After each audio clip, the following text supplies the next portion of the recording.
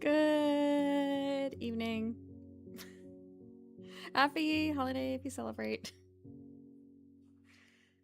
Thank you, Starfire, for 15 stream streak. We'll find out, I guess, if it is for the time frame you think it is. Last stream. I hope it's for last stream, so you're, you know, one ahead. Hi, Asher. Hi, Deacon. Hi, Tilson. Oh, compassion. I didn't look up what kind of bread you were talking about for all the holiday bread people have been talking about. Ooh. I haven't had any bread. That's not true.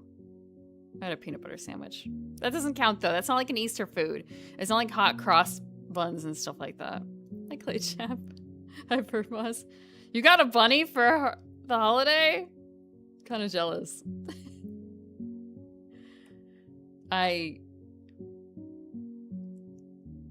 Actually, the little eggs should be on sale, maybe. If I can find them.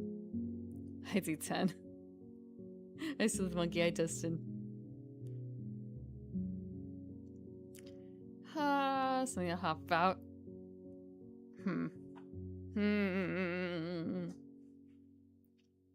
Hot cross buns. People make them for the holiday? I thought it was just like in a cartoon, honestly. Those things. Too hot for Twitch or too scary for Twitchy. Gonna get an Easter bunny outfit? I did look at bunny outfits. However, as you say, they are a little, Twitch unfriendly. Or other things. I don't know. So I thought, I will still get dressed up a little bit, but not, like, too much. A little dressed up for the holiday. There should be some in the market when they open. The bunny art feeds. I haven't seen too much. Maybe I haven't been awake long enough to like really see all the bunny girls going on. Let me see. Where are the bunny girls at?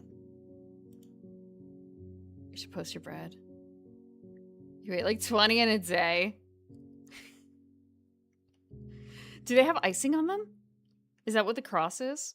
Or is it like a cut? Okay, I'm seeing bunny people. I guess I just kind of forgot that today was Easter when I saw the bunny people.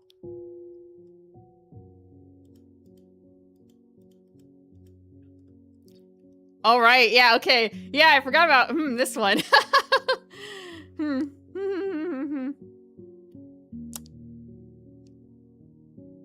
Yeah, I just totally passed on why there were so many bunnies.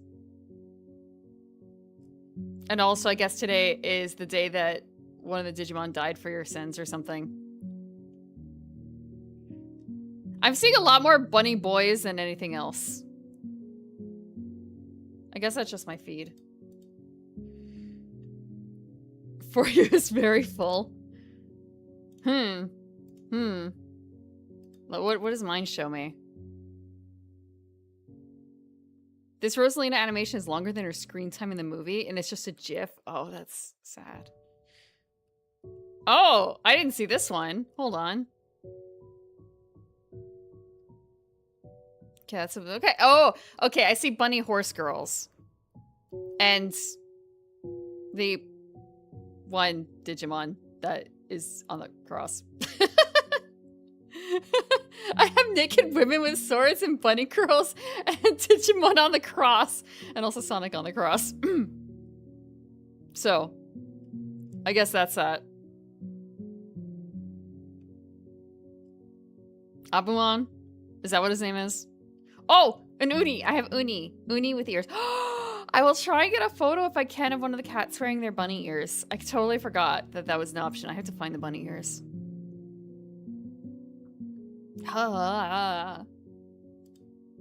Gabumon. Okay. I have to find the ears. I think I've taken a photo of him before, but a fresher photo would be nice. You will settle for bunny ears. On a cat. Thank you, Mayakle, for the 25 stream streak. And also thank you, Dilson, for all the clips. Thank you for clipping. I've been lazy and I haven't done any clipping.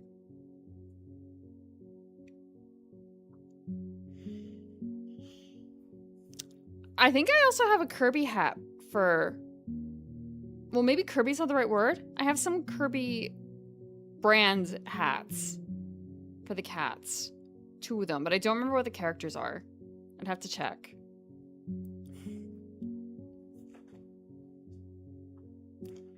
Okay, today we finished playing games with Hanako, a bar game, and now we're walking home with her. I'm expecting cuttlefish. Kirby 64. Is Kirby 60? Because it's Passion saying it, all I can think of is, oh, it's a good Kirby game, right?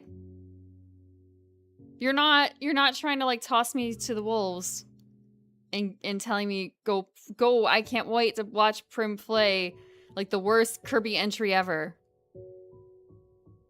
Okay, it is good. Passion wouldn't do that to me. All the Kirby games are good.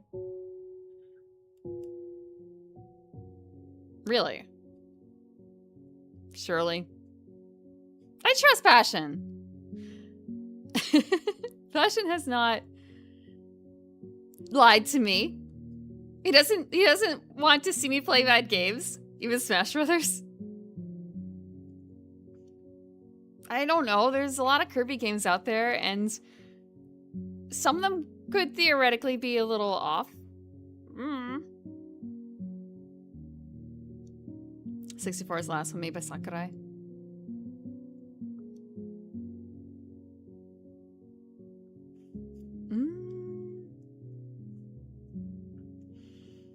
Canvas Curse? I don't know that one. Is that a later one?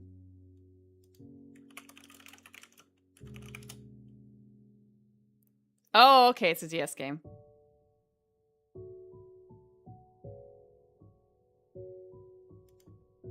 My entry point for Kirby was Epic Yarn. I never finished that.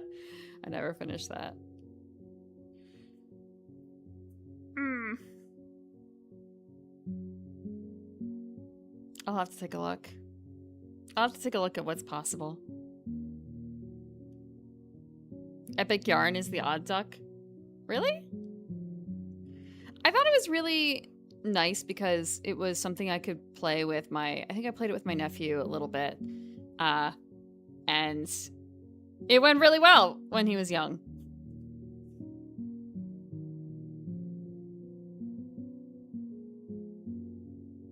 It was a good time.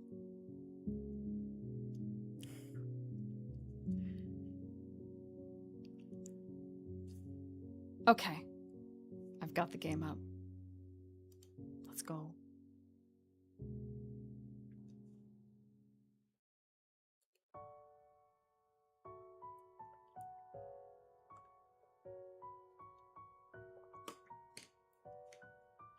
I feel like, isn't there a bit for some Nintendo games where they are...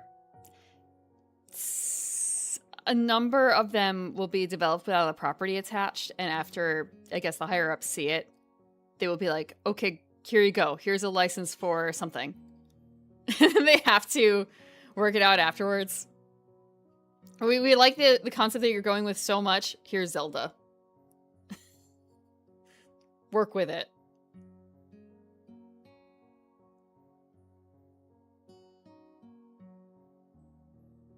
I could, yeah, that's not a bad thing necessarily. Star Fox Adventures. All the good Die Hard movies. There was more than one. I still haven't seen any of them, but there was more than one.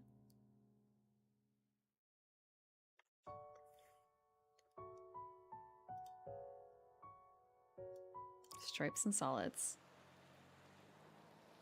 Mario 2. But no, it's not really though, because it was only the Western one that was a reskin, wasn't it? A reskin of a completely different game.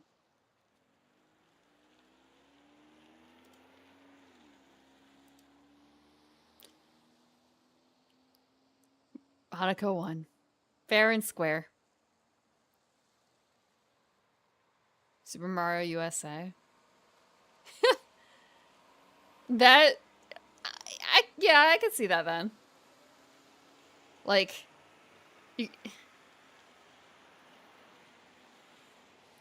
might as well. Double dip. It's a little different than the first one.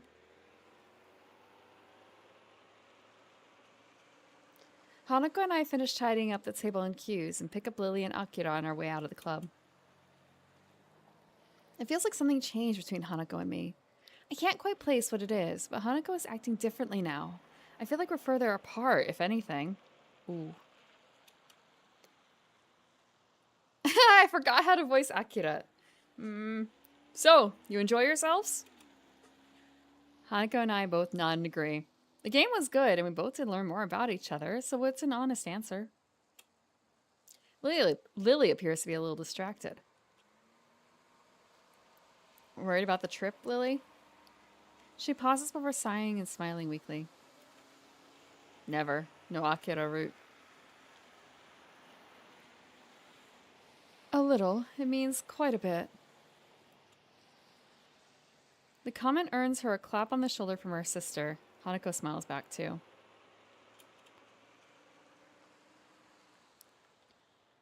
You'll be okay, Lily. I hope you can enjoy your time over there. Thank you, Hanako. I'll try to. It'll be nice to be back with my family after all, no matter how brief a time it may be. With that, the four of us begin to walk to the car park where Akira's car is. We continue to talk between ourselves, so it's mostly just small talk.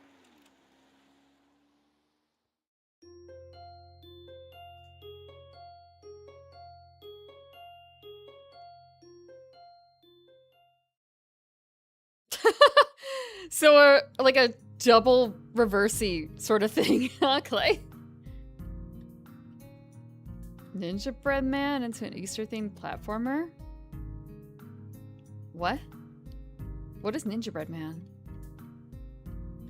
She's not a hag! She's, what, like 20-something? She's not a hag. Right then. Are you taking the bus, Lily? Lily motions to a large suitcase standing beside her. I'll have to take this with me, so I booked a taxi. It'll meet us at the school gates in about 5 minutes. 7th-gen shovelware of middle-ist caliber. Then how...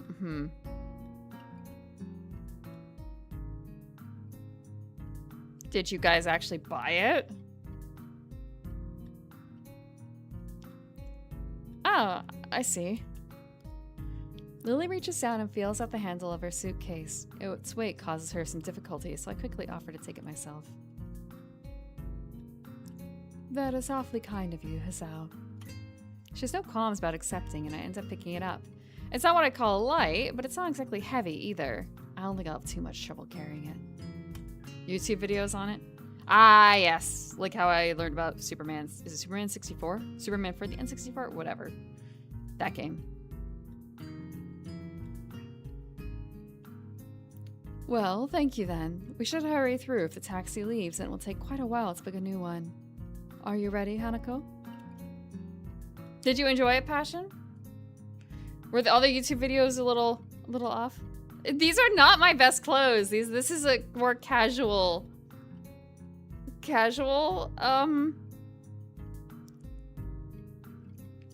I don't know the word for it. Casual dress up? Does that make sense?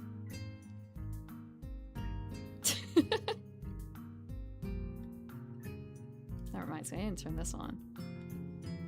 There we go. It's just pain. If the ribbon snags and pulls free, I lose my head. That's what happens.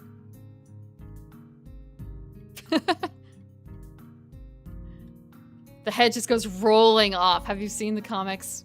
Have you seen the videos about it? Don't pull your wife's strings. She'll lose her head.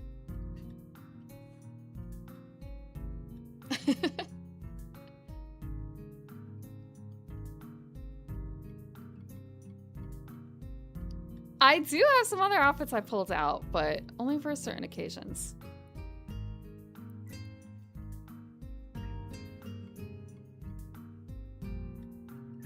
You were 4. A little less worn than your Coffee's a 6 Star Fox or Kirby. She can finally see what's on the high shelf without a ladder, for instance. Actually, oh god, that would be really useful, being able to pick up your own head like that. And peek over, like, fences and stuff like that. Or, as you say, like, look at the top shelf. I can see, generally, what's in the back of the top shelf without a ladder. I just can't reach it.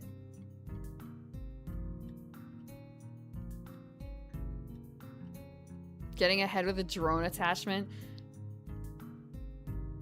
Do they make, like, little drones for indoor use?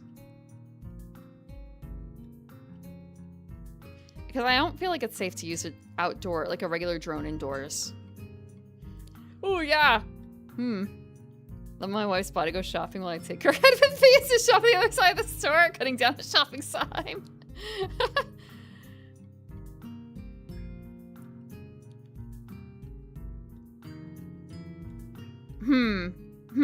Thinking about that one. To the other side of the store. What is your wife's head? What are you doing with your wife's head on the other side of the store? Is she helping you shop or something?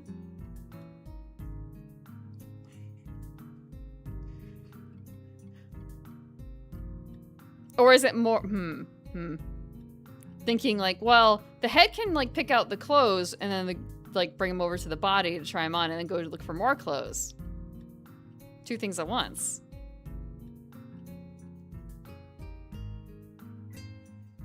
Start using your phone camera.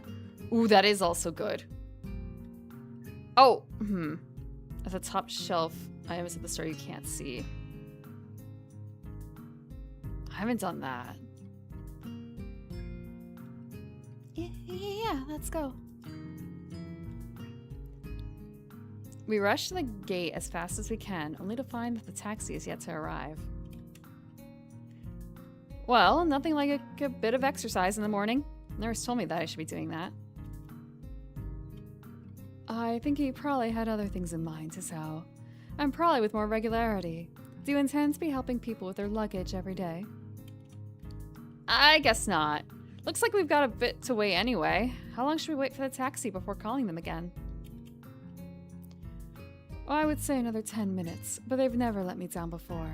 There's probably just a little traffic. Okay, then. Shopping mart bowling? Try and navigate an obstacle course while using a VR headset. View yourself in third person by a camera shot. Oh! Ooh. I would rather just do it blindfolded, maybe. Top shelf. That reminds me, I have to go. I wonder if they're going to be open tonight. I want to go to the wine store and pick out a wine.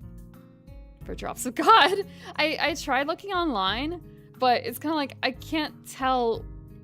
I need the little helper notes. I'm not good enough to like put together what I want. I will just go like, oh, the person who runs the store says it has these notes. Excellent. I'm going to buy it. It's like 20 bucks. That's great. Thank you, sir. Ma'am. But they have none of that online. None of the little handwritten bits. Target was closed today. Not every place closes though. My favorite bar is open today, regular hours. No extra and nothing extra special, just their regular Sunday brunch. They'd have a very tasty thing available that I had very recently. However, I can slightly describe it, but I can't say what it is. It was marshmallow and fruit flavor, and I feel bad for the bartender because when he was pouring it, it overflowed. And like he's been at this for a long time. He knows how to pour, but this overflowed, and then like he went to go do it again because it wasn't topped up because it overflowed and had a foam, and it overflowed on me too.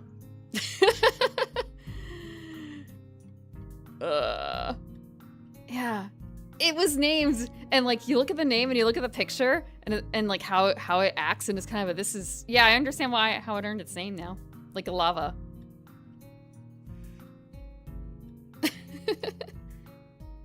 Marshmallows. It was a thick drink. Yeah, it was kind of sticky. Marshmallows and strawberries.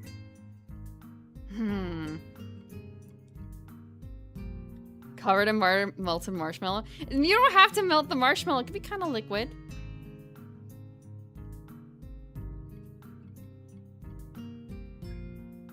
Gin or rum or beer. I like trying new ciders and meads. And sometimes beer, but usually not. I'll try other things too. It's just those are generally a lot easier to acquire.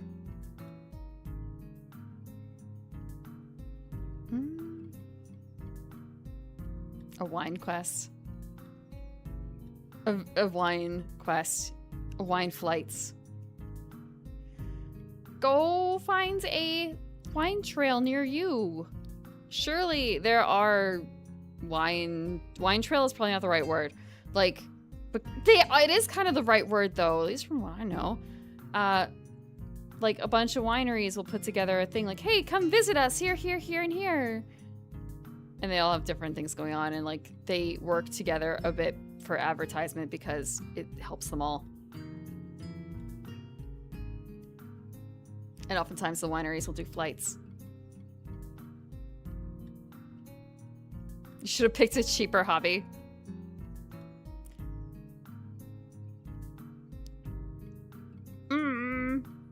Well, just like 1 or 2 a week, right? Or do you have to actually buy 6 packs? I'm super lucky in that I don't have to necessarily do that. They just bring them to me. 1 glass at a time.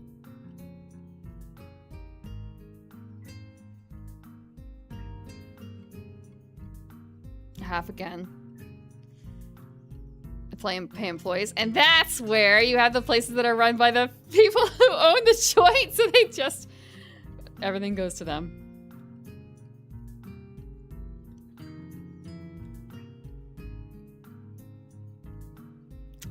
Plastic is cheaper. Is it cheaper? So how long is the flight to Scotland? About 16 hours, if I remember correctly. It's a bit hard to tell with the changing time zones. So long. It's now that I realize Hanako's been unusually quiet, even for her. She doesn't handle stress well, so she's looking really uptight.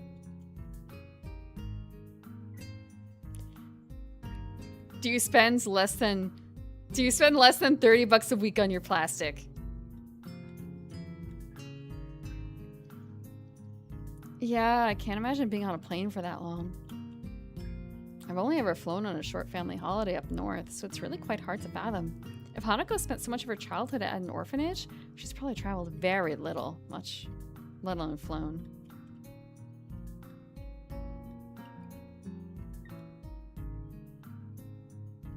Take up gardening. Just start your own apple orchard. It'll be so much cheaper in the long run to make your own cider. Make your own beer. That's gonna be so much cheaper. It's not.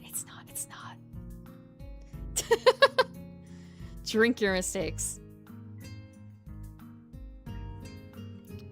It's not too bad. I'll spend most of it either asleep or catching up on my English. I hardly use that here, so I need to refamiliarize myself with it a little. 1 apple tree. Is it? Do you like the apples? Because I know that it's highly dependent. Grow spices. Grow saffron. Grow saffron. People will love you.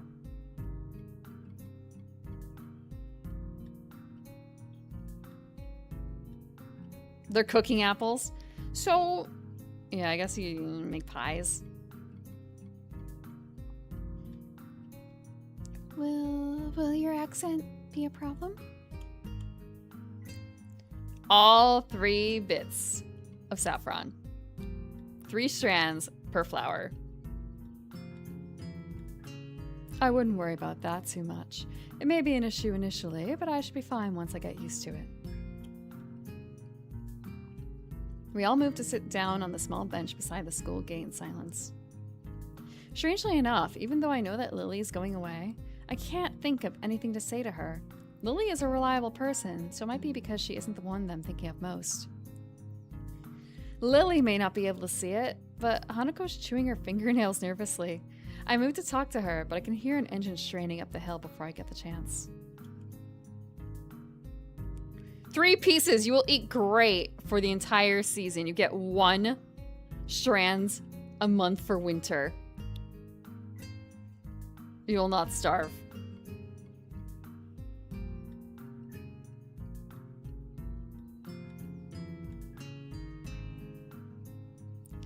I think the taxi is on its way. Well spotted, Sao. I only just heard it as well. A small wave of pride washes over me.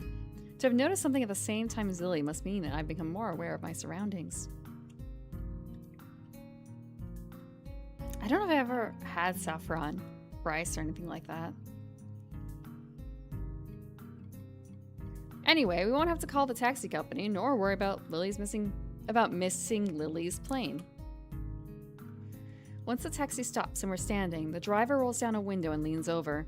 After confirming that, yes, Lily is the same Lily Sato that booked the trip, we sort out her luggage. The driver opens the trunk of the taxi and takes Lily's suitcase, with Lily climbing into the back seat as he loads it into the trunk and slams it shut. After getting back into his seat and shutting the doors, he waits for us to say our farewells. Have a safe trip, Lily. Take care of yourself. Hanako looks understandably downcast. That much is obvious, even in her voice. Of course I will. I'll be back before long, don't worry.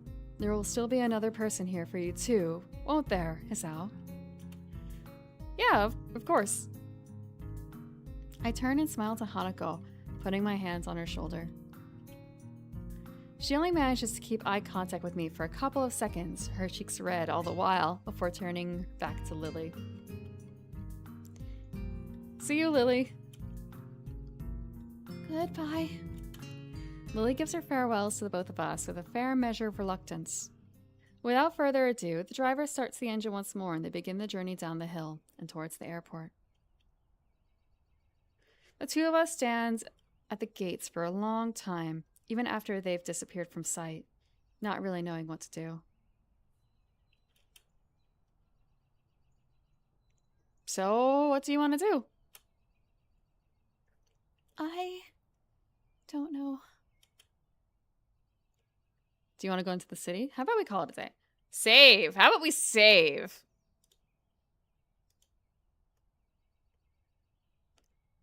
We're not going to push her. I don't think. Or do we? Like, we could see if she wants to go into the city.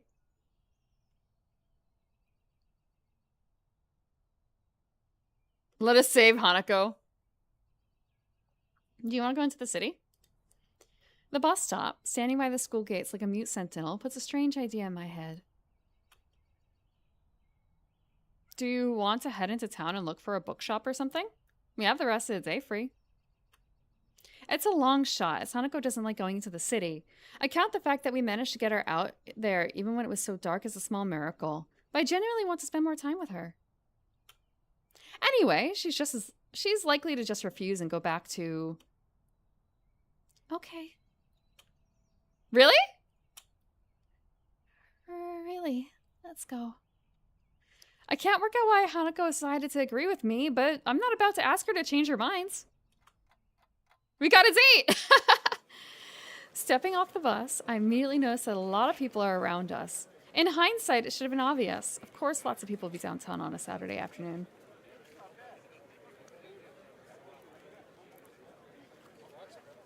Hanako retreats close to my side, and I can feel her hand clutching my arm tightly. Her body is held against mine, and her head is bowed so low that her hat hides most of her scarring. So, where shall we go? A bookshop? Hanako's presence and my other general living expenses have pretty much drained my budget, but I should be able to afford a few books. They're something I try to reserve a few funds for anyway. For a second, I think Hanako didn't hear me. Then I looked to my side and noticed her nodding almost imperceptibly. Oh, okay. Do you know of one? Actually, I do. We passed a few when Lily and I were looking for your presents. Hanako's expression clouds a fraction. I've got to remember to stop bringing up her birthday. You both spent a lot of time? Or maybe I misjudged the situation. Is she jealous? We wanted to make sure we got the right presents after all. Hanako smiles and blushes a bit. It's a small treasure when she does.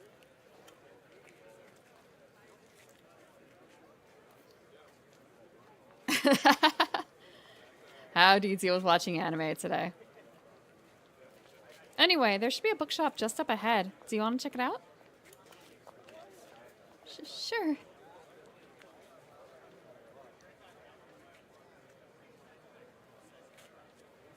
Can't exactly work out why Hanako agreed. SFR. It's a free game, so it doesn't cost anything to check it out. Not from her best friends. Yeah, that does make it a little awkward, huh? But does she actually like me that way or not? Who knows? Maybe I'm just like a brother to her. The crowd starts to build as we head towards the bookshop along the raised walkways. Hanako latches her other arm onto me as well, making our progress a little slower. As we walk, the sound of the traffic makes me think of a possible distraction for her. I was wondering, Hanako, have you thought about when you're going to learn to drive?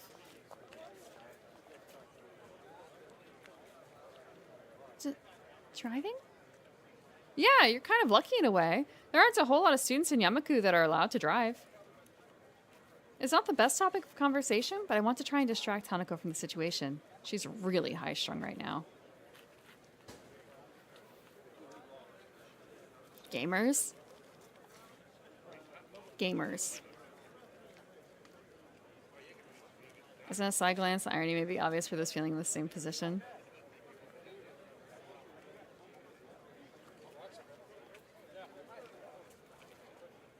Then again, all I've really done is make her feel awkward since she's probably never thought about it. I wish I hadn't said anything.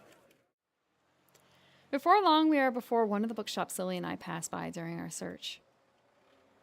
What kind of self-respecting bookshop closes on Saturdays?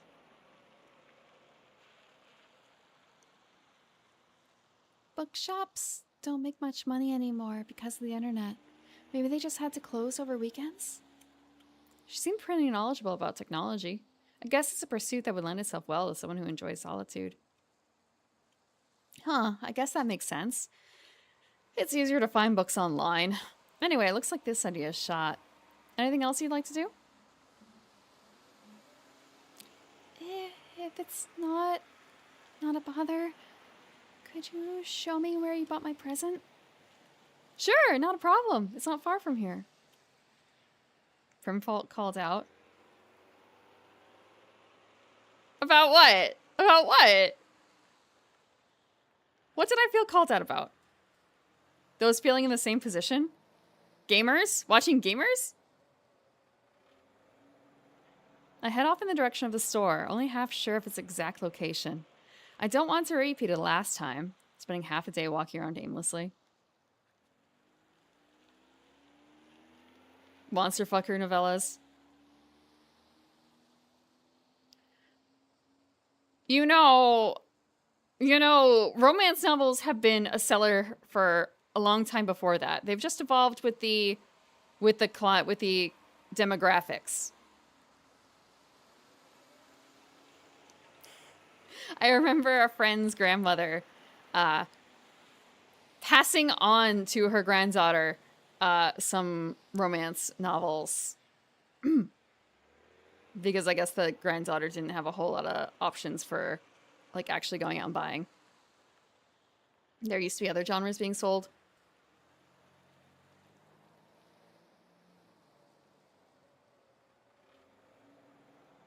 Morning Glory Milking Farm. Is that the one that Ronan... Is that the, like, boys love one that Ronan suggested at some point? I don't remember the name. But it's kind of like, that could be it.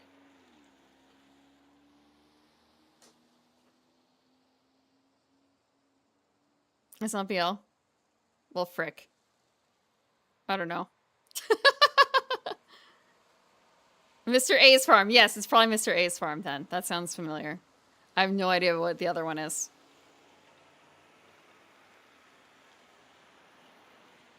Minotaur fucking romance novel for women.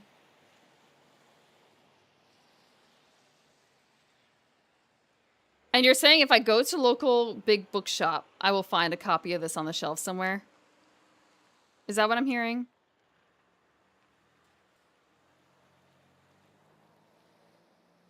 Duly noted. It's infamous.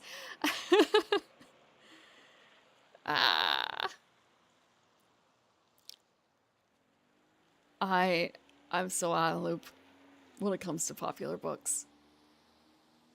What's up? We are out on a date with Hanako in the city alone. Lily is off to the airport. The woman in the Minotaur on the cover that was all over Twitter. I don't know what you're talking about, but I'll take a look. Okay. Morning Glory.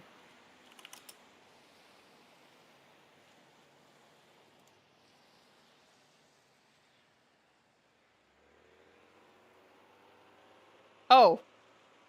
Okay. That is safe for Twitch, surprisingly. Why is it called Monster Bait Romance? Oh, never mind. Frick. I figured it out. I had to say it out loud.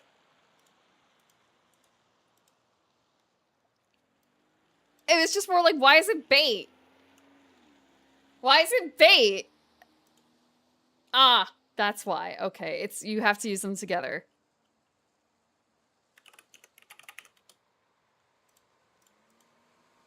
What kind of question is that? This is what we're talking about. Oh, okay, well, this is what we're talking about. This is the cover.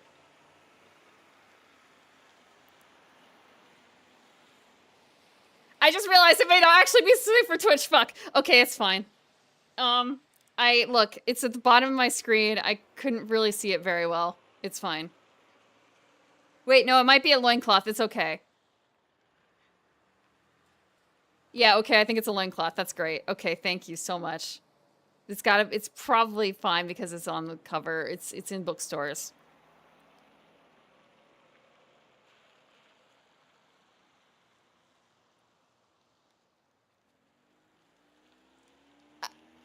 Look, I have to go pretty far down to see that angle.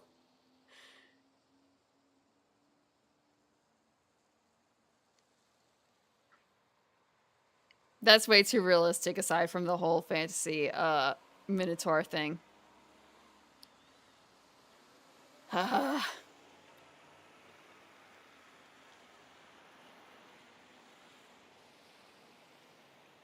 Talking about bookstores being closed because things don't sell unless they're like very specific.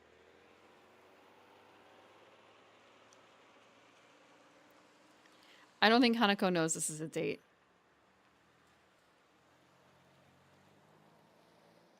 I head off in the direction of the store. Only half sure of its exact location. I don't want to... Yeah. Fuck! That wasn't it! When you hit space, it unhides the last thing that you had up. So that's what happened there. Here we are. Othello's Antiques.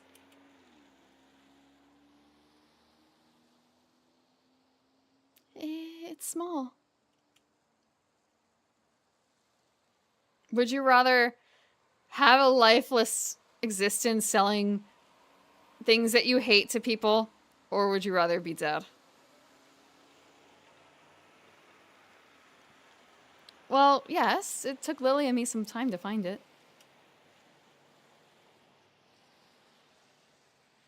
Can we go in? I don't see why not. It's open. Hanako pushes through the door and enters before me. Once again, the store is empty, save for the store owner. His face drops a little when he sees me. Oh, you're not here for a return, are you? Wait, that's not the girl you had with you last time. No, we're not here to return anything. We were just in town and wanted to have another look in here. The store owner considers this for quite a long time. I guess he's not used to high school students coming to his shop on a regular basis. Might this be the friend you bought gifts for? That's right! They were presents for her. The store owner turns to Hanako, who freezes on the spot like a deer caught in the headlights. He moves to address her, but stops before doing so, looking a little taken aback. He catches himself staring and looks to the side, addressing us indirectly. His expression is awkward and tense, as is his entire body. I want to be mad at him, but I know full well that I had the same instinctive reaction when I first saw her. First surprise, then curiosity, then awkward look away as I dealt with what I'd seen.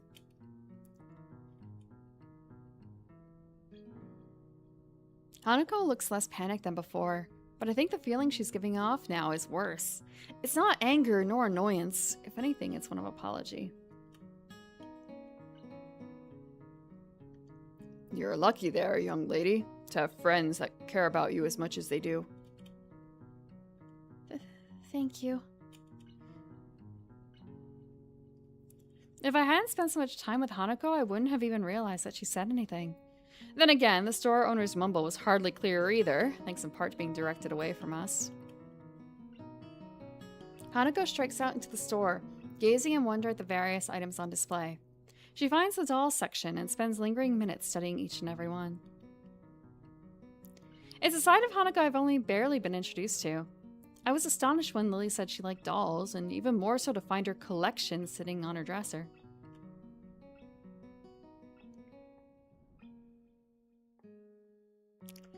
Misao, check out this book. It's called 50 Shades of Grey.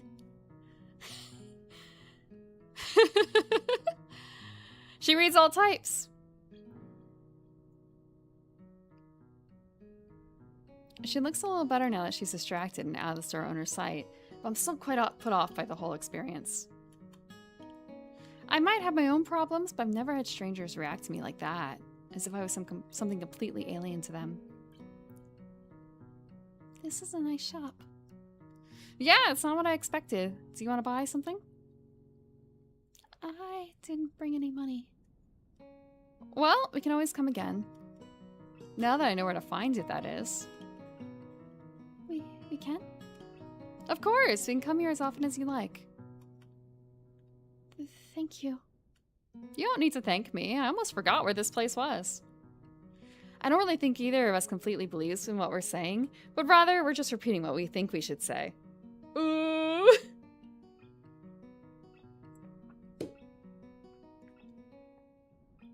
Just,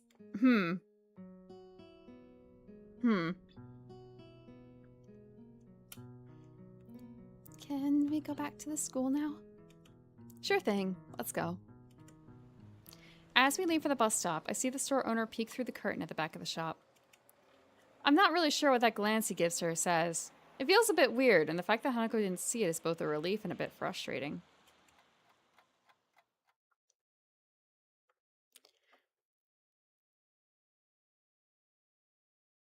I thought that maybe the portrait changed, but I guess it didn't.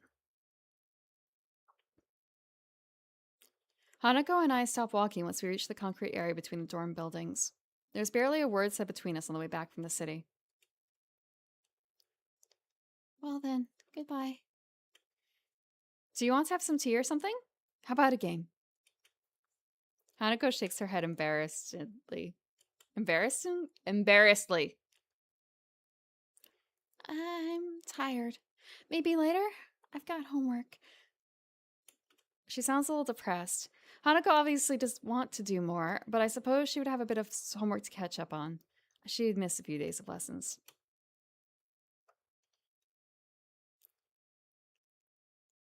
I guess the best thing would be if she's like, let's play again.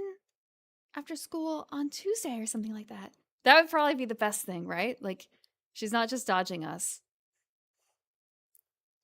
Ah, homework. Thanks for reminding me. I've got a stack to do as well. I guess I'll see you tomorrow. See you, Sao. Before I can say goodbye, Hanako has turned and began walking towards the entrance to the female dormitory building. I look at the door she disappears through for a bit before going off towards my own dorms. Today was a tiring day.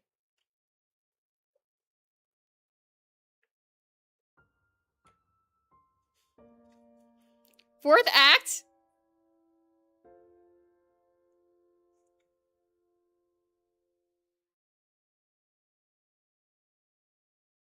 Fourth act.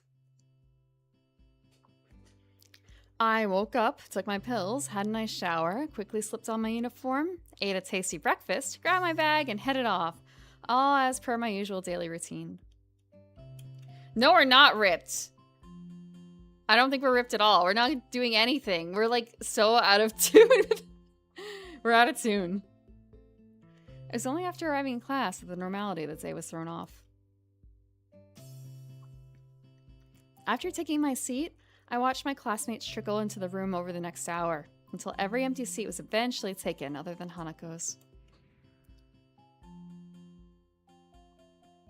I can never get used to the idea that she just doesn't show up to class every now and again. It feels all the more worrying now as well, given that Lily's left. This is a neat shot. As Muto continues to drone on, I find my gaze flicking every so often over to her seat, as if she might appear there at any moment now. Nobody else seems to care at all about her absence, but they have little reason to. Hanako being absent from class, after all, is perfectly normal. Or at least it was. Her attendance hasn't been all that bad from what I've seen in my time here, but it was apparently much more spotty beforehand. This is also an ominous time for her to be gone. It's the day before her birthday, and my suspicions are starting to rise after the breakdown she had in class when it was mentioned. An increasing amount of my thoughts is taken up by how I can help her, but in the end, I feel like I can't do anything. The bell heralding the beginning of lunchtime rings out, shaking me out of my thoughts. A collective sigh of relief can be heard from the class, though Muto looks quite put off. He dislikes being interrupted in the middle of his exciting lectures, after all. Ah, you're right, I have to change the act number.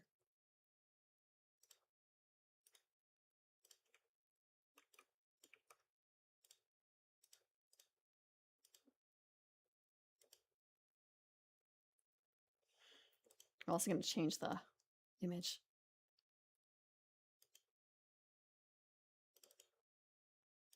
She's feeling a little distant now. We're closing in. That makes it sound like she's our prey.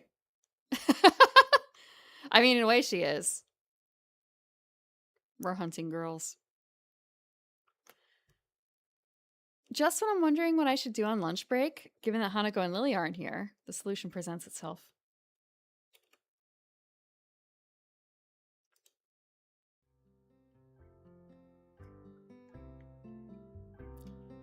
Afternoon, Ichan! Afternoon, Misha, Shizune. You both look as bright as ever. Shi-chan wants to know if you'd like to have lunch with us today? Sure, it'll be good to have some company. The cafeteria hums with activity, much like my old schools did. Yamaku is different, though, in how strangely civilized the lunchtime rush is. What one would expect to be an unruly mob chomping at the bit to get to the serving area is rather a neat and organized line. There's a small amount of jostling, and people's heads are often craning around to check on what's happening up ahead, but it's pretty subdued.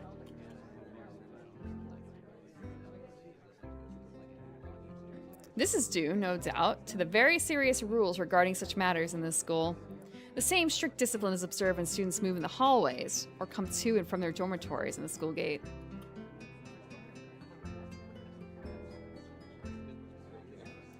While the reasons for it may be slightly off-putting, I've come to quite like the sense of order that's enforced in the school.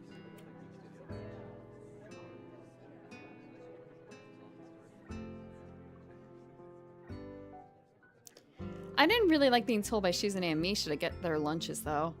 I feel a little used as I take a seat at the table to where they're sitting, plunking their food down in front of them. A grape can hold his host life in his hands. Sweetbread and strawberry milk for Misha, a bowl of ramen and juice for Shizune. I heave a sigh of relief as I put it all down, after the significant difficulty I had carrying it in addition to my own lunch. Thank you!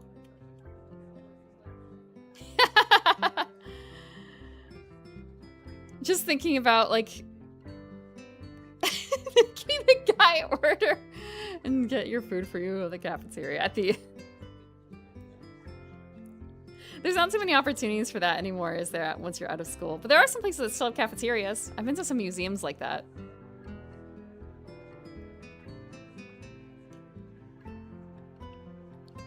Misha claps her hands together before popping open the wrapper and digging into her bread ravenously. Shizune simply gives an appreciative nod before giving her steaming ramen a stir and blowing on it a little to cool it down.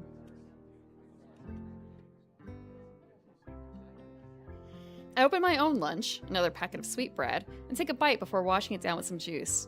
The bread is very sweet, so much so that I end up forcing myself to stomach it just to get the experience over with. Midway through, I decide to take a break from the difficult task and ask what's on my mind. So, I'm guessing you two had a reason to drag me down here? You two seem to always have an ulterior motive, after all. What are you saying, He-san? We don't have any other... We don't have any other motive. Her mouth is full of sweetbread as she speaks. It's a pretty unpleasant sight. She usually looks a little grossed out before going back to eating her ramen. All I need to do is, like, put my... We'll see if it happens again. I wait until Misha swallows what she has in her mouth before speaking again. You're not buttering me up to make me work with you after school? You can bribe rusty dragon women with it? Where are those busty dragon women who are swayed by sweetbread?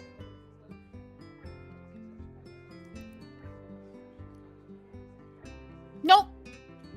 Not trying to extract information from me that I might not want to give? Nuh-uh. Nuh-uh. Fine, you win. I guess you just wanted to eat lunch with someone as intelligent and as handsome as me, then. That's it, Hee-chan! You got it! Shizune looks unimpressed as Misha finishes signing her conversation and sucks in the last of a long noodle as she signs her own thoughts. Elma? Who's Elma? Oh, I see.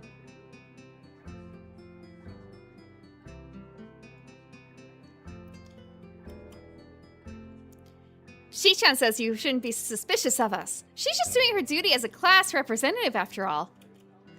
How is she doing that? How is she are you doing that? As much as I hate to admit it, it looks as if I still have trouble communicating with Shizune. It should be a simple matter of keeping eye contact with her and addressing Shizune instead of Misha in my speech. When somebody else is doing the talking for her, it's a surprisingly difficult task. It's the class representative's job to ensure everybody's doing all right in class, isn't it? Not really. Wait, how is making me go get your food ensuring that I'll go well in class? Shizune huffs and adjusts her glasses disapprovingly. So this is the thanks we get for giving you companionship during lunchtime. That's a total dodge of the question. Wait, hang on. How did you know that I... Lily's away and Hanako is absent, and since those two are the only people you hang around with... You also made it kind of obvious to see. Ouch. I may well have done so, but she didn't need to rub it in. This is payback for before. Right, well, thanks. I appreciate it, and that isn't sarcasm. Your only two friends of the school aren't here, so we're here to be your replacement friends. The two nod, and we get back to finishing our meals. It feels a little embarrassing to be accompanied just because I noticed I was lonely, but But it isn't as if they're strangers either. It isn't long before I finish the last of my bread and start on the last of my juice. And as I do so, I find my mind wandering back to what I've been thinking about before the two interrupted my train of thought. It feels like I'm the only one in class that has so much acknowledges, or it feels like I'm the only one in the class that so much as acknowledges Hanako not being there. I felt like this the other time she skipped class, but now it's even more acutely annoying. Does nobody care if she's happy or not? Have they just written off any possibility of helping to make her feel better? Even Muto doesn't try and keep her in class, and I'm still not wholly convinced by his reasoning. Hey, Hee-chan! Is your juice past its expiry date? What? You're pulling a weird face, like this. As if it were needed, Misha mimics my own expression. Her exaggeration makes me grimace, though Shizune at least takes some amusement from it. I was just thinking about Hanako. Oh? Misha's interest is piqued, and so is Shizune's once my words are interpreted for her. I'm just worried about her being absent so often, especially now, though, with her birthday coming around. The memories of that incident in class are still fresh in their minds. Their faces alone are telling that much. Do you know anything about Hanako? Anything that might help? Misha shrugs and looks to Shizune, who mulls on this for a while.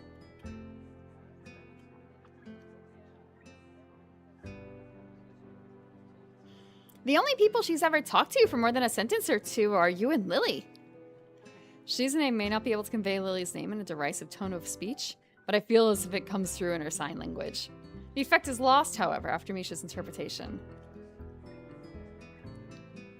There are a couple of things we know about Hanako as student council members, thanks to the records that pass through our hands, but we can't say anything about what's in them. Understandable. It sounds a lot like the nurse's patient confidentiality. Every time I find someone that knows something about Hanako's past, it turns up being a dead end. The only way I'll ever find out is by asking her. I don't know if she'll let me know such things, but if it's for her sake, I have to at least try. Don't worry about it, Hee-chan. It happens every year, after all. That doesn't remove my sense of worry at all. I still feel a little at fault for what happened in class, but this feels like it goes further, even without their confirmation of that fact. Misha notes my troubled expression, her own usually happy and reassuring face dropping. Everyone has problems they have to deal with, right, Hee-chan? Yeah, I just wish I could help Hanako more with hers. Permanent record. Ugh. I fell for that.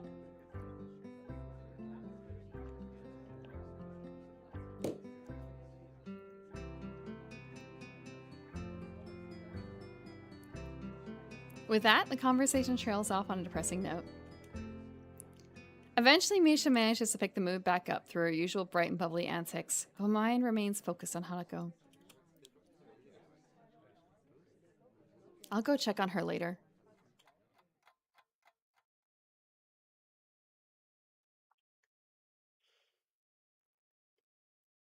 I make sure my door is locked after dropping off my school bag.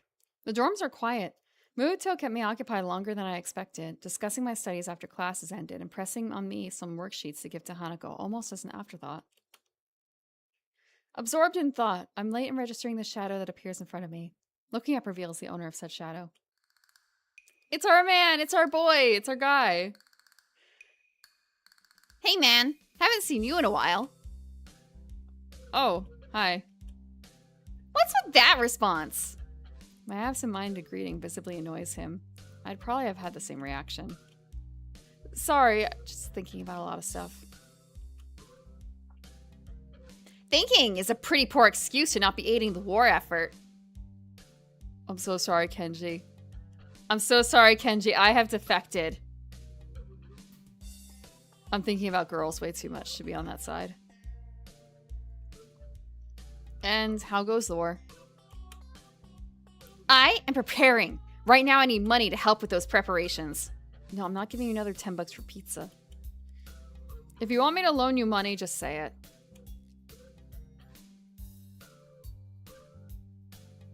No, man. I'm good. You're good? You don't want my money? Hey man, don't look so surprised. It's insulting. I'm pretty big in the competitive bowling scene, but yesterday I found some guys who didn't know that. I'm fairly sure that betting would be against the school rules. Or I'm fairly sure betting would be against the school rules.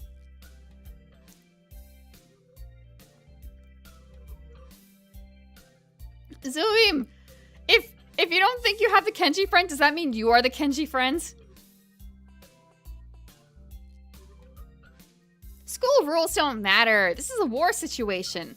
People these days, they have no appreciation for what war means. That's a horrifying thought. Oh, I'm so sorry for once. This is how you found out you're a Kenji. You're the Kenji?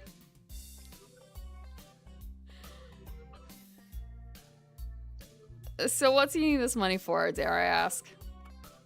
Non-perishable canned food, building materials, mostly corrugated iron and wood panels, first aid kit, camping heater, portable radio, sleeping bag, flashlight, mechanical clock.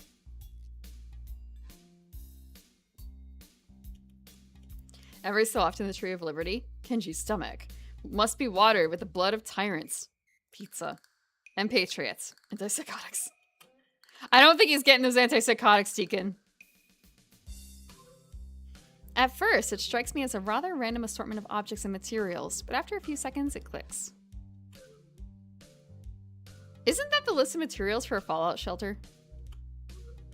Ah, so you've read a Protect and Survive booklet. It's good to see someone so knowledgeable about how to protect themselves. You don't seriously think... It's a non-zero possibility. No, I'm pretty sure there's zero possibility of that ever happening. He has to make sure that no girls are invited into his pillow fort. He slowly and dramatically raises an eyebrow. Well, as dramatically as one can raise an eyebrow.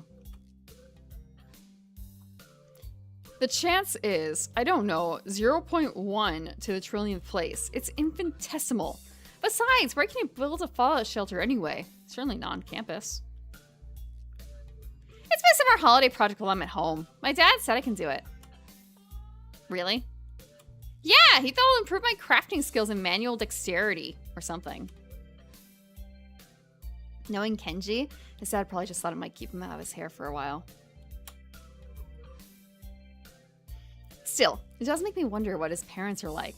Maybe they're totally normal and Kenji is just an aberration. On the other hand, maybe this kind of paranoia and fearful survivalism runs in the family.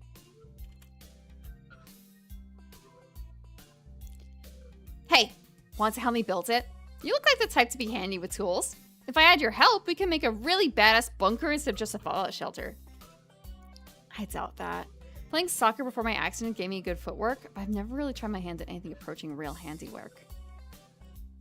I'm not, really. I'm busy over the holidays anyway, I'm afraid. A shame. If the feminists ever got a hold of the launch codes, I fear that so few will be prepared. And your fallout shelter will protect you from a nuclear bomb explosion in the case that does happen. A fallout shelter isn't meant to protect against a blast. That's what a blast shelter is for. I thought you knew better. My mistake. That was pretty far away from any major military sites, so the fallout following a nuclear exchange is a bigger concern than the blast itself. What this will do is keep the dust and other particulates away from me, my food, supply, my sleeping area. It's gotta last me at least 14 days, though. 14 days is a pretty long time. It is. I need 1 liter of water a day for drinking, 2 optimally so that I can wash as well. Toiletry is easy enough. Just garbage bags and a bin placed outside the shelter area. Food means canned supplies, of course. Of course. And the radio is for outside communication? Right! So I can pick up government alerts on what's going on outside. I need a mechanical clock rather than an electric one in case the electromagnetic pulse from the nuclear airburst tries it too. There's all the other stuff I need as well, like extra clothing, matches, and candles. I think I still have time to gather it all, though. Maybe.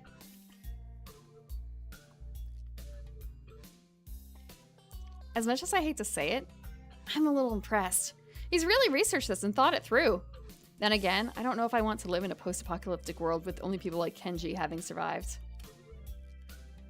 It sounds like you really know what you're doing. Damn right I do. It must be hard living in constant fear like this.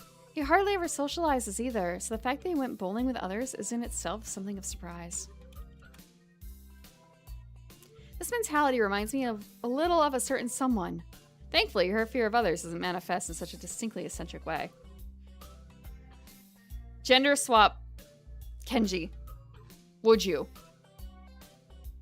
Would you?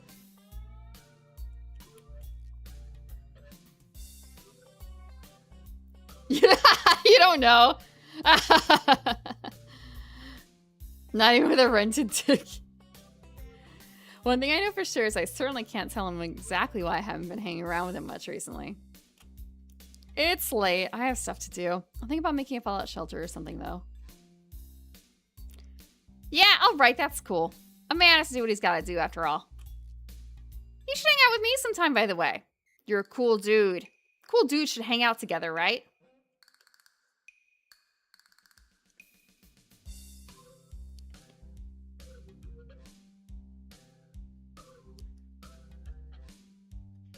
If everyone was gender swapped. But I guess he's the only guy. So he'd be the only girl.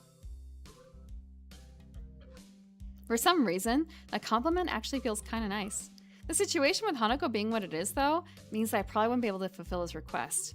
For now, at least. Katawa Shonen. That'd be good. I'll talk to you later about it when I can. Cool. Cool. Later, dude. I think I've flipped the phrasing. Whatever. He retreats to his dormitory room. I better go see Hanako. I'm still girl failure. Entirely likely yes. You guys were pointing to a dating sim where dating, or the options are 3 out of 4 kind of girl failures. High school girl failures in the lit club or something. Yeah. Where the president isn't an option because you could never beat her one and only. Kenji is in the hard, I was gonna say hard of vision, impaired vision class / blind class. He is one of the ones with better vision, but it's still pretty bad.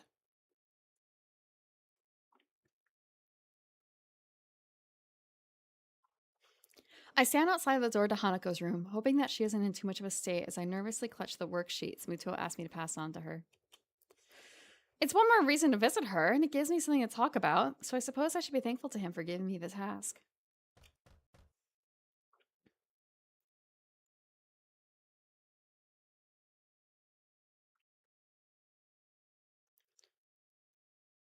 With a long breath to steady myself, I wrap my knuckles on the door in front of me. Silence. I listen intently for any sound of shuffling coming from inside, but I can't hear a thing. I knock on the door again, slightly harder. Still no answer. How strange. Scratching my head, I make one last attempt at getting her to answer as I knock on the door one final time. Hanako, it's just me. Mujo said to give you some stuff. For a while, the attempt seems just as unsuccessful as the last. Just before I slip the sheets under her door, though, I hear the handle rattling.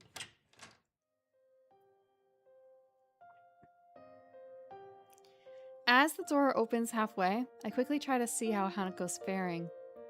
It's a task made somewhat more difficult by her oversized gown hiding so much of her body.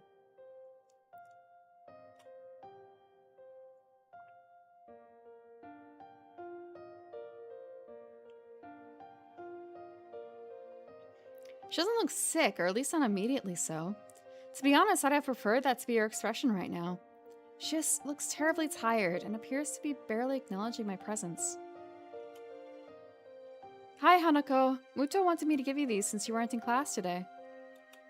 I hold out the loose sheets, which she tentatively takes in her hands. The way she moves is devoid of thought. Her posture is slumped in an unusual manner for someone that's so often tense and wound up. Even her eyes keep looking away from mine, doing their best to avoid eye contact. I move my head a little to try and get a better look, but she ends up turning away. Hinako?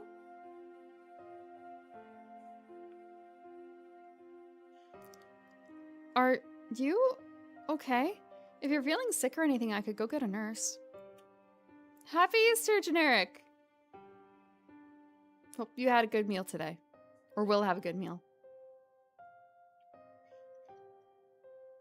It feels almost pitiful to put on such a routine get-well-soon act. I can't think of anything else I could possibly do for her, though. She seems to collect herself a little at the notion, but only a little. Her head remains turned away, but her eyes move towards me.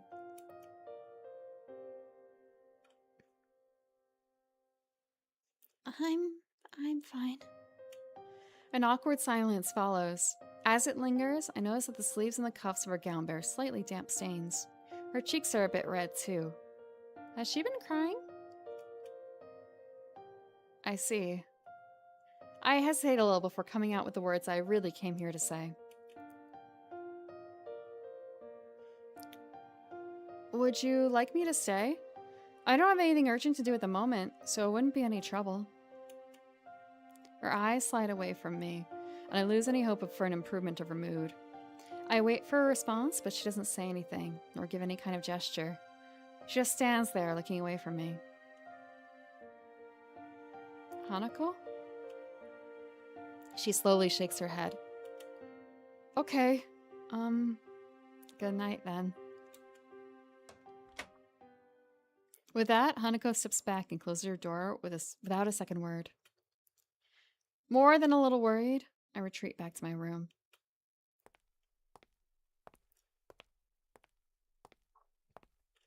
Wandering up the hallway, I keep mulling over what happened. It felt like Hanako was only half there, as if I was interacting with a robot that was just doing what it was programmed to do, without any real thought. She was a husk of a person. This is frustrating. I had hoped that meeting Hanako would help the situation, but I feel like it's only made it harder to understand her. How am I supposed to try and help her when she quite literally shuts me out like that? I don't know if you need to help her. I don't even bother to turn on the light, opting instead to simply change into my pajamas, quickly choke down my evening pills, and collapse onto my bed.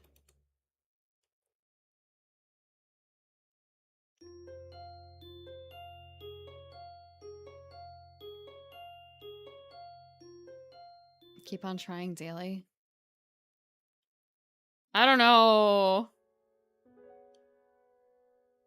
Not reading his cell, brushing his teeth. I don't think he did. Once again, Hanako doesn't turn up for class. Try as I might to concentrate on other matters, this fact continues to distract me throughout the entire school day, and even as I walk through the school gardens to the dormitories. I don't think today being her birthday is a coincidence either. I don't know the link between the two events, though, nor do I have any idea on what she's feeling.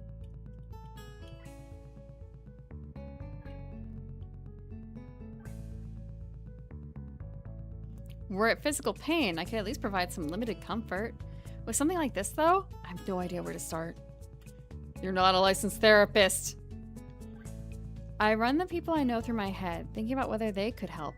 Shizune and Misha don't know that much about Hanako, and what little they do know, they can't tell me. Same for the nurse. In the end, there's only one person that knows Hanako well and would be willing to tell me anything. The librarian? Entering my dormitory room, I notice something that takes me off guard. It's starting to feel familiar. With everything that's been going on around me, I'm thankful that this room started to finally be somewhere I can relax a little. When I first entered Yamaku, it felt immediately foreign in every way, from the untouched neatness to the way it smelled.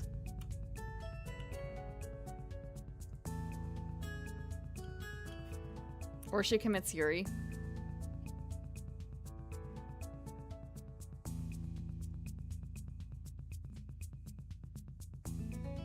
I don't understand that.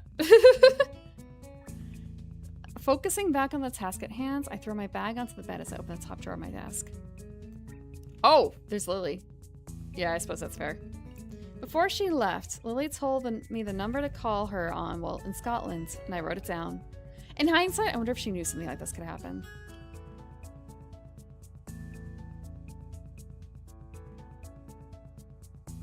I have no idea why I got captured.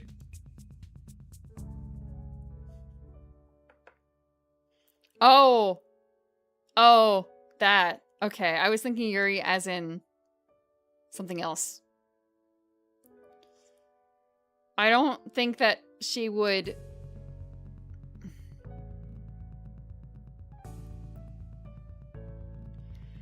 If someone in your life is needing constant help or they might Yuri, you need to walk away. You need to run away. You need to run away. I've known some people who've had girlfriends who were a little bit like that, and they didn't leave for the longest time because, you know, commit Yuri. And I eventually broke apart anyway, and guess what? They never committed Yuri. But it can't be your responsibility. Oh. Yeah, it's hard.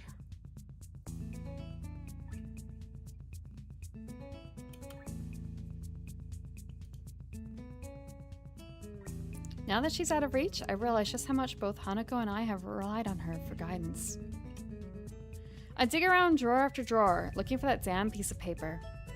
Eventually, thankfully, I find it nestled under a borrowed library book. I probably should have just entered it directly into my cell phone. Come to think of it. Without further ado, I enter the numbers and anxiously press the call button.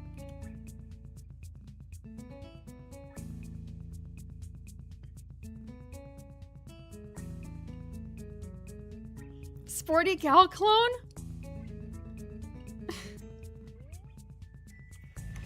You're leaving me for Emmy? I can accept that. I understand.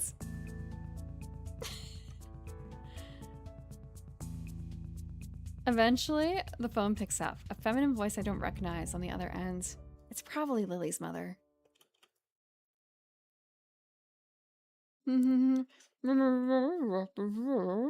Sato. English? Suddenly finding myself unprepared, I realize I can't understand a word she says, either due to my limited vocabulary or her heavy accent. I should have anticipated this, since according to Lily, her mother is a native Scot. Many men are red-green colorblind. I do wonder sometimes.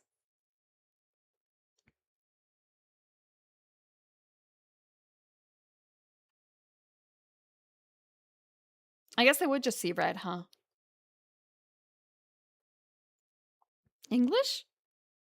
English. I soldier on in the hope that she must know some Japanese, considering it's her daughter's native language.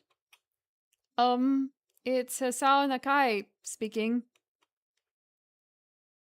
An enthusiastic sound of realization can be heard as she recognizes the language. My feeling of relief is immense. If you don't see the flags, are you the flags? If you don't see the flags, you're wearing rose-colored glasses. Check your glasses.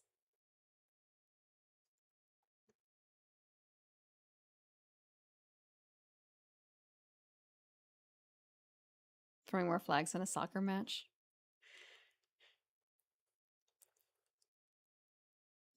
You must be one of... you must be one of Lily's friends from school, correct? Even so, her accent means I have to concentrate to work out what she's saying. I can't do a Scottish accent. Yes, that's right. Pleased to speak to you, Mrs. Sato. It's so nice of her to find someone so polite. Lily, dear, it's for you. Her mother seems nice, if a little overenthusiastic, giving the mundane reaction.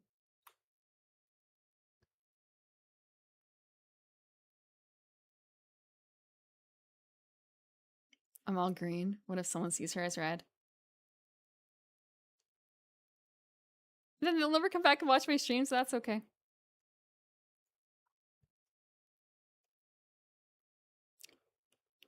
There's a small silence as Lily takes her time getting to the phone. In the distance, I can just make out her mother scolding her playfully for just getting up. Hello, Lily speaking. You sound awful. She makes a sound somewhere between a dying animal and a yawn. The one thing I did remember to check before calling was the time zone. It'd be pretty late in the morning over there, so she really has no excuse. Not feeling well? It's the jet lag, okay? It's the jet lag.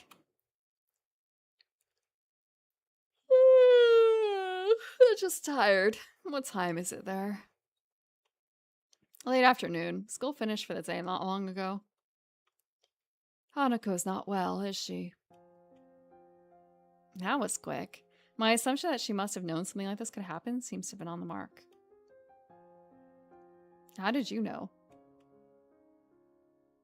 Because today is her birthday. I hope she might have gotten at least a little better after coming to know you, but... How is she right now?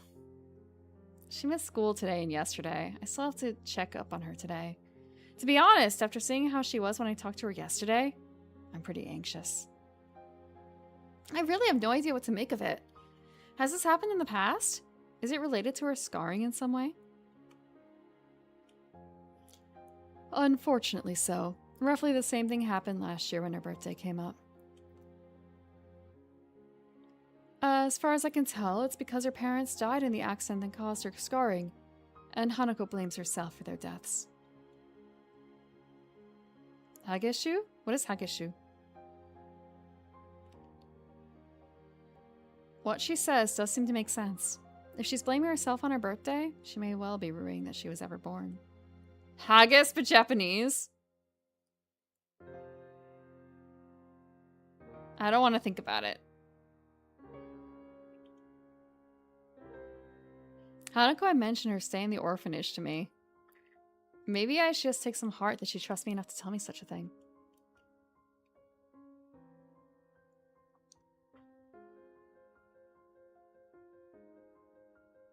Lily's seeming so in the dark about it, though. Almost to the extent that I am. It's a surprise. So that's why she lives in the student dormitories as well. Has she told you any more about the incident? About the accident? As close as we've come. She's barely told me anything about what happens. What I know about is largely conjecture. She sounds depressed, almost defeated. Considering the trauma Hanako must have gone through, I really can't fault Lily for not knowing. Nevertheless, she still seems to consider it a personal failing.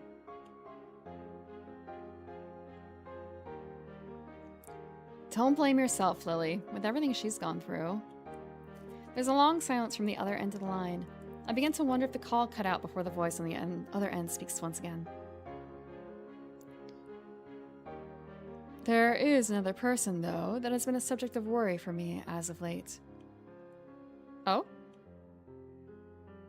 It's you! You're not taking care of yourself! Hisao! Go for a run!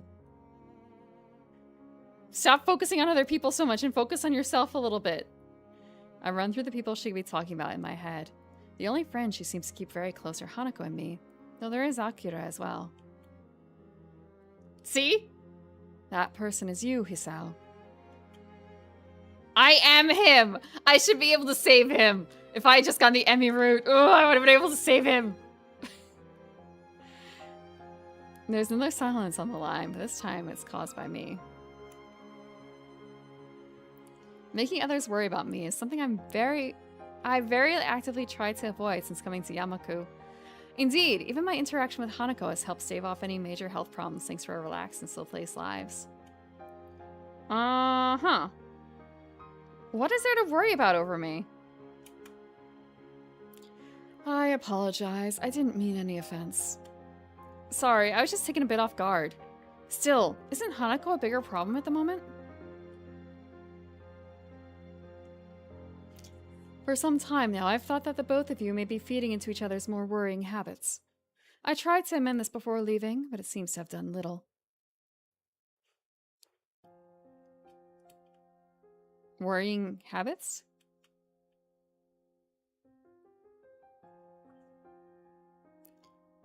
When I asked you what you had in mind for the future, your answer was very similar to what Hanako had said in the past when that question was posed to her.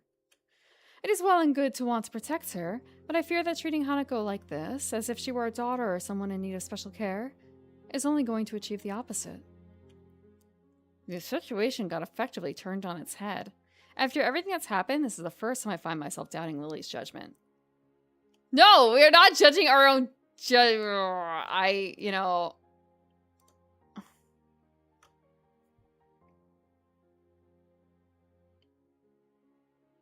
we're agreeing with Lily. I totally understand what's going on here.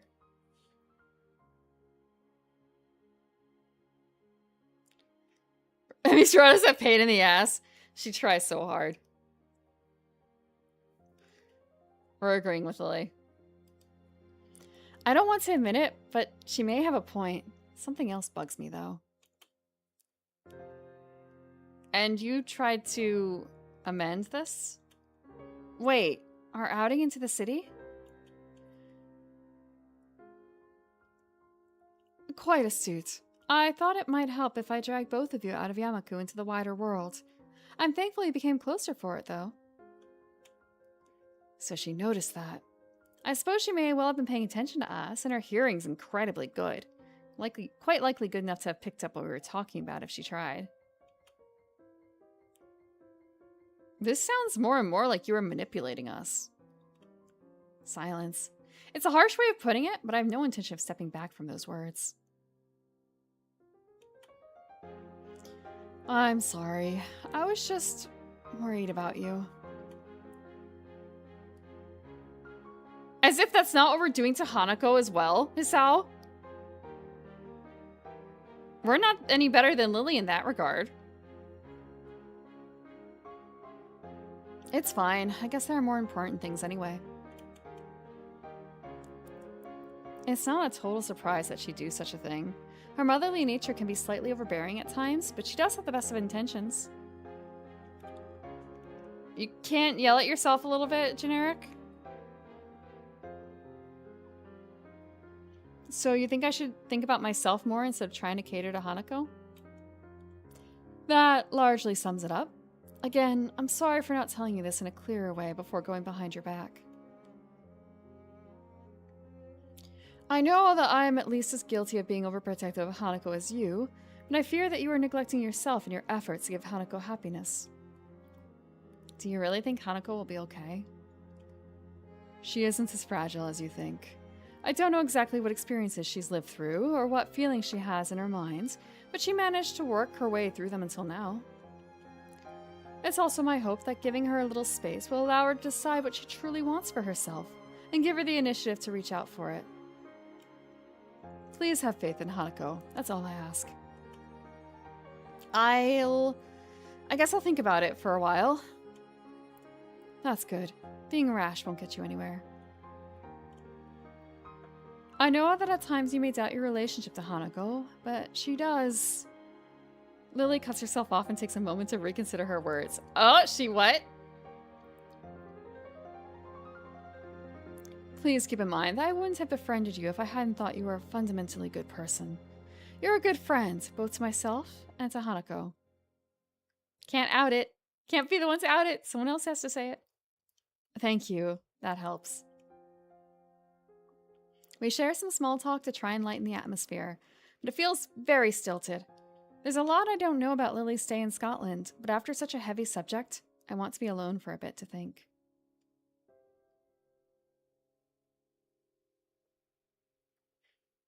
After a few minutes, we end up saying our goodbyes and I set my phone on my desk.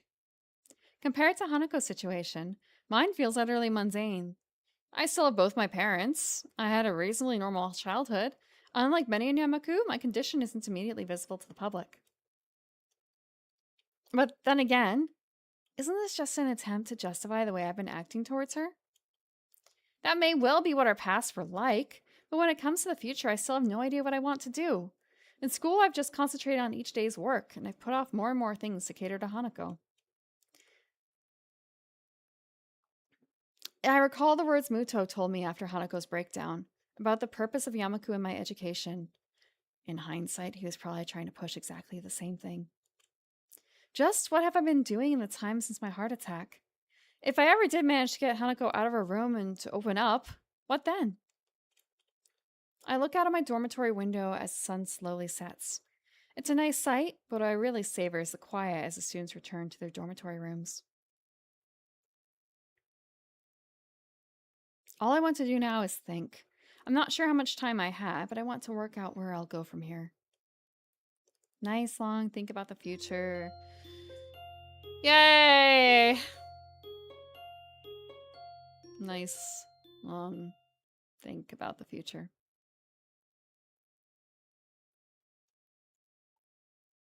Since talking to Lily yesterday, I've wanted to try and move on from the listlessness I've felt ever since coming to Yamaku. But even if I try to concentrate on the book in front of me, Hanako's empty seat at the back of the classroom looms larger than life. Every time I start getting focused, my eyes flick over to her desk again and my mind starts spinning.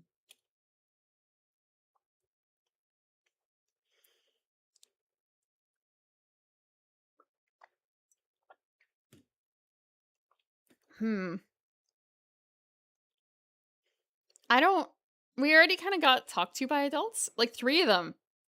We got the librarian, we got Muto, well, Lily's not an adult, but she's a close friend, so. Ha! Once more, my eyes drift over to it, but this time my vision is blocked by a certain other classmate. Oh, hey, Mickey. The nurse, too.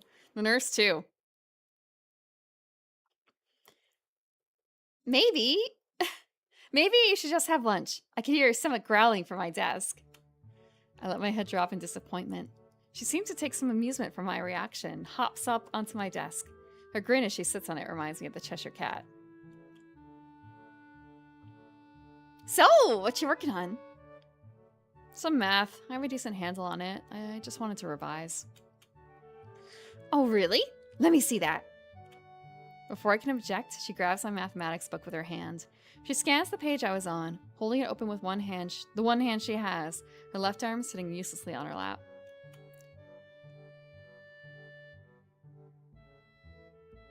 In my time here at Yamaku, I've noticed that the other students have a wide range of adjustments to their disability, on a purely practical level. Miki is one of those who seems to have some trouble. Miki route never, that game was dropped.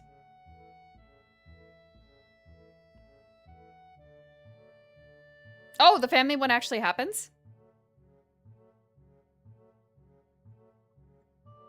The stump on her left arm tends to either be hanging by her side, slipped into a pocket, or otherwise put out of the way.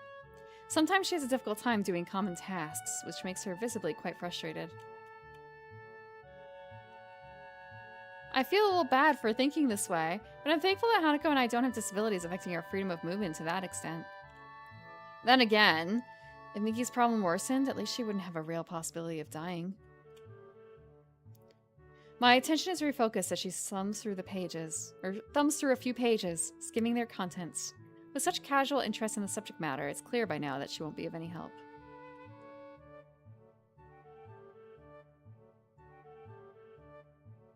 Miki's your type, huh, generic?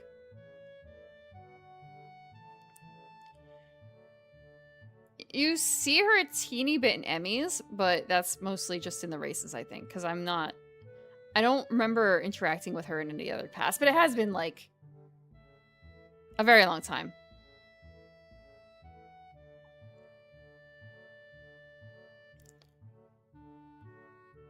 Don't you think Miki could use a hand, too?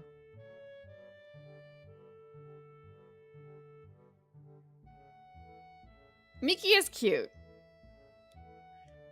I'm guessing you're not too interested in this stuff. Screw math, it's boring as hell. She puts the book back in front of me with indifference. Her eyes move to the notebook beside it that I've been working out practice equations on. Something. That is Reen's path. And maybe others, I don't really remember. Wait, you're actually able to work that stuff out? Yeah. Wow, I've never talked to a computer with legs before. Thanks, I think. At least I'm doing better in this than history. Think it's worth asking that librarian for help? I heard she's shooting for uni. Yuko? Maybe. I don't know what she wants to study, though. It feels so weird they're talking about the librarian as if she doesn't already have a degree, because, at least in America, if you want to be a proper librarian, you need a degree. It's really competitive. The degrees? Information science degrees?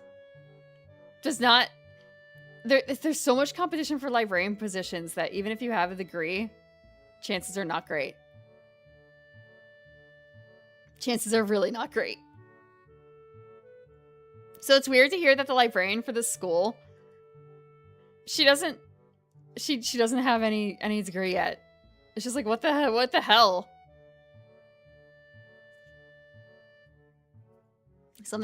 I have... Okay, there's a comic called Girls with Slingshots, and one of the main characters in it is a librarian, or she has a librarian degree, but she works in a porn store for a long time because she can't get a job in her fields. So they have a side bit about getting a position at a library.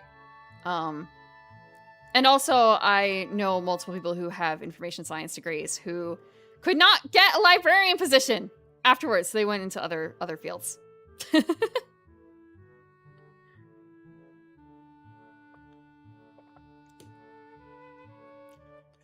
No. But it's also like, there's different levels of being a librarian, I guess. Oh, unless you're talking about the working it up. Never mind. A beehive haircut and glasses cover 75% of your face? No. Most of the librarians I met were not like that.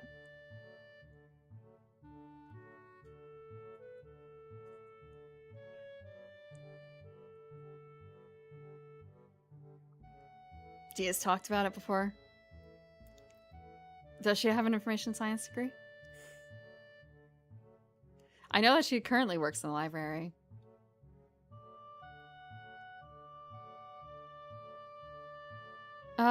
Yuko? Maybe. I don't know what she wants to study, though. So, what about you? Got anything you're thinking of doing after you graduate? Or, bleh, wrong voice. So what about you? Got anything you're thinking of doing after you graduate? Me? Nah, not really. Just enjoying it while it lasts. You don't have a 360, Clay? I thought you were full 3D. I thought you were full 3D, unlike me. Right now, anyway. I'm not full 3D. Sorry, I only got like 45 degrees here. Thanks, Dad, for 45 degrees. Or was it? Yeah, because 90 would be... Yeah, it's like 45 degrees.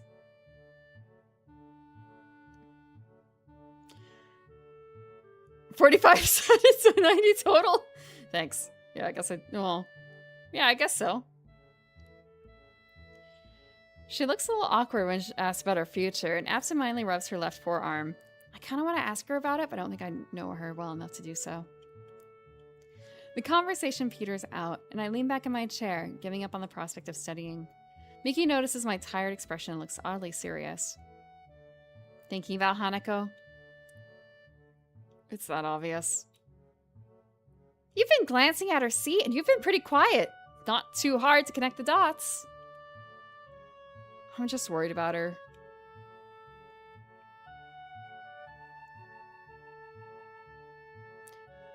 Yeah, I can see why you would be. She can get weird sometimes. She sounds put off, but I can't blame her. Hanako was a hard person to interact with before she warmed up to me, even with Lily around to help. I haven't known her for that long either, so some of her habits still would be unknown to me. My face becomes troubled. If I hadn't developed feelings for her, this would be at least a little easier to deal with.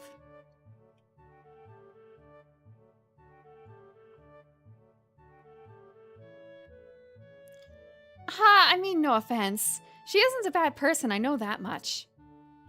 I know, I didn't take it that way. It's just harder to deal with when, well, you know, you have feelings for someone. Yeah, I can imagine that. It's hard to forget something like that. It's hard to forget something like what happened to her during class, too. So he's quite open about having feelings for her. But does she know? Does she recognize? I wish she hadn't reminded me of that. She just confirmed what it was already clearly noticed by others in the room as well. Come on, don't get that down. She's done this before, you've just got to wait it out. She locks herself in the room and acts like an empty husk of a person for a sizable amount of time, ever since she entered Yamaku, if not before then as well. And I'm not supposed to be concerned about that? Does it make it hurt more if she knew? If she knew that we liked her, but she is... I don't know. I don't know.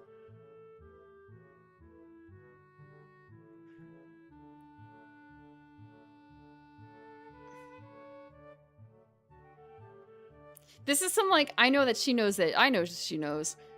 I need to write it down.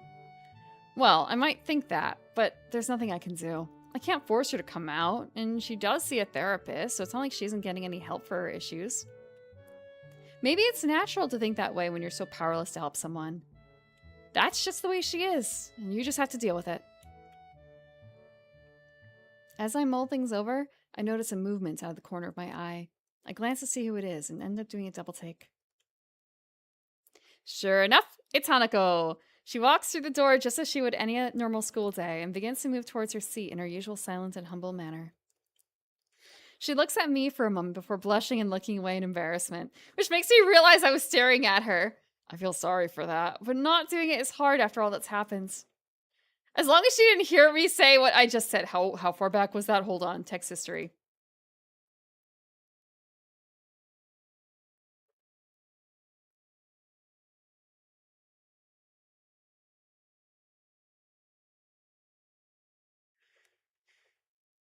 Okay, so it's possible she heard it, but probably didn't.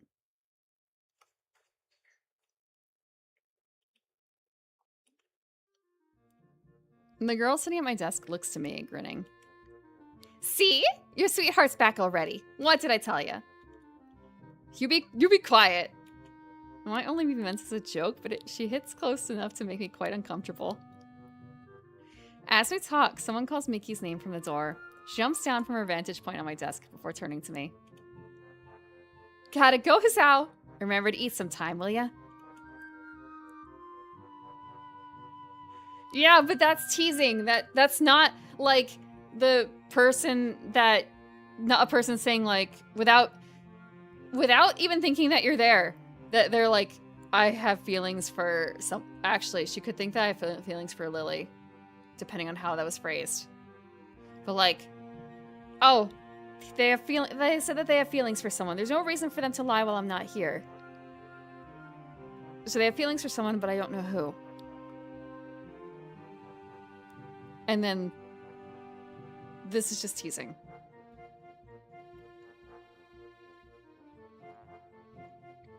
She gives a casual salute before jogging over to the door, where a male student in gym uniform is waiting for her. Probably someone from the track and field club. Seizing the opportunity, I get up and make my way to Hanako's desk. She just wanted to have fun on her birthday. She wanted to skip school on her birthday. Feelings for Kenji.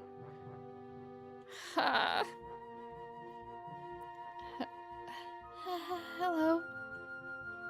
Hi, Hanako. What's up? Nothing. We are hungry, though. Maybe talking to her this soon after she came back to class was a bad move. Want to come with me and go grab something from the cafeteria? I'm pretty hungry. But I thought you were studying. Studying can wait.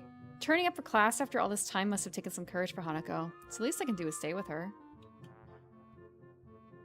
That's just the way she is, and you just have to deal with it, is the way Miki and probably the rest of the class as a whole views Hanako. I can do more for her, though. I want to do more for her.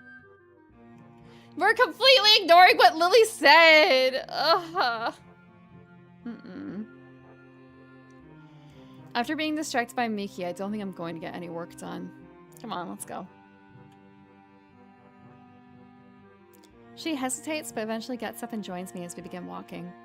These may be small steps for her, but the fact that she's finally out of her room of her own volition lifts a large weight off my shoulders.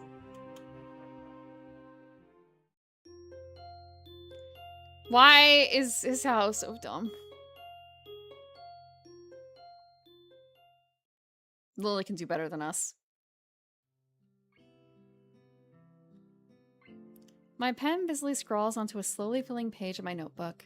My other hand remains on the page of a reference book I borrowed from the library, marking my spot as my eyes flicker to and fro. As I work, I occasionally mark red circles or underlines onto the photocopied sheets of paper that lie on the table in front of me. Wanting a change of scenery from the library and to avoid the distractions of the classroom, I decided to make use of the Shanghai for some quiet study time. Where do we get this money? It ended up being nice and quiet as expected. Being able to get coffee while I study is a nice bonus. Hanako may have returned to her normal self since she came out of her room, but I've done quite the opposite. Daily routine may have returned to us, but I feel as though I'm a different person. Maybe I'm not. It's only been a few days, after all, since I decided I wanted to try and get out of the rut I found myself in after my accident. But I want to change. Now I'm actively working towards that goal. Or at least, I would like to think I am. Ugh, this is impossible. Brute forcing this isn't gonna work. What's more, I have another piece of writing I have to do after this. I fear that's gonna be no easier. I look up in mild surprise to the source of that tentative voice. Yuko stands at the head of the table with a damp towel in hand, clearly having taken the opportunity to clean the tables while no other patrons were around. She looks curious, her eyes as much on my work as on me. What's the matter?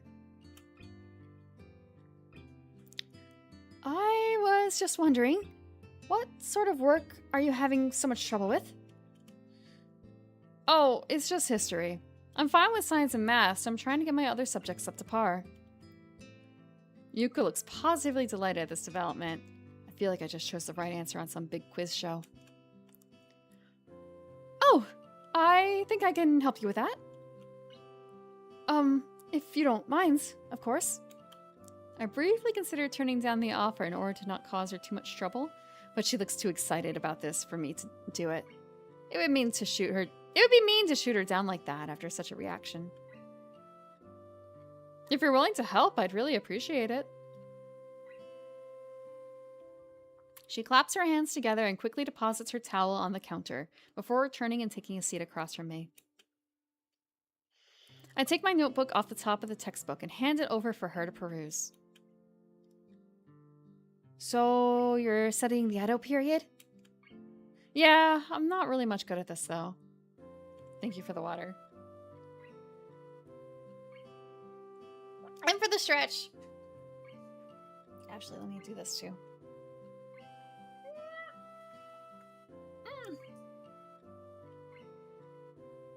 Happy Easter, Rog.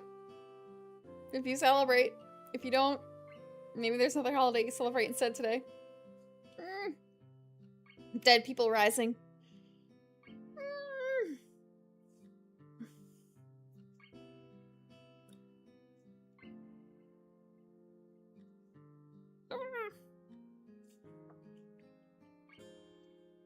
Actually, I realize I don't have a guide up for this.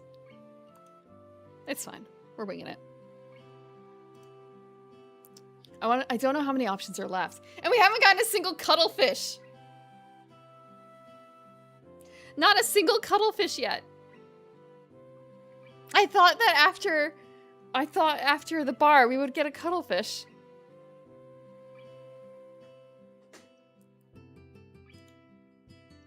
She takes the textbook and reads a few pages from a random section near the middle for a bit, but the aura of enthusiasm she'd been reading previously is rapidly sapping away. I'm guessing this isn't the kind of history you were expecting. Unfortunately not. My main area is European history, especially in the classical era. Sorry. You thought these were the Cthulhu VNs? No, that would only be on Fridays. That would only be on Fridays. She looks a bit downcast, but as she carefully closes the book and lays it back down on the table, her face perks up again. No skipping to the seafood? Oh! No, I wouldn't skip to the seafood. It's just more of a, like, I thought there would be some seafood by now.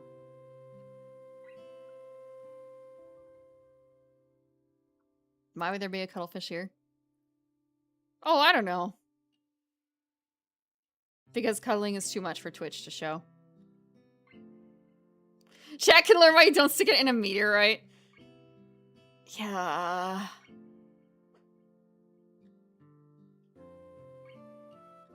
It takes some time. That's okay. We can go on his house time. We can match his house time. Would you like another cup of coffee? Oh yeah, sure. I reach forward and get my book back as Yuko gets up, takes my mug, and slowly walks to the counter to make another brew. As usual, she's absolutely silent as she does this. Every ounce of her concentration is focused on not tripping over or dropping the plain white mug. I take the opportunity to lay back and relax for a bit, the hum of the coffee machine filling the otherwise quiet air. It's small details like that which make me realize how much I've come to appreciate the little things in life. A seafood diet? Cake, carrots, cheese, crumpets. Crumpets are surprisingly, like... I was really surprised when I had crumpets. A little different than I expected. The peace and quiet of the local town, the discipline and order of Yamaku, the green of the trees that were so rare in my home city, the relaxed pace at which the aging residents live their lives. Everything feels so certain. It's comforting. I can feel myself beginning to nod off, and the sound of the mug coming to rest on the table grabs my attention. Seems like it arrived not a moment too soon. Cucumbers, chocolates, cranberries. Fruit's gonna be, well, berries are gonna be back in season soon. Already been seeing the prices drop a little bit, I think. And the pick your own places are gonna be open again. But I don't know if I want to go pick raspberries. I already had to do that. I already had to do that when I was much younger. Kind of forgot how painful it can be.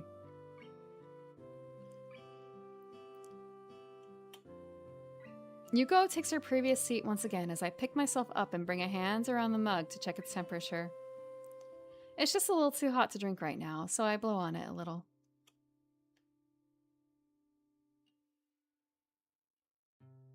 Komon buckets? The what? Komon buckets? I don't know. All I had was my hands and a bucket. When I did it when I was a wee elf. No, it was just, you know.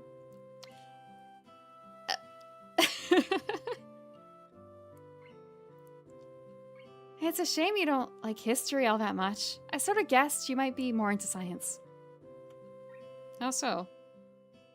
You've nearly read out the science fiction section of the library already. It wasn't hard to notice.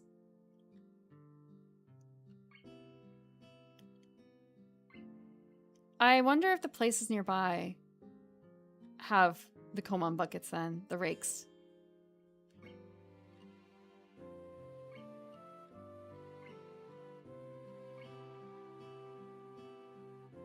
Or maybe, I'll just have to see. You do have a good point there. Well, what can I say? You've pegged me just about right. He's out. She's not. We can't get a cuttlefish scene with her. You sound like you really take an interest in history, though, especially considering how specific you were about it. Do you study in that area or something? Go on digs overseas? She giggles nervously at the thought. I'd like to visit the Mediterranean sometime and see the old architecture and art for myself, but I don't think I could trust myself to handle such delicate things.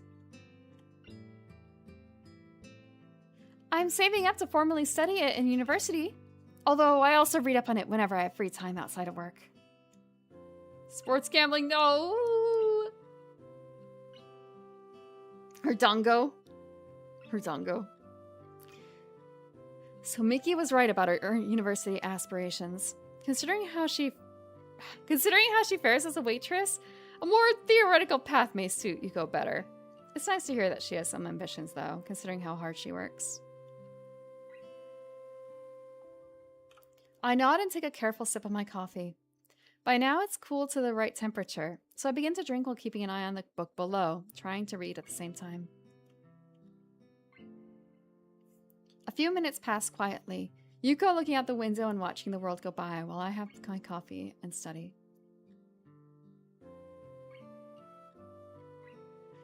A movement catches my eye, and I look up to see Yuko smiling and waving to someone outside.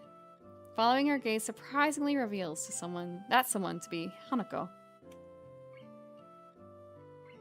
Real Rainbow Gate was gateway into getting guys into gambling. Really?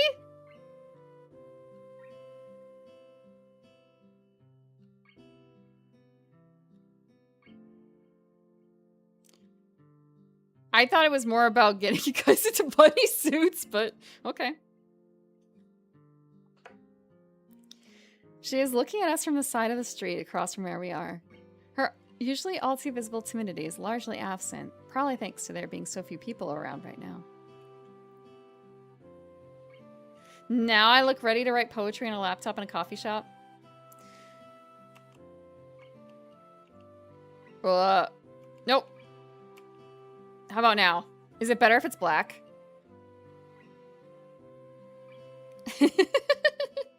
Overspilling leaves. I think black would be better for it. For writing the poetry on a laptop in a coffee shop. But I think white better suits. White better suits Easter.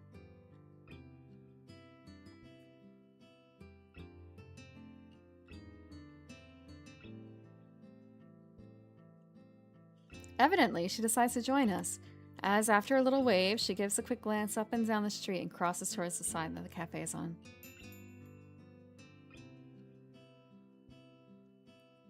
Period correct accessories for a bunny suit. That would be what, the 50s, 60s, 70s, 80s? A smile better suits a bunny girl? The familiar doorbell to the Shanghai rings out as Hanako enters and makes her way to the table we're sitting at. Thank you for the 5-stream streak, Jeeb.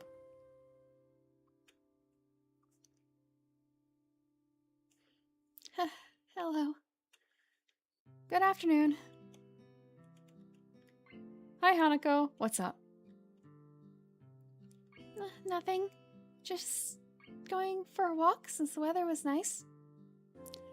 I had to do the Final Fantasy XIV Easter event. You guys, if you're gonna do it, you should do it now because it ends tomorrow morning.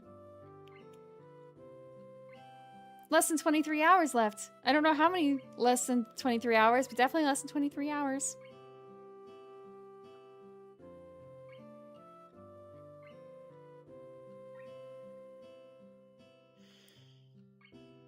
Please don't feel like you have to cross-dress.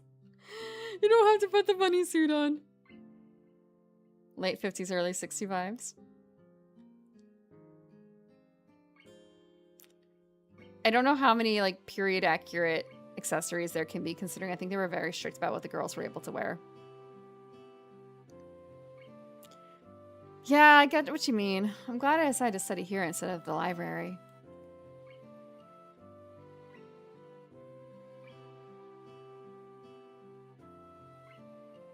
It's comfortable in here thanks to that. Better than the sometimes quite stuffy library. I look to Yuko, who nods in response. It's nice. It's just a shame that summer can't last forever.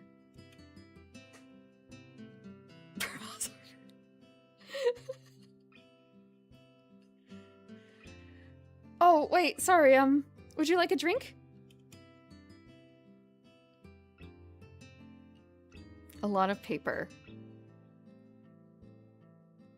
A lot of paper for what? Are you going to go to the coffee shop and... No, sorry, just thinking. Hanako shakes her head. Thankfully, it's enough to calm Yuko back down.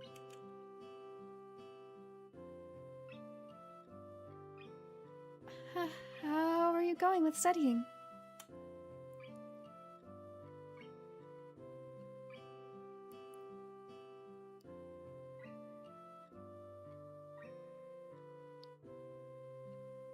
Now I'm imagining an armored bunny girl.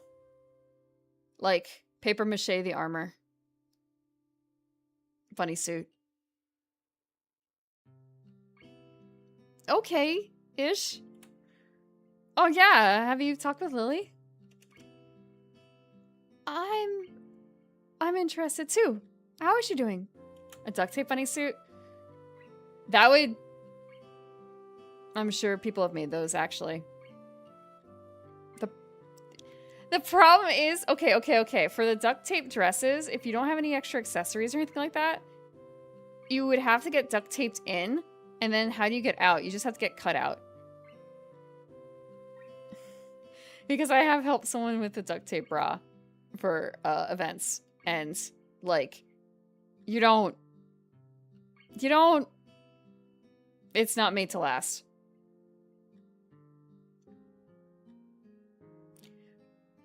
I don't remember if we did plastic wrap for that. Maybe we did, maybe we didn't. But that was more like support type thing. It wasn't meant to be seen. But it's a lot cheaper than getting specialty support. That might only be for one specific dress that you only wear once. No. She definitely wasn't... Okay, she wasn't wearing... Duct tape the wrong way first. Duct tape the wrong way first. And then the other... Like, you make... Double-sided. Double-sided is the wrong word. Duct tape sticky side out against your skin first. Yeah.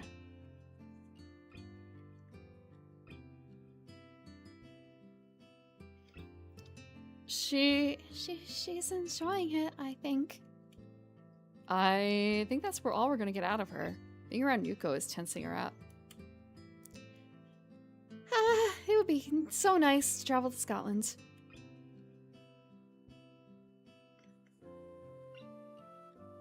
Green fields, castles, lovely small towns, men in kilts, interesting history.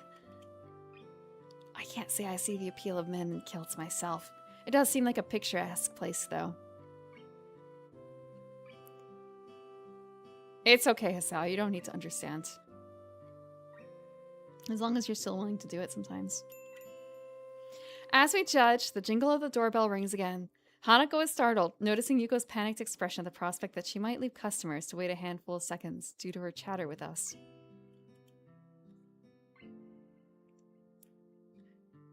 Etsy did not exist back then. And also, I don't know, that would not have been a good idea. It's not reusable. We're not installing a zipper on it or like ties. Yuko gives us a quick bow, and then hastily skitters over and greets the new customers, an elderly man and his wife. I watch her for a bit, craning my head around to get a good view. Hanako is staring at me with her one visible eye. She averts her head in embarrassment as I turn to make eye contact. I was just thinking that it's nice to have ambitions for the future. Yuko was telling me a little about her university aspirations before. Oh. It's a shame. If she wasn't so neurotic and overworked, I think she could be a really happy person. That's kind of out of left field. It's true, but it's kind of out of left field to just say. As much as I'd like to play host to Hanako and entertain her a bit, I do need to study as well. To be honest, I don't think the distraction from Yuko helps either.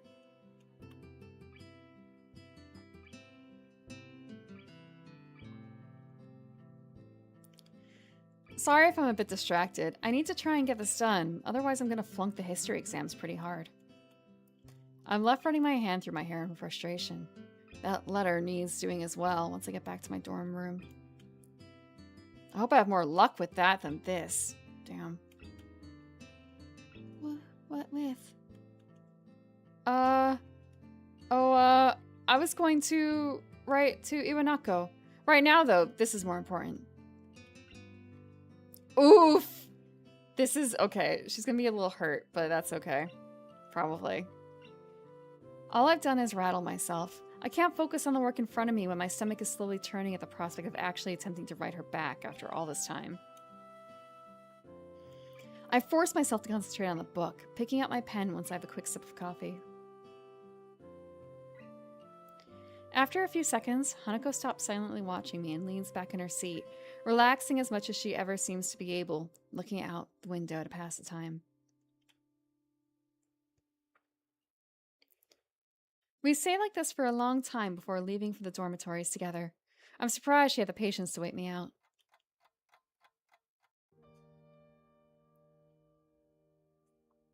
Iwanako's letter lies on my desk beside a blank sheet of lined paper and an unused envelope. The tapping of my pen is the only thing to be heard this late at night. As I feared, my second task for the day turns out to be just as difficult as the first, if not harder. It's been so many months since we even saw each other. Even so, I can still remember what she looked like, what she sounded like, and what she acted like. By now, though, the little details are beginning to slip away. When I first saw her letter, I barely recognized her handwriting at all. Even the pink pen she always used was forgotten until her handwriting reminded me of it. I wonder why she didn't use it for the letter. She used to write everything with it. Maybe she thinks it's too immature now. I should be thinking about myself and about what I want to communicate to her. My mind can't stop concentrating on her, though. On the past we shared before it was taken away so suddenly. The bright and slightly garish decorations suit her sense of aesthetics. Picking up the letter to take a closer look at it, I give a long sigh. This is the last link binding me to my past. Iwanako didn't suddenly cease to exist when she left my hospital room for the last time, but I needed this letter to remind me of that. I had all those feelings neatly filed away. I felt as if I didn't need them, that I could just begin life completely anew. It was easier that way. In the end, I suppose that was a rather naive thing to think. Sooner or later, my past would have caught up with me one way or the other. But what am I supposed to say to her? Thank you for bringing me closure? All the letter did was end the sense of closure I'd previously felt. Try as I might, I can't write so much as a single word down on the paper in front of me. I can't even think of exactly what I want to say.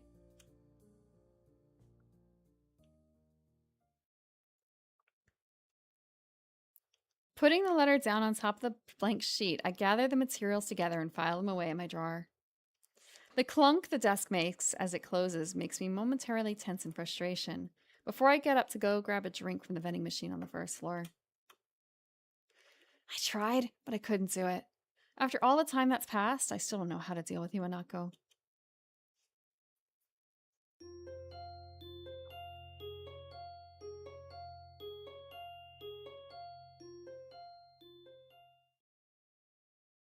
How do you deal with a letter like that? The library, while not humming with activity, is noticeably more busy than usual. Exams are not far away, and that's reflected in the number of students burying their noses in textbooks at the tables around us. I've been studying quite a lot in the past few days, just like them, in hope of doing well on the exams. This also means that Hanako and I have been playing games less, so she's begun studying as well, just to fill the time. Nevertheless, I found myself forsaken by her on this particular day. We're growing more distant because we have to further our futures. It's okay. It's okay. It'll be fine. The textbook in front of me has remained on the same page for some time. After so much reading on subjects I couldn't care less about if not for the exams, my mind is beginning to wander.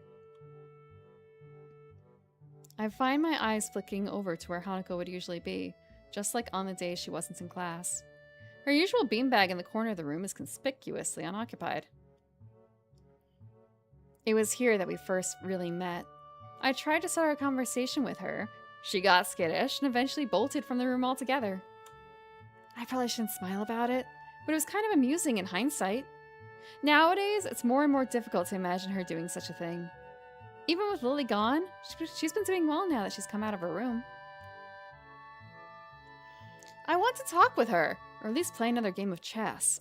I'm tired of studying, and it's been a few days since we've really done anything together. The question of where to find Hanako isn't a particularly difficult one. If she's not in the library, chances are that she's either in the tea room for some peace and quiet or in her dorm room. Deciding to check them in that order, I pack up my books and make my way out of the library. Is she letting off steam in her room? I stretch and give a loud groan as I walk down the hallway. Studying may be frustrating at times, but with the progress I feel I've made, there's also some sense of pride in getting it done. It's a good feeling. She wasn't in the tea room, so there isn't a sound to be heard from inside as I stand in front of the door to Hanako's room. I guess that isn't very indicative of whether she's inside or not, given how quiet she usually is. Still, she wasn't in the tea room. I try knocking lightly to make my presence known, but I'm surprised when I find the door unlocked and yielding at my touch.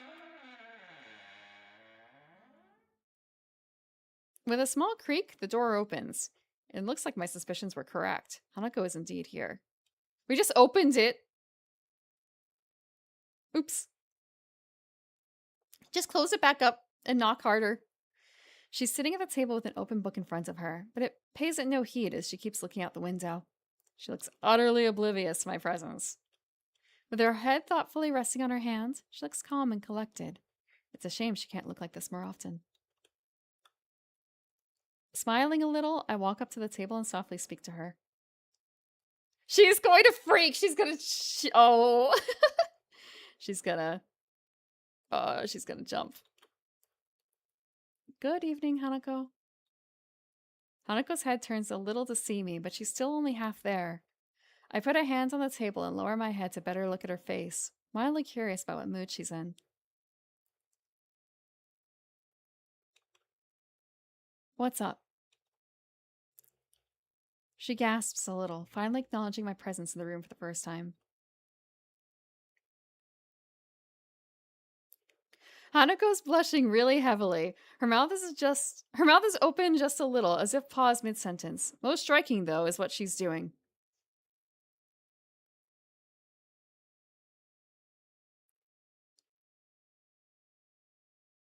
Oh. Huh. Hold on. Let's find, cuttlefish? Cuttlefish. She's looking directly at me. Her eyes are pinned on my own from such a close distance that I can almost see my reflection in them. They don't turn away, nor move at all. They're absolutely still, just looking into mine. I promise you I have cuttlefish turned on. They're dark and give her an almost analytical air. Even when reading on subjects she has no interest in, she would appear to be wrapped in her work to a casual observer. She absorbs information very well, and even now I can feel that.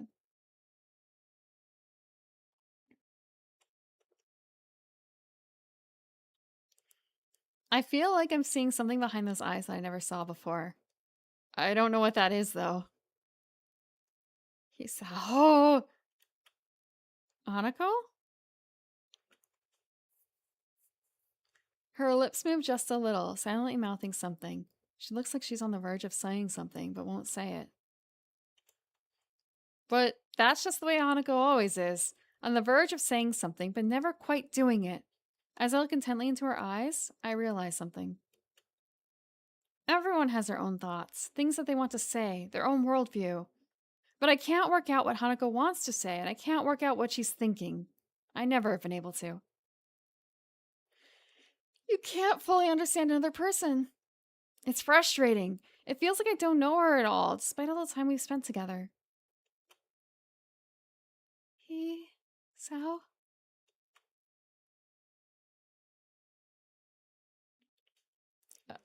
It's only now that I find myself blushing. I've been looking directly into Hanako's eyes from such a short distance with absolutely no regard for her, and she's been looking into mine without shirking away. I quickly look away while covering my face with my hands. Hanako does just the same. Another awkward silence reigns. I hate these. At first, I accepted them as just being another fact of life around Hanako, but now all they feel like is an affirmation of how little we're able to communicate. Maybe I was wrong. Some anger makes its way in the complex mixture of emotions I'm experiencing right now. I want to bridge that gap between us. Friends shouldn't have to tiptoe around each other like this. I speak before I can argue myself out of what I'm going to do. My scarring isn't as bad as Hanako's, and I can't possibly compare my life to hers, but I want to show her she's not alone. Bro, don't start taking off your shirt. Doing this in such a blunt manner might be the only way to get my point across. Hanako, I want to show you something.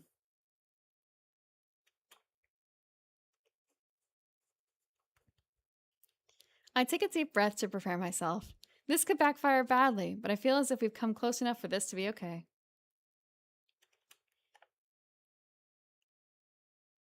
I'm not going to strip naked or anything weird. I'm just going to take off my shirt. Hanako's eyes grow to the size of saucers. Her face is an amusing mixture of curiosity and nervousness as she stands. It helps take the edge off my own nervousness at doing this in front of another person. Slowly, with my entire body feeling tense, I unknot my tie and begin to loose the first of the buttons. I'm trying to mentally block out Hanako to make this easier, but it's not really working.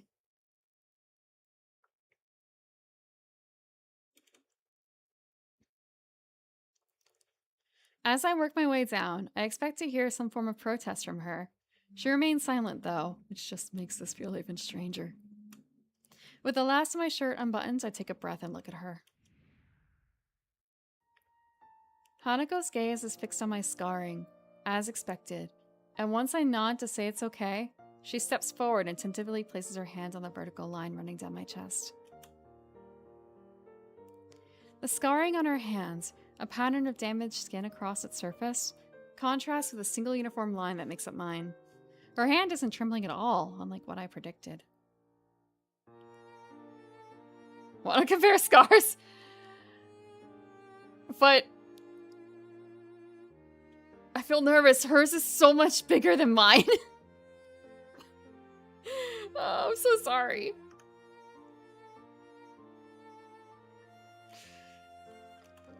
This is...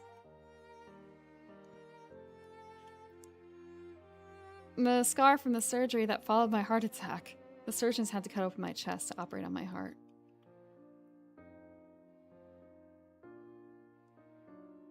I never knew. Hanako's words are calmer and softer than usual. The soft feeling of her fingers moving up from my scar to my breast makes me hesitate a little before continuing on.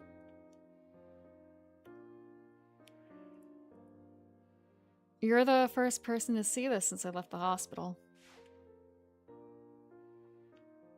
But why are you showing this to me?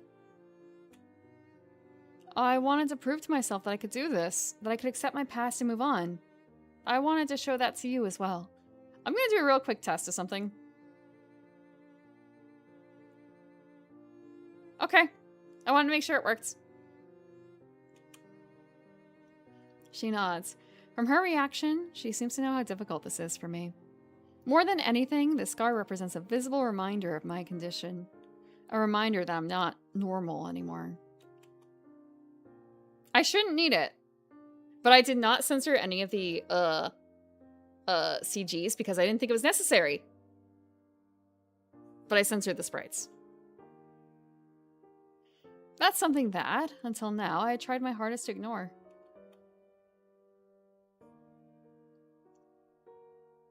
I always have protection. I just forget about it a lot.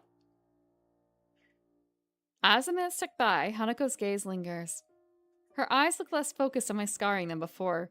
The situation feels a bit different than it previously did. It makes me feel slightly uncomfortable. I had it for the goblin thing, but I totally forgot.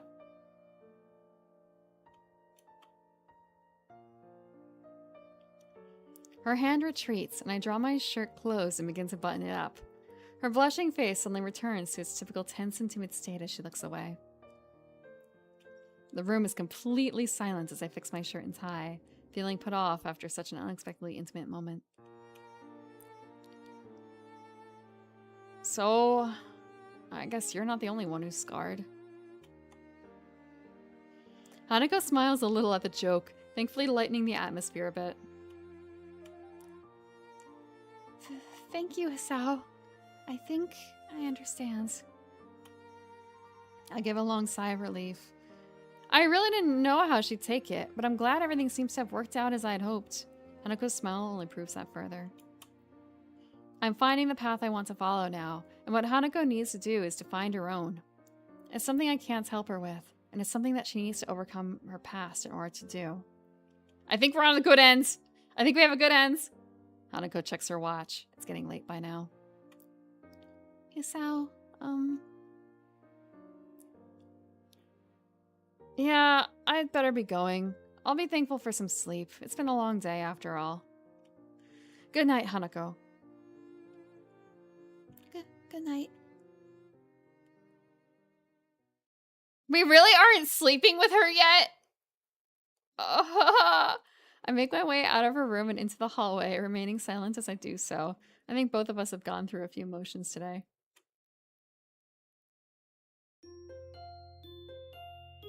I need like 5 minutes, okay? I'm gonna take a 5-minute break because what do you mean we still haven't slept with Hanako? It's been like 4 acts. And that was the... I don't know. I don't know. I need to go get a drink. I'm gonna go get a drink. Have a 5-minute break.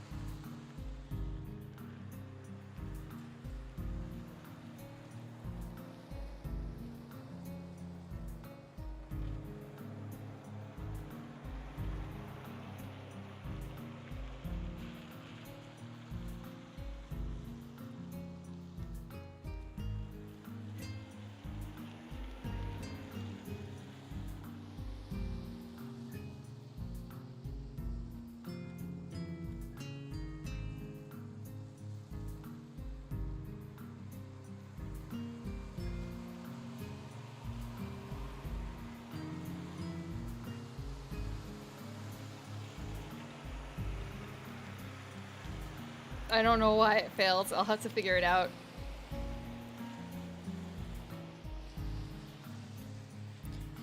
Hi, Zekin. No gravity is hard. Dice roll forever. Am I winning? No. Well, yes, in life, but no in other ways. Yeah, even more tasty water.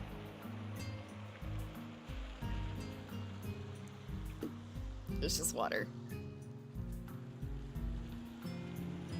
Yeah, I thought that she was... Yeah, I don't know. She was just having an internal monologue, I guess.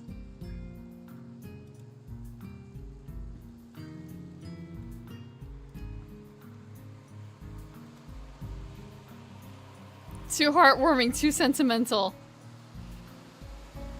Not enough sex.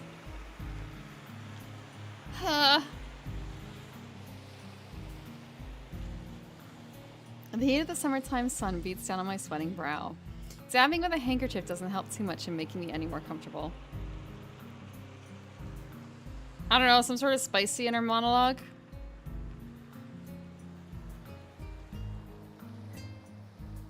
Giving up on the idea of getting more done today, I stop and lean against one of the overpass fences, resting my bag on the ground. The stores in the town below Yamaku are well stocked and offered a variety for me to get by, but at least an occasional shopping trip to the city is something that can't really be avoided. I've been here a few times now. The city's layout is getting more familiar, and the nostalgia from its atmosphere is beginning to wear off. I realize I've begun to wheeze. I sound like an old man that's overexerted himself, and having to connect that to the fact that I'm the source is a bit disturbing.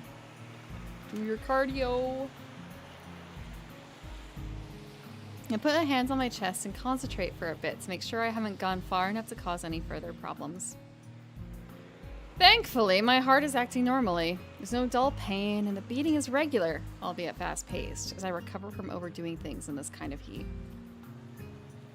I hate my body. It's frustrating to be held back, even more to be held back by fear of my life being ended, when doing something as simple as walking around the city for a while. As I ponder on my health, I feel my pocket vibrating. By the time my phone's begun to ring, my hand is already fishing for it. A glance at the screen shows a caller number I don't recognize. Strange. You answer phone numbers you don't know? Brave, Hisao. Shrugging, I press the button to answer the call and bring the phone to my ear. Hello, Hisao Nakai speaking. The sound of a couple of short breaths can be heard, but no actual speech is forthcoming. Hello? Hey, Hisao? It's Hanako. Her voice is really easy to place, even if I've never heard it over a phone before.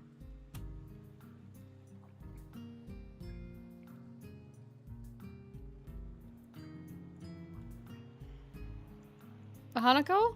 Sorry, I wasn't expecting you to call. What's up?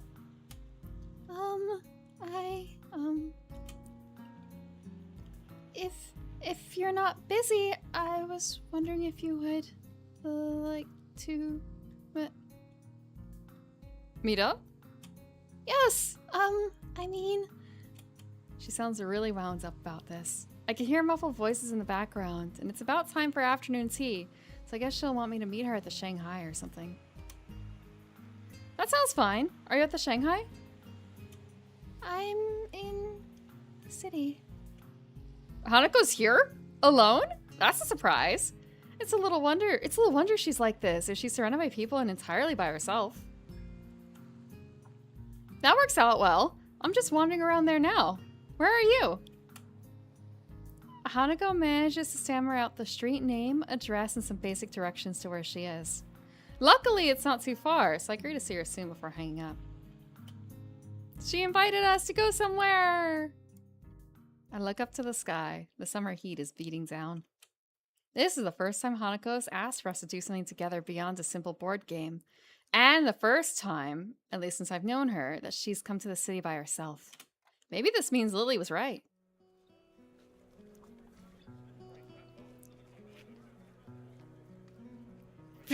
I don't think this is considered her making the first move. We've made like 5-ish moves beforehand. But it shows that she's interested in us, so that's good. By the time I manage to stagger up to the cafe where Hanako is, I've started to wheeze again. I'm sweating so much that I feel like a melting popsicle and can barely hold the bag in my hands.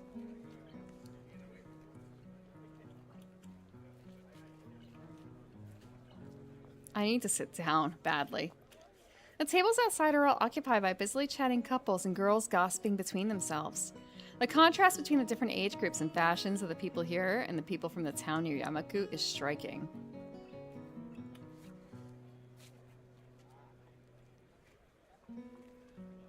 I scan over the people sitting at the tables, but I can't see Hanako. She did say she was sitting outside, so I must just be missing her. Not difficult, given how small she usually tries to make her presence. I look around again, more slowly this time, taking particular care to see if I can find Hanako's hat. It's pretty distinctive, and I'd be very surprised if she wasn't wearing it. There she is! Sure enough, her head is kept low, and the table she's sitting at is right beside the building in an inconspicuous corner. But what if she is really just being nice?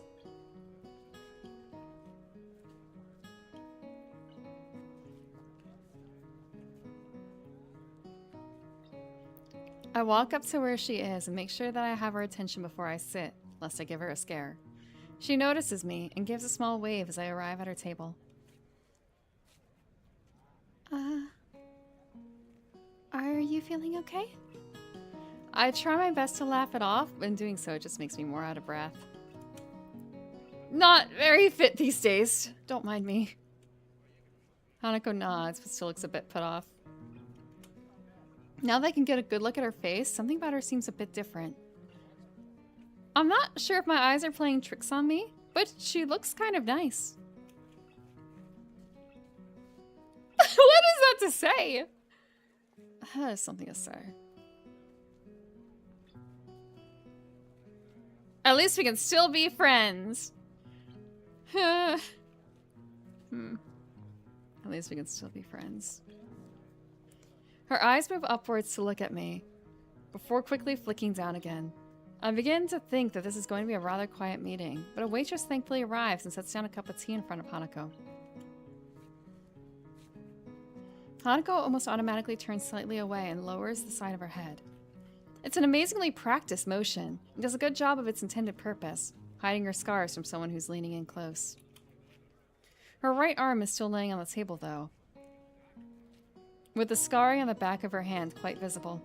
It catches the waitress's eye, and I move to quickly distract her.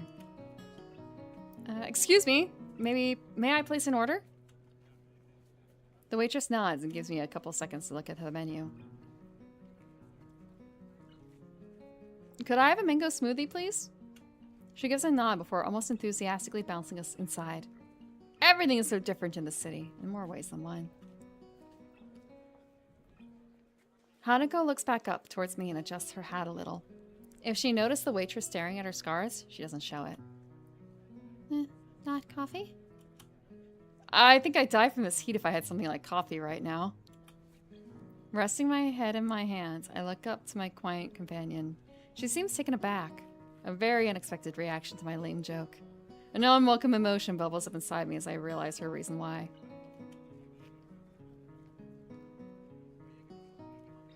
Unlike most in Yamaku, indeed, unlike anyone there that I'm aware of, my condition goes beyond limiting the activities I can do. Or, to be more precise, breaching those limits could have much more grave consequences. Thankfully, it's something that very rarely comes up since I entered Yamaku. I thought that it was so rare that Hanako and Lily might not think of it at all. Turns out that I was wrong.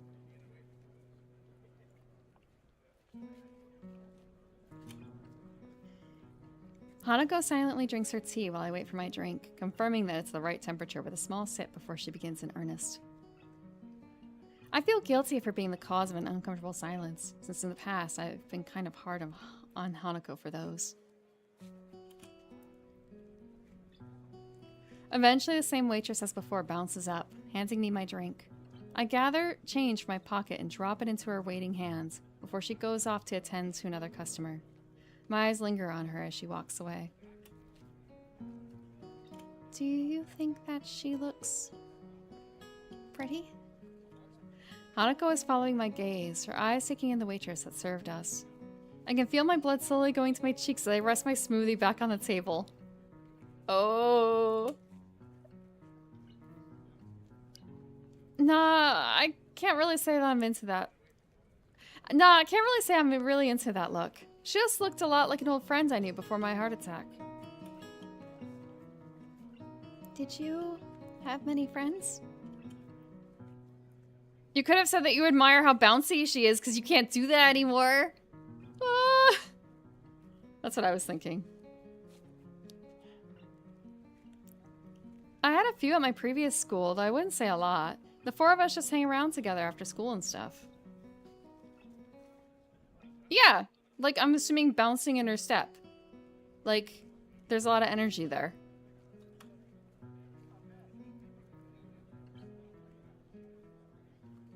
Do you still talk to them? I shake my head. No, we gradually lost contact while I was stuck in the hospital. For some guys, even getting an impromptu DM from girl brings happiness. For some guys, huh?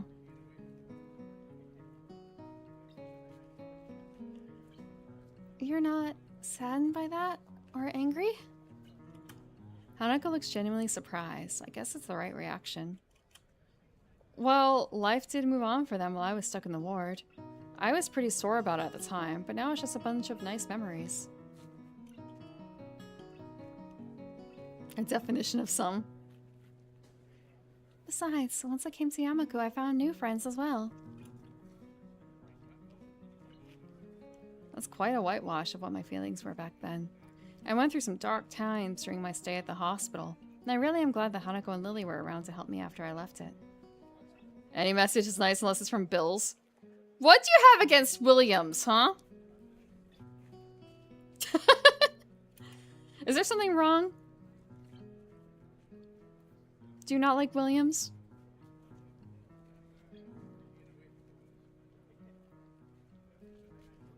I've known some nice Williams.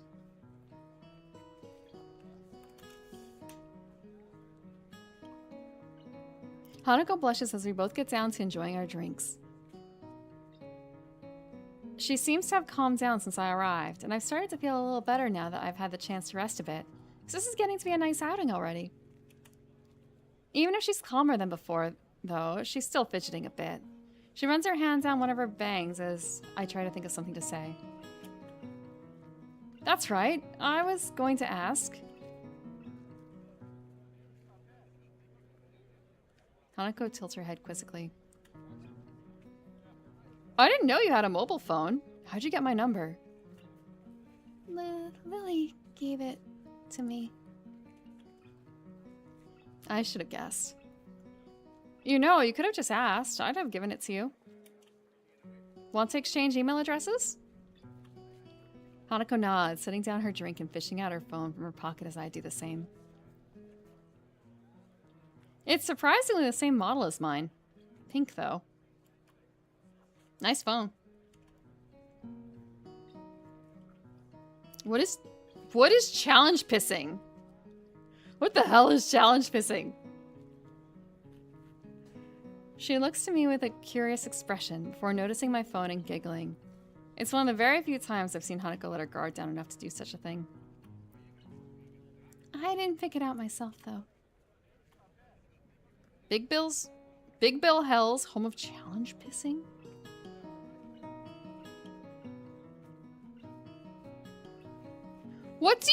How do multiple of you know what the fuck challenge pissing is?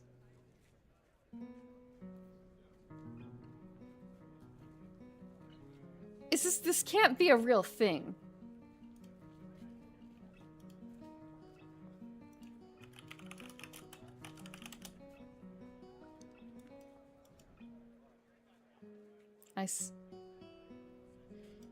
Is this safe for me to put on here? In terms of, like, there's not going to be any... It's on YouTube, so it's probably fine, right? 19 years ago.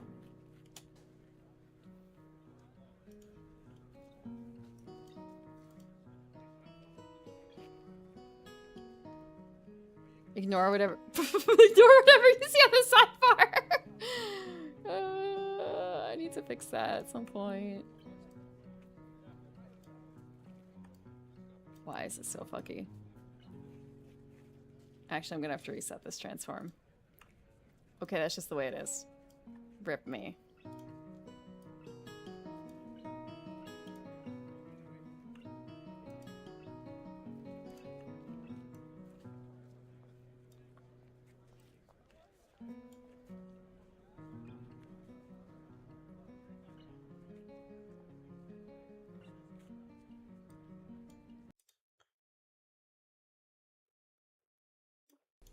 Fuck you, Baltimore! If you're dumb enough to buy a new car this weekend, You're a big enough schmuck to come to Big Bill Hell's Cars! bad deal. Cars that break down! Thieves. If you think you're gonna find a bargain at Big Bill, You can kiss my ass. it's our belief that you're such a stupid motherfucker. You'll fall for this bullshit. Guaranteed. If you find a better deal, Shove it up your ugly ass! you heard us right. Shove it up your ugly ass! Bring your tray. Bring your title! Bring your wife. We'll fuck her! That's right, we'll fuck your wife. Because at Big Bill Hell, You're fucked 6 ways from Sunday. take a hike to Big Bill Hell. home of challenge pissing! That's right. Challenge pissing! How does it work? If you can piss 6 feet in the air straight up and not get wet, You get no down payment. don't wait! Don't delay. Don't fuck with us or we'll rip your nuts off! Only at Big Bill Hell. The only dealer that tells you to fuck off! Hurry up, asshole. This event ends the minute after you write us a check. And it better not bounce or you're a dead motherfucker. Go to hell! Big Bill Hell's cars. Baltimore's This- filthiest And exclusive on one of the meanest sons of bitches in the state This- of Maryland. guaranteed! Was something that was actually put on air. This was actually put on air.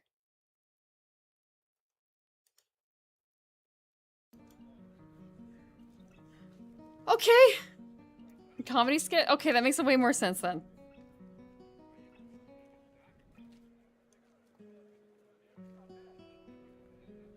Got distracted, what the fuck? Home of challenge pissing.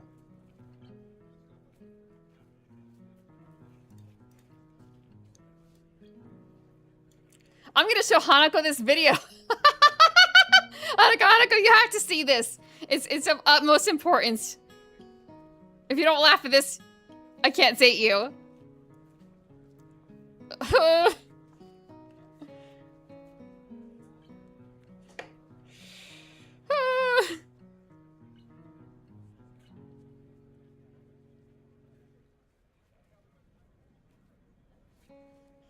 Hey, Hanako, can you pee 6 feet straight up? There's an anime out this season. And I have a girl comes up to you and says they have a question for you. The girl that you have a crush on, the girl that you like very, very much. What is the question? You're waiting with bated breath. Have you ever counted all the moles on your body? That's it. That is it.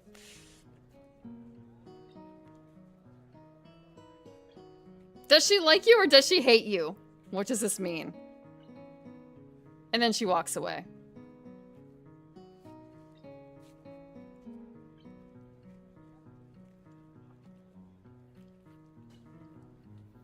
Oh? It was a present from Lily. I never really needed a phone, and I couldn't afford one. She bought me one for Christmas, though, saying we could use it to keep in touch. You're not my dermatologist.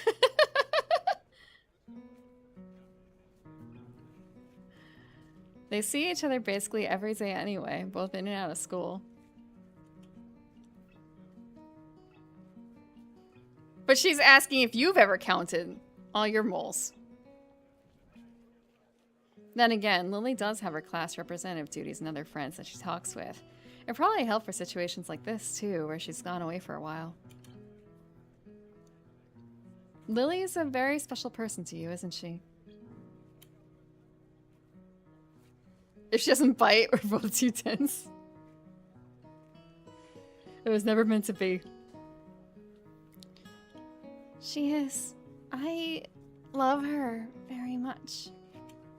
Hanako looks down and smiles as she thinks of her. None of my friendships were as deep as theirs, and I have to admit to myself I'm a little jealous of their relationship. Deep is a word. It could also just be codependency. Well, mostly dependency on Hanako's part. We tell each other our email addresses and thumb them into our respective phones, and I get Hanako's number from earlier and put them in my contacts list. Done. That makes 3 now. 3? Lily, Akira, and you. Ah, Akira! She's an interesting person, isn't she? She is. She's also really nice, though. Her suit makes her look a bit cool. I'm a little surprised that you know each other well. What with her job taking up so much of her time. Hanako looks down a little and takes another sip of her drink. If I wasn't looking intently at her face, I missed the small smile perched on it. I guess when she knows so few people, those that she knows must mean a lot to her.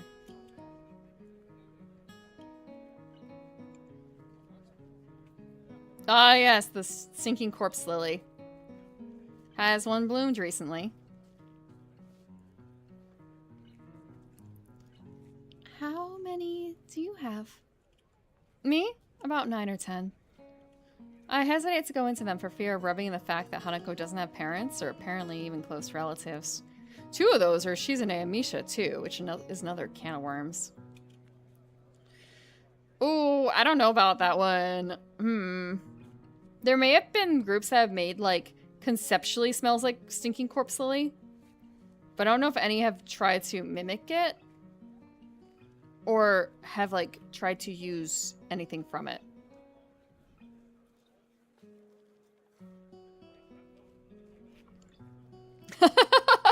That would be wild, huh? There probably is. I imagine that Lily would have more than both of us put together, probably. Hanako gives a childish giggle, and I can't help smiling.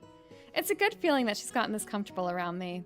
At times like this, I feel like I'm getting close to talking to her true self.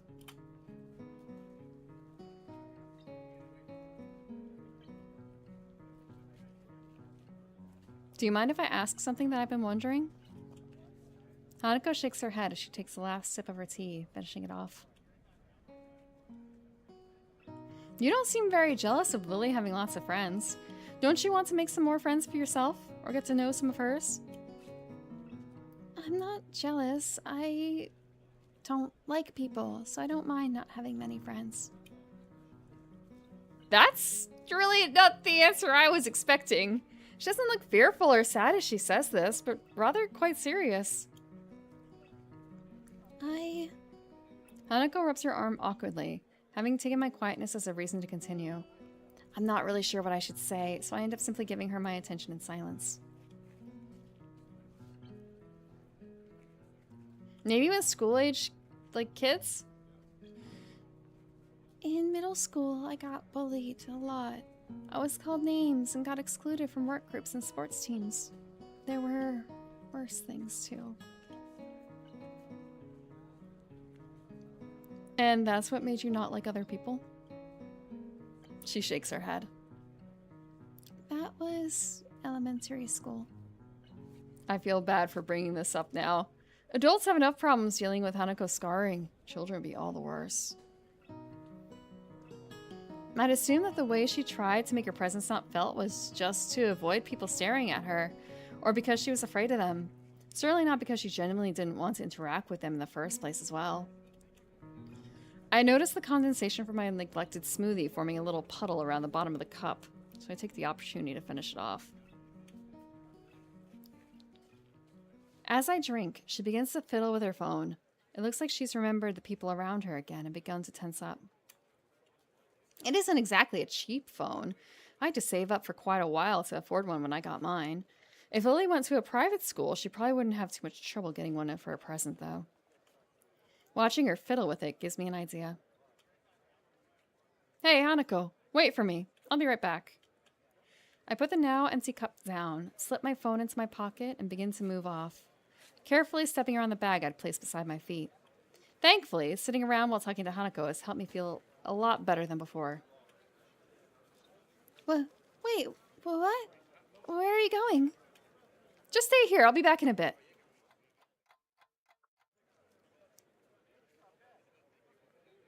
As much as I'd have liked to have jogged back, I knew full well that I couldn't. I ended up walking back to the cafe, a little blue bag in my right hands.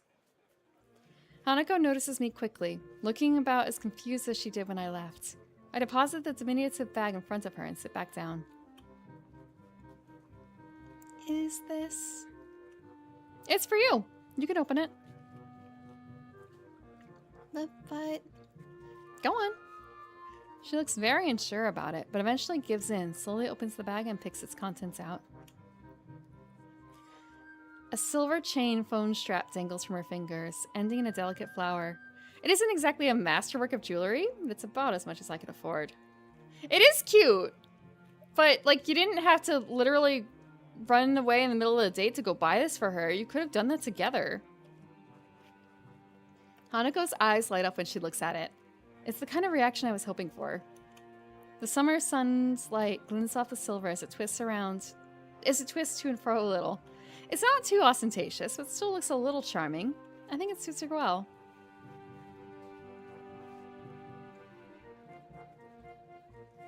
Hanako lowers the phone strap to the table and looks at me once more. But it's not Christmas or my birthday. It's fine, don't worry about it. I just thought it might be nice to have something to decorate your phone with. I don't have anything to give you. I told you it's fine. Friends can give each other things like this sometimes, right? Friends. Friends. Hanako lowers her face so much that I can't see her expression. She eventually nods before taking her phone and fiddling with the strap to attach it properly. She looks to me and smiles as she holds up her phone, now adorned with a little flower. Thank you, Hisao.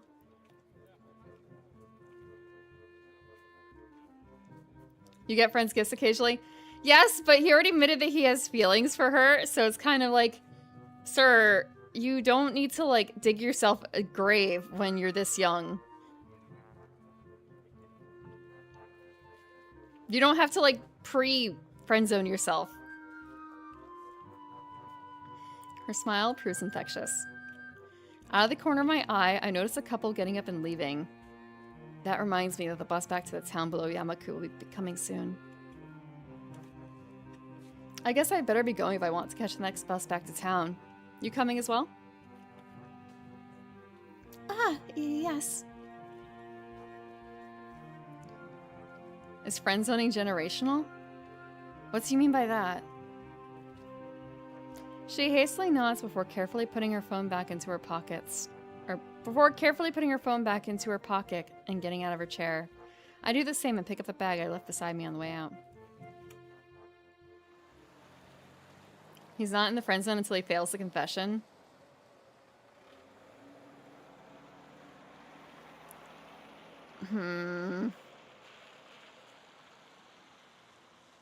Is friendship or friend zone in the teens? I don't know. I guess tone has a lot to do with it.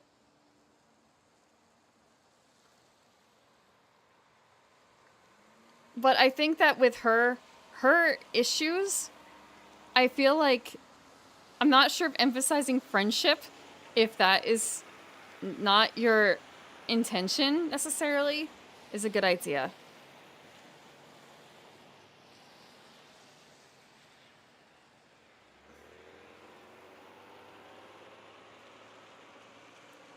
We walk side by side as we make our way to the bus station, exchanging no words between us. Hanako's gaze is firmly locked ahead of her, though she looks very happy with herself. I'm not sure what I should say to her, but I'm also not sure that I need to say anything. The fact that Hanako is happy, and happy because of me, is enough to make the load on my arm feel as light as a feather. There's also the fact that we have gotten hints from other people that she likes us a lot, but we probably don't actually haven't put those things together because we're Hisao.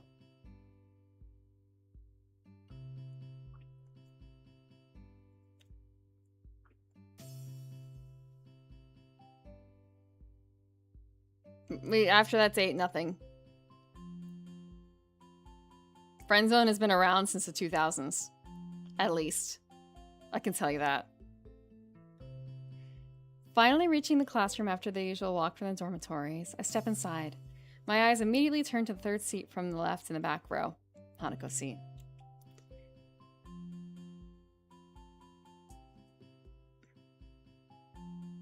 Always upward mobility. Oh, that doesn't always exist. Friendship, friend zone does not. No. No.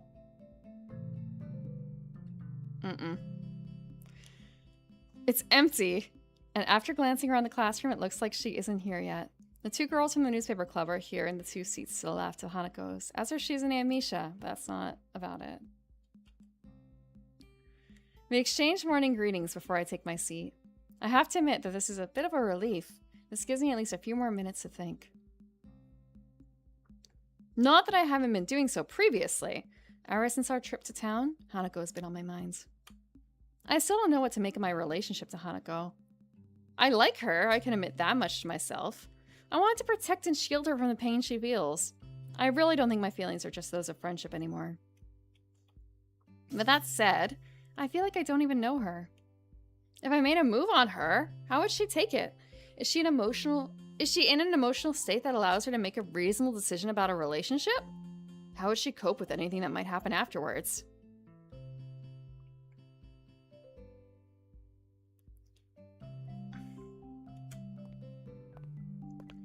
There's also the possibility that I'm just completely misinterpreting Hanako.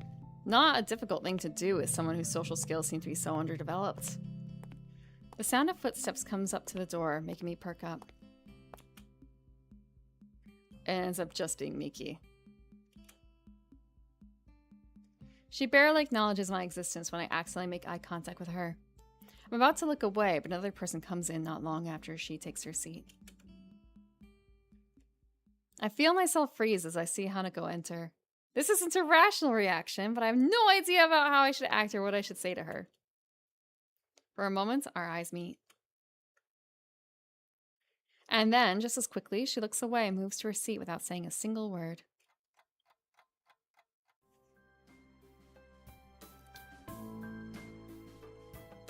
As is now usual for the period following classes, my face is buried deep in a book that I find thoroughly uninteresting. Studying is not something that comes naturally to me.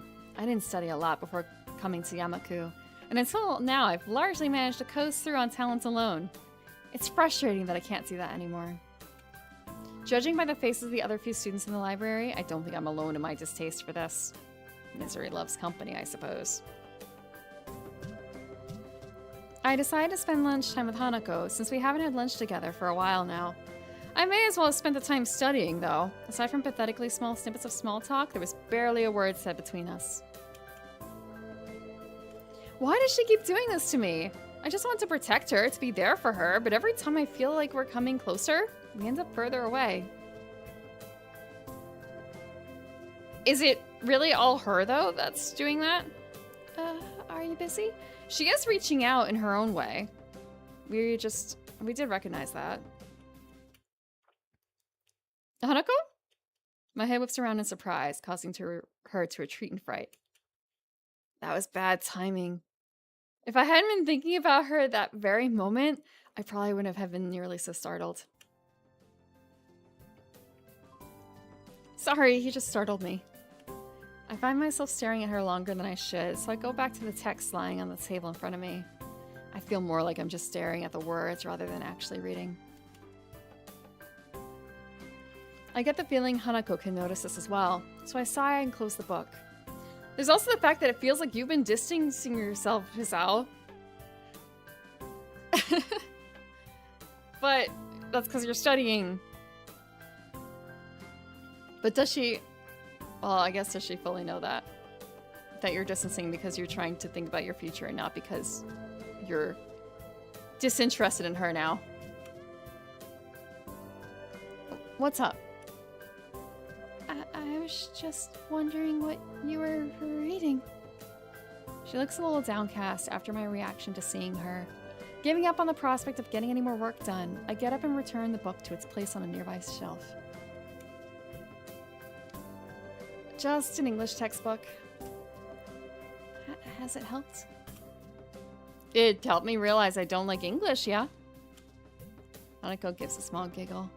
I may muse on the strange state of our friendship, but I do know that such little gestures are things I wouldn't see were I not at least some distance closer to her than when we first met. I look at her for a moment, thinking about what I do and don't know about her. It's a slightly depressing topic. Is something wrong? If I want to know more about her, maybe I should stop being so evasive about it. Talking with Lily as an equal rather than being constantly in fear of causing her to become upset worked fine, so I should just try a straightforward approach with Hanako as well. Hey, Hanako, do you mind if I ask you a question? You just did, Hisao. That's all you get. You used it. You used your one. Happy Easter, Epsilon. I don't mind. I want to know what your life was like. Your life before coming to Yamaku. She hesitates. I briefly consider backing off, but she seems to be taking the question quite seriously. I sit and watch her, silently letting her take her time. She's not making eye contact with me, and it looks almost as if she's arguing with herself into letting herself open up to me more. Her answer finally comes in a stiff, almost reluctant nod. She looks far more tense than she did before I had asked. I did not find any eggs, but I did boil some. I kind of forgot when I was making hard-boiled eggs that today was Easter. I did not color them. I guess you have to do that when they're cold, huh? Tea eggs? But I make egg salad out of my eggs, so it's kind of a tea egg salad? I don't know about that.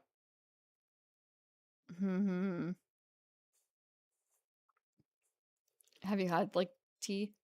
What do you use tea eggs for? Do you just eat them?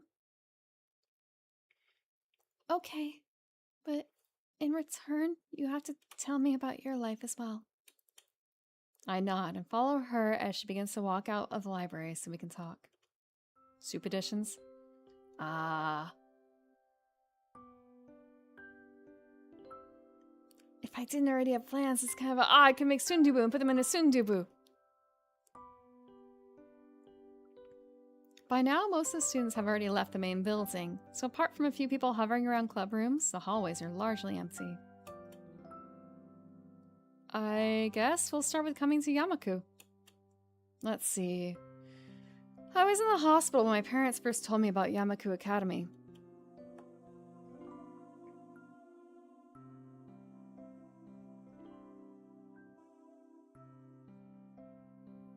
The doctors told me I shouldn't go to my old school anymore. My parents agreed and persuaded me to apply for Yamaku, even though it would mean living away from them for the first time. It must have been hard for you. Well, yeah, I have to admit it was. My parents both work long hours and full-time, so having to live reasonably independently wasn't anything new to me. It was the fact that I was going to a school for disabled students that hit hardest, I think. And you?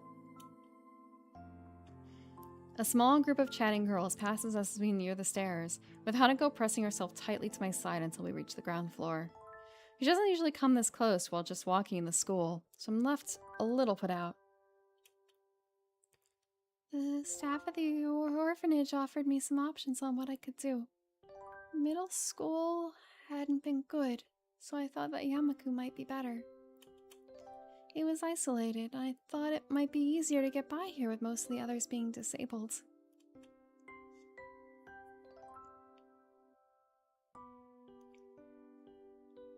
SW, so that's so I can get more budget to make the rest of the eggs?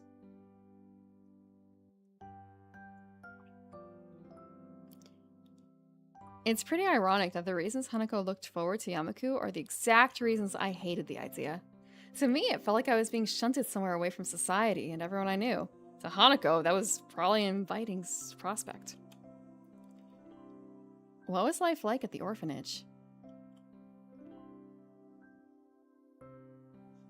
It was okay. The staff there were nice and they took care of us. The children there didn't talk to me much, but I didn't really want to talk with them either, so I didn't mind. We're heading to her dorm room, right? The orphanage had a little library, so I started to read to pass the time. The staff didn't mind it because it made me easier to handle than many of the other children. It may become expensive, you mean?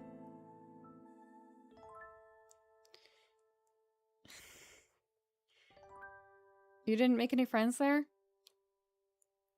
No, I think my life was on hold during that time. I knew that, but I didn't mind. To think her life was on hold for all that time, though. Depending on when the fire happened, that was a huge chunk of her life. No parents, no friends, apparently no relatives. We walked through the door into the courtyard. I expect to need to avert my eyes from the sun, but by now it's well into sunset. Hanako's eyes keep flicking to me, so I look away from her for a bit. What was it like in the hospital? I quickly clear my thoughts and try to refocus them. Experts? I don't see Jamesy in here. No experts here. Nor do I see any eggs. I hesitate for a bit, but I know I have to tell her. We're close enough to her to feel comfortable telling me this, so it's only fair that I reciprocate. It was okay at times, but at others it was pretty bad. At the beginning, everyone sent their sympathies and came to visit often. It was just like breaking an arm or something. Meeting all my friends was one of the good times. Iwanako came in often as well. More often than anyone else. But there were bad times too. When my friends slowly stopped visiting, I began to realize how grave my situation was. It reminded me that this wasn't just a broken limb, but that I was now a different person than before. Even the times Iwanako would spend with me became torturous. By the end, we were reduced to silence, whereas before, she'd be talking constantly. But that's how Iwanako always was. She may have been a fragile person, but she would just talk constantly to try and hide that fact. Not about anything particular, just talk. I think the 3 lowest points would have been when my parents told me I wouldn't be going to my old school anymore, my birthday passing while in the hospital, and when Iwanako left for the last time.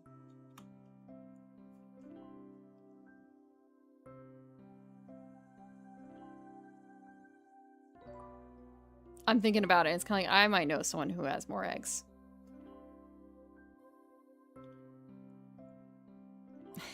Egg channel. We leave the school buildings behind us as we begin to follow the main path through the gardens. There may have been the odd bystander in the school buildings, but outside we're practically alone. There's also the nice Eggy. What was your middle school like? I liked it. I grew up in a really metropolitan area, and the middle school was nearby, so it was pretty crowded. I didn't mind it, probably because I'm used to being in crowds and around lots of other people.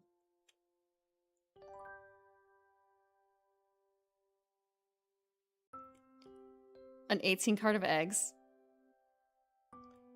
Buy a 12-pack. So you're making a lot of... Ooh, what can you make with that? You can make a really big sweet egg tamagoyaki thingy. That'll use up like 6 eggs easy. You can make 8 eggs even, probably. Maybe 10? 12 might be too much. Unless you were really planning on baking with all of it. It's like, wait, you can make frittata or quiche. But then it's like, wait, no, the oven. You need the oven for that, don't you? Oops.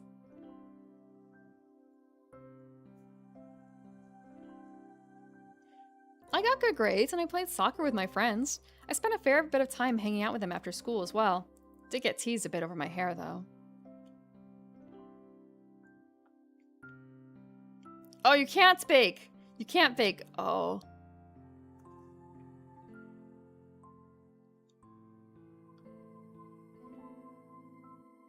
Your hair? I grimace a little as I put my hands over my hair to cover it. I'd keep getting tufts and strands that refused to flatten or stay where I wanted them, and my mother wouldn't let me just get my hair shaved. It had a habit of popping out, no matter how much I tried to brush it down. It still does, a little. I was worried I'd get that reply. Sorry, I didn't mean to. I give a mild laugh and wave it off. She can. This is good. This is good. This is progress. It's fine. I know it still does. It feels strange that someone acts so interested in my past. If it were anyone else, I think they were just acting polite. But that's something I really don't think Hanako would do. Or if she did, she'd do it so badly that it would be obvious.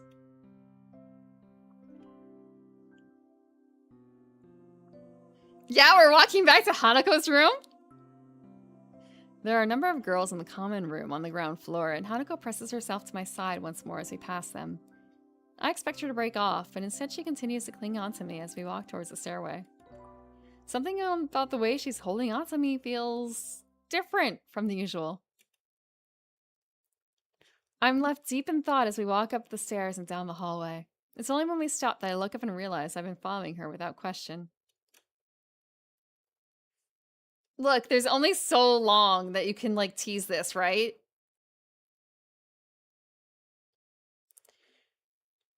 Why did we come to your dormitory room? Hisao, don't question it. She looks straight at the door without so much as a glance in my direction. Hanako? She moves to answer but stops herself. Instead, she silently breaks from my side, opens her door, and steps inside.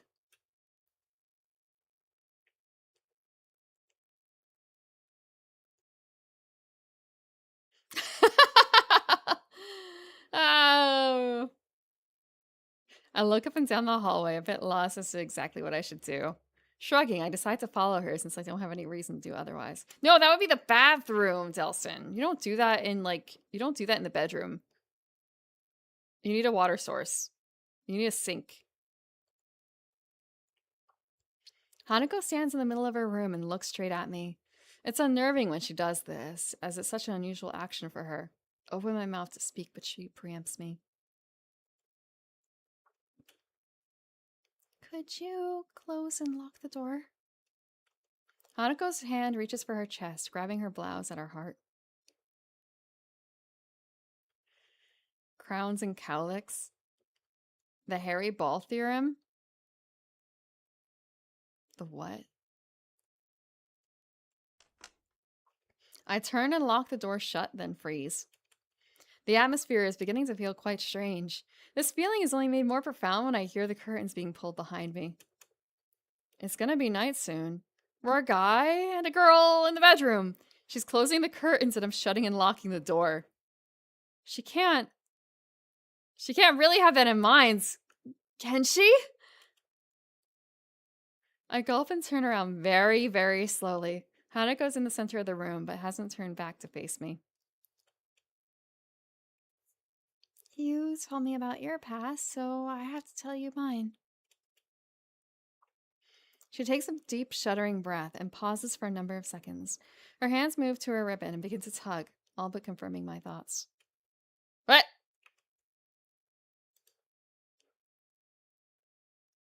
Hanako? But please don't say anything. We're gonna save here just in case. Actually, what is the name of this? Whispered Touch. 20 freaking hours. 21 hours.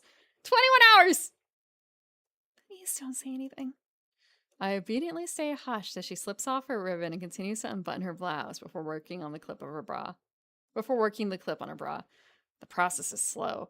Perhaps it just feels slow because of what she's doing. I'm not sure. Frozen to the spot, all I can do is watch as Hanako, hands trembling, unclips her skirt and lets it drop to the ground.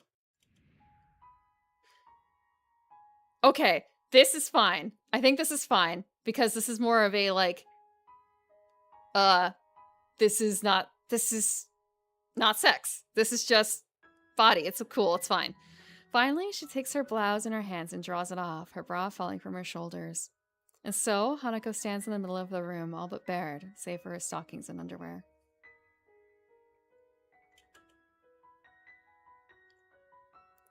This is me.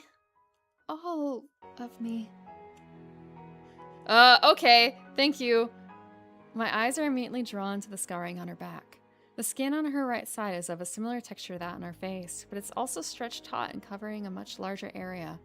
The scarring is by far the worst on the shoulder, buttock, and thigh.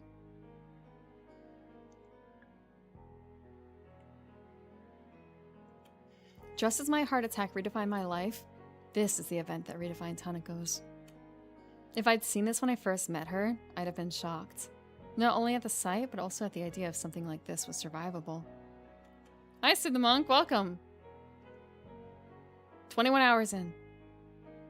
But after having had time to get used to the idea, and after seeing the scars on her face, hands, and collar, my reaction is more measured.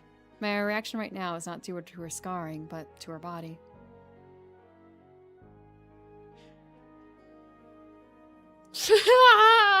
So, I guess that's great.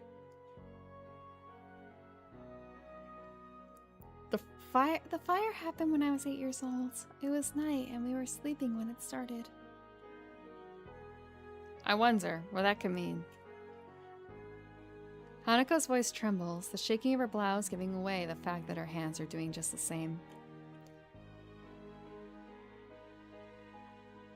I curled up into a ball when the fire swept over me. My mother tried to shield me.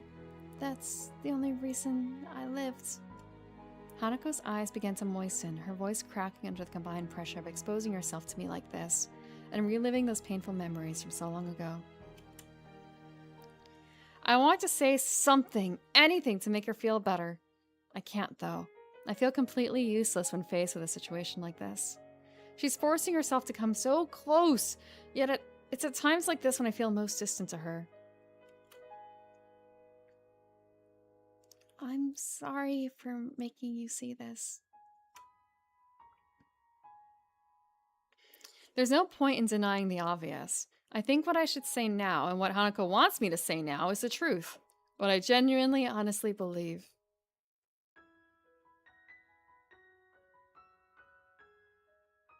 Hanako, I don't care about the scarring. I still want to have sex with you. It doesn't matter. You're a wonderful person, Hanako. Your body doesn't change that. Sorry! He was saying, like, I don't... Like, the scarring isn't what's getting to me. It's her body.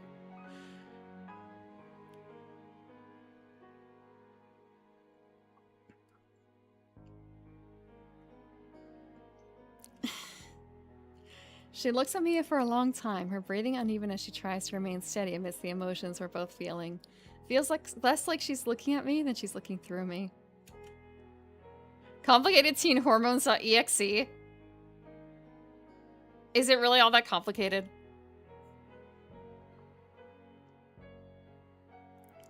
I slowly walk towards her and gently place my hands on her shoulders as she lets go of her blouse. She gasps a little, not in fright, but in simple startlement.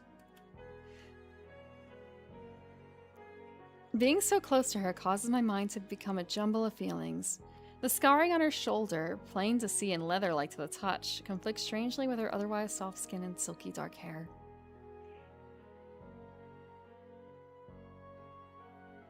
Please, please, it doesn't matter. Never mind. It doesn't matter. Hanako is a girl with all that entails. She's taller than usual for a woman, but still has curves in all the right places. The nape of her neck, just visible thanks to her hair slung over her shoulder, is alluring.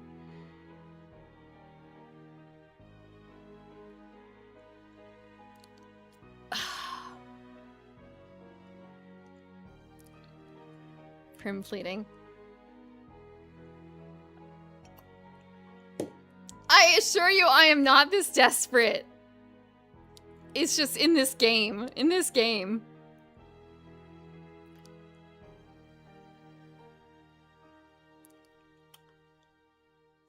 I know that I'm not pretty like Lily. I just wanted you to see me. The real me. She's not that tall.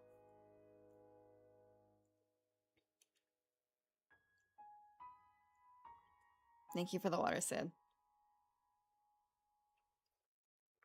Also, thank you for the stretch like 2 minutes ago, Arc.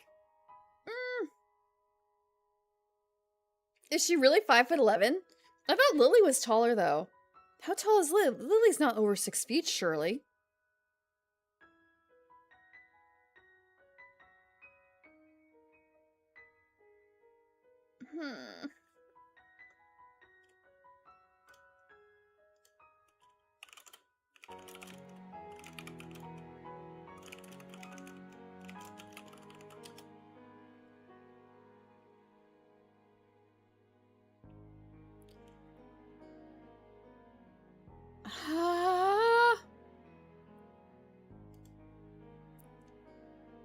Hanako is 164 centimeters. She's 5'5". She's nearly. It's kind of 5'5". She's about as tall as me. Listen. She's kind of tall for what? 5'5".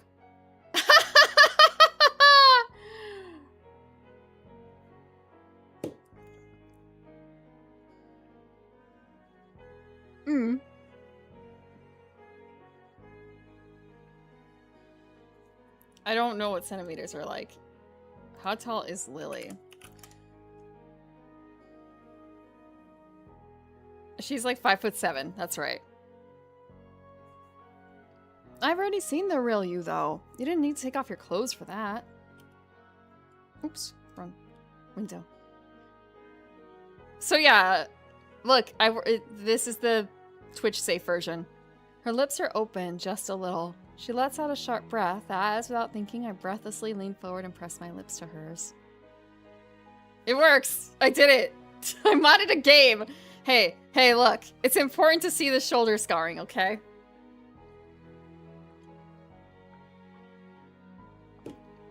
The Christian manga edition. She was the one it worked best with, honestly. The kiss only lasts for a fleeting moment before our faces part, our breathing quick and nervous. The feeling of Hanako's mouth lingers, and her eyes remain locked on mine.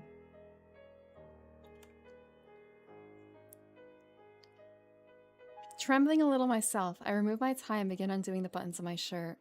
Hanako remains standing where she is, looking at the ground in front of her rather than watching me undress. On the one hand, I'm thankful for that. I've always been somewhat self-conscious of my body, but my scarring has made that quite a lot worse. On the other, though, this atmosphere feels very strange. It does. I think. I don't remember. Yes, it has to. But, I didn't want to just slap bars on it. It felt like that would be less tasteful than doing this. If I just slapped, like, 2 bars.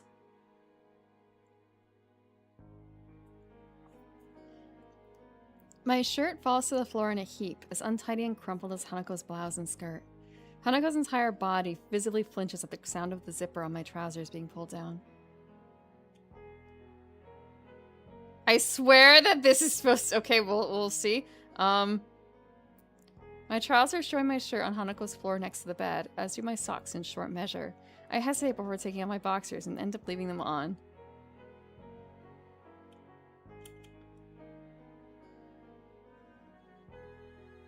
They represent one last hurdle I don't think I can overcome quite yet.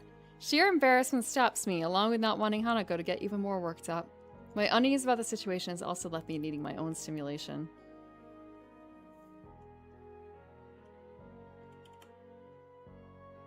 Hanako. She has a kind of like a little bit of a smile. She gives a nod without so much as a glancing at me and makes her way to the bed as I do.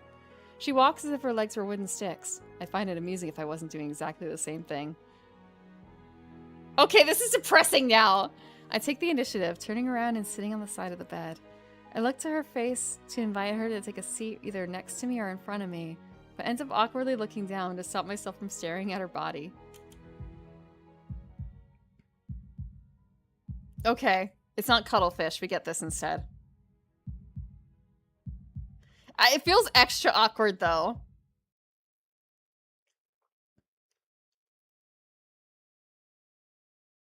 And then, after a couple of seconds, it ends. The sound of Hanako's breathing and my own rings in my ears, almost painfully loudly. Hanako holds an arm over her face, her mouth open and gulping in air. As I hold myself over her, suddenly my arms almost give way and my vision distorts, as if someone's grabbed it and pulled it sideways. I let myself fall sideways onto the bed beside the panting Hanako for fear of falling onto her instead.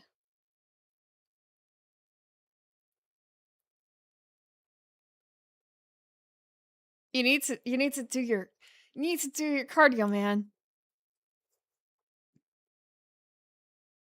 We both lie beside each other, naked and pressed against one another in order to fit on a bed made for a single person.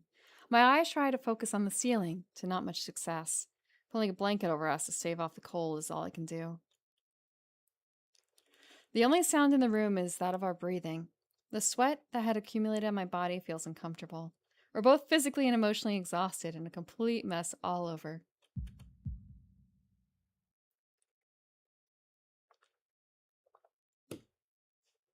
My vision slowly begins to return to normal as I continue to stare at the ceiling, but my limbs still feel like jelly. I try to concentrate on my chest and find its beat irregular and mildly painful. This is a dangerous time. I have to think this through and not panic lest I make my situation any worse.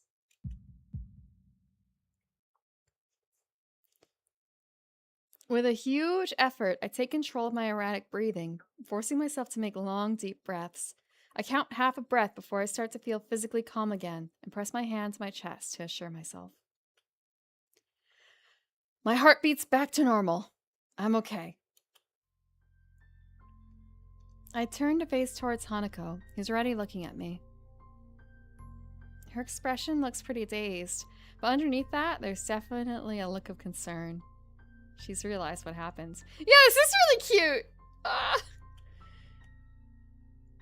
I'm okay. Everything's back to normal. I find myself barely able to get the words out between breaths. I don't think sex would tire a normal body out this much, so I have no doubt my condition's at least partially at fault. Why did my body have to do this right now? Hisao, because you're not treating it right. All thoughts of my heart, though, are pushed aside as I see the wide smile forming on Hanako's face. As always, I smile back without another thought. Hanako's smile has always been infectious in its most childlike sweetness and earnesty, something that sets her apart from anyone else I know. Right now, we don't need words. Everything we want to communicate to each other, we can share just fine without them.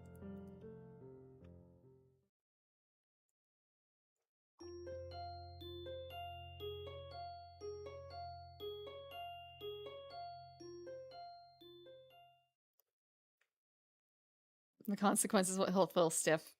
They'll skip the next day of school.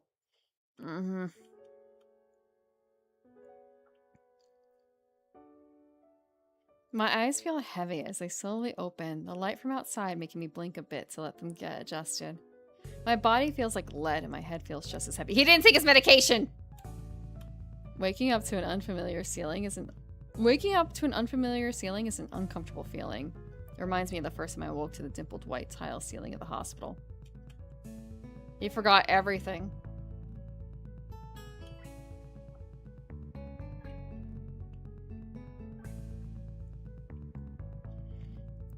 It's only after spending a few seconds staring up at it that I realize where I am.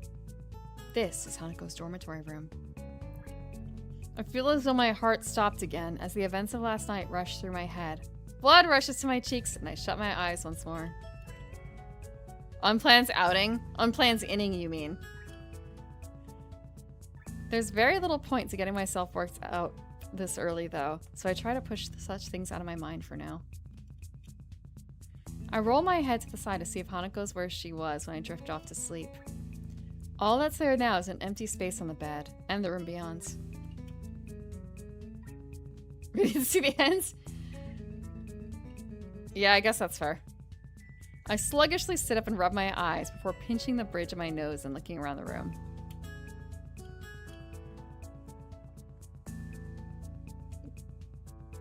I don't know how far they went. That comes after stream. The only person here is me. I'm still bereft of my clothes, and after a quick scan of the floor for them, I notice that they're neatly folded in a corner of the room. Try as I might, I can't see Hanako's anywhere. The foil packet for the condom's been removed too, presumably put into the bin. They did use protection! Who had it? Who brought it? Who thought of it?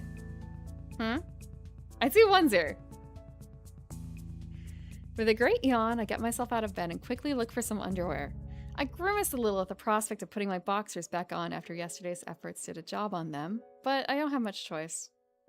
Lily? Oh, Lily didn't give it to Hisao. Giving it to Hanako just in case?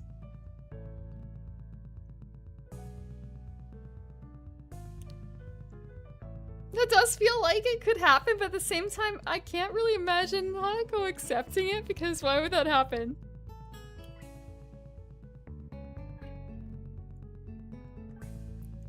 Taking advantage of the fact that I have some time without anyone around, I get myself dressed for the coming school day in short order. And then, I'm alone. Without anything more to busy myself with, my mind becomes focused on the fact that I'm standing in another person's bedroom after we spent the night together. But there's not a single sign of her around. Maybe she bought it while she was... Oh my... Imagine if she bought it while she was out in the city before she called Hisao to the cafe. My gut proves to be more helpful than my brain at working out this riddle. With a loud growl, it reminds me that she may well just be getting breakfast.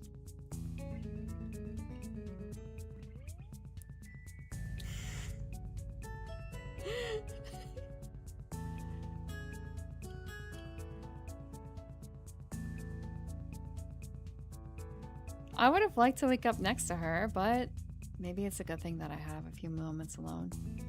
Hi, Soko. Hanako's room, as always, is quite bleak in appearance. There are precious few decorations and practically no personal artifacts that aren't hidden away in cupboards and drawers. We don't know that. Azure.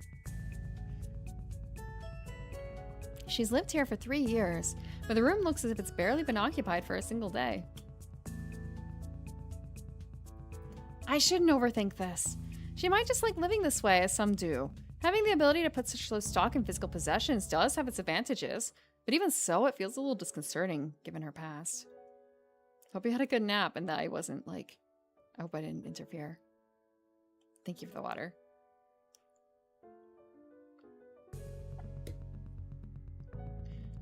She said she viewed herself as having had her life on hold while at the orphanage.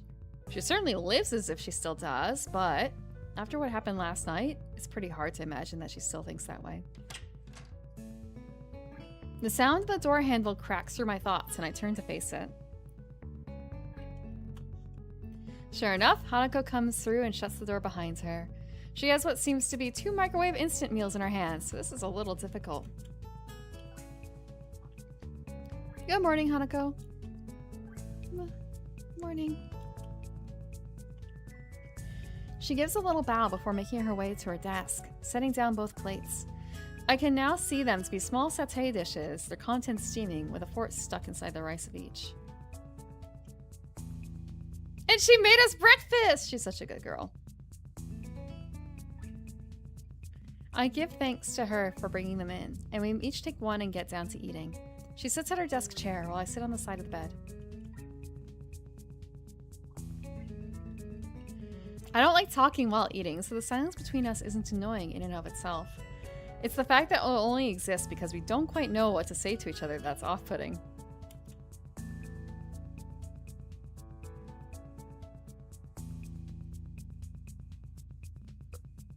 Ugh, recoil. Hanako glances towards me ever so often as she eats. I only notice her doing so because I'm doing just the same thing. So we're totally a thing, right? So we're totally a thing now, right, babe? I hate it. I hate it. I hate it.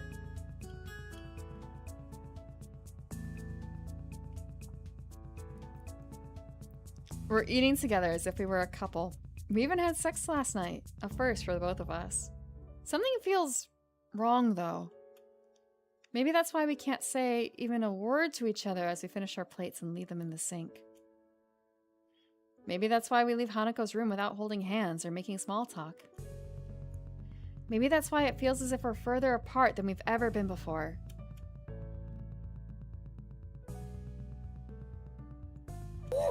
Ah! And we've skipped 2 sets of pills. How do you feel about cosplay in the bedroom, babe?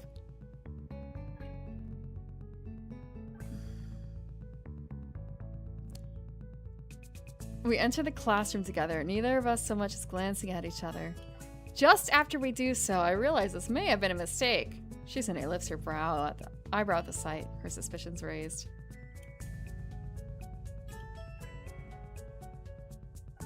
We reach the center aisle between the classroom's desks and look to each other. I'm not quite sure what I should say. Does she want me to address her as a girlfriend? I didn't think our relationship was... Oh. That's why this feels so strange. Yeah, she has no idea what to make of this, and...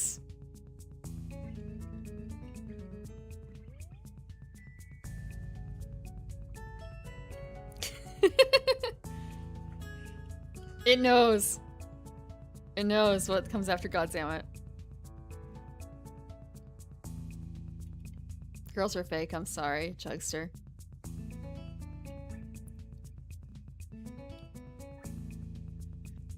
See you. Have to have a heavy talk about what the relationship is after you have sex. Of course. Okay. I awkwardly hold up a hand as we part and take our seats at our respective desks. Sorry, Azure. I'm afraid you had to find out this way. I just play an anime girl on the internet. I just play an anime girl on the internet. Not actually one. I'm still anime. Fair, fake. Fair, real. I'm still an elf. You always wear orange. I'm so sorry.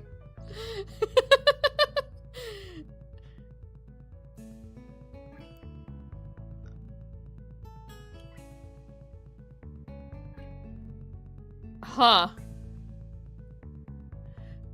I guess I'll just have to see what's going on in the missing scene.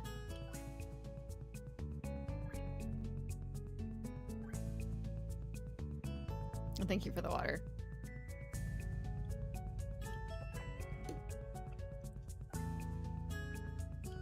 I can't even look back to her out of embarrassment.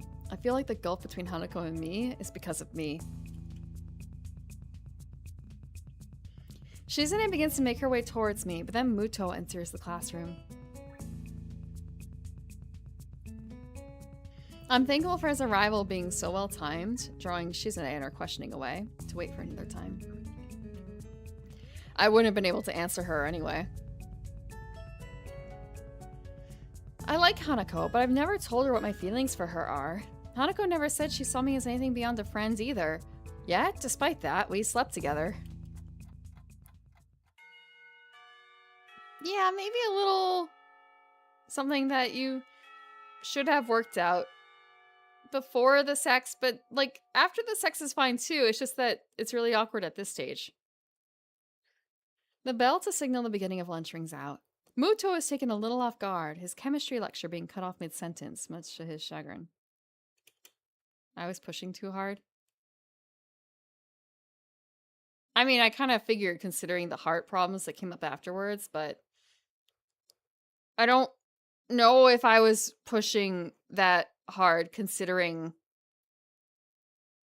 I don't know what happened in that scene, so I can't say.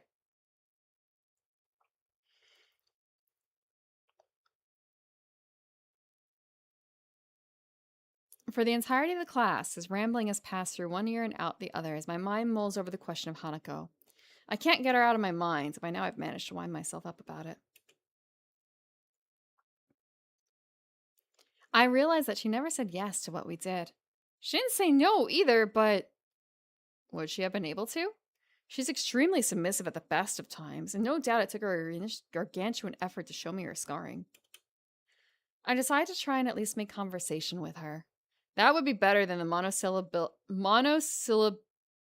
monosyllabic communication that's been the most we've managed between each other so far today.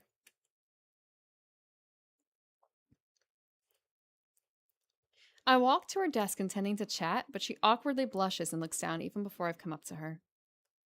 Monosyllabic.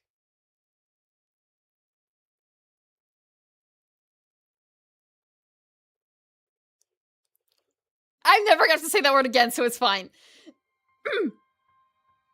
I take a breath to speak, but find myself lost for words. What in the world should I say to her? Hearing approaching footsteps, I turn to see Shizune and Misha already making their way towards us, no doubt with the intent to start asking troublesome things.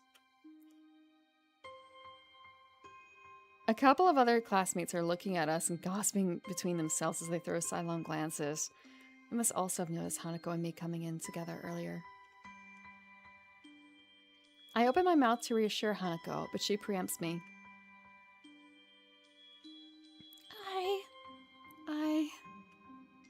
I've got to go do something. She gets out of her chair and dashes for the door. A couple of the books and pens that were on her desk are falling to the floor in a rush. Pens. It's pens. Of course it'd be pens. Not many people seem to care about this event. A few look around to see what all the fuss is about, but go back to what they were previously doing soon after. It was pens. There were pens on her desk. I'm left despairingly looking at the door that Hanako disappeared out of. The idea of running after her passes through my mind, but I'm fairly sure that Hanako can run faster than I can. And besides, what would I say to her once I caught up anyway? Eventually, I simply crouch down and begin picking up the items that had fallen to the ground from her desk.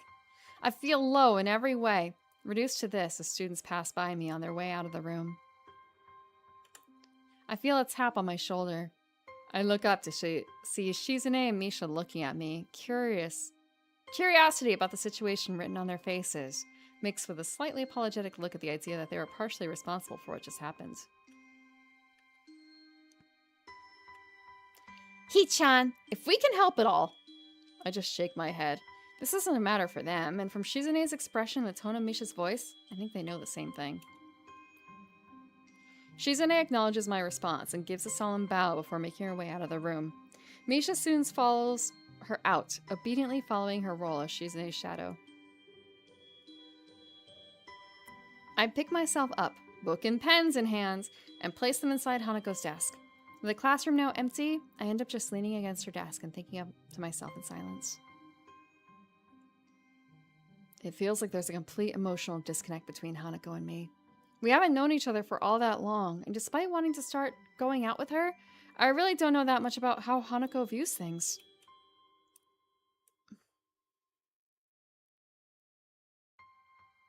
I've been studying as hard as I can for exams, but I still don't feel like I have any real sense of direction behind it. I tried to be a friend to Hanako, even if I couldn't tell her my feelings, and all we've done is drive each other apart. I couldn't even write a letter back to the one girl who ever loves me, Iwanako. Hisao, I want to shake you. What should I do? What can I do? I simply don't know the answer to either of those questions. I do know that nobody else can help me with them. Just going back to the way things were would be enough to make me happy, but I know that it can never happen. Something changed between us last night. Maybe it changed beforehand, it just came to a head then. Teenage boy, please understand. Just ask her if you want to go out at this stage. And also the one girl who ever loved me, I think Hanako loves you too now. Like, I know that there's supposedly some consent issues going on here, but like, Hanako is not the type to, does not seem like the type to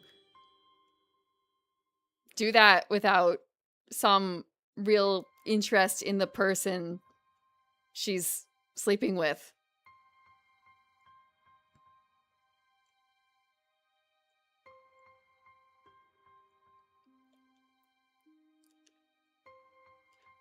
I know that there's a wall that Hanako has between me and her. I've been hitting that wall every time I've tried to interact with her on any level. I think it... Well, actually, that might depend. Does Twitch catch you?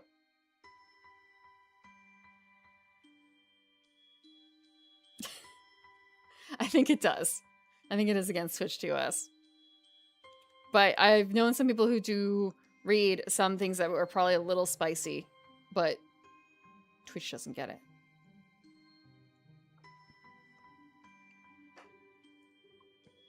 Yeah, exactly. That's what you're talking about, right? Do? It's what Starfire posted, basically.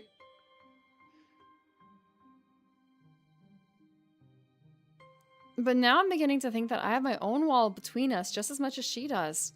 She has to practically drag my past out of me, and mine was much less traumatic than hers. Hisao Shaker. I want to say it's because I haven't had long to adjust since my heart attack, but I know full well that would just be an excuse.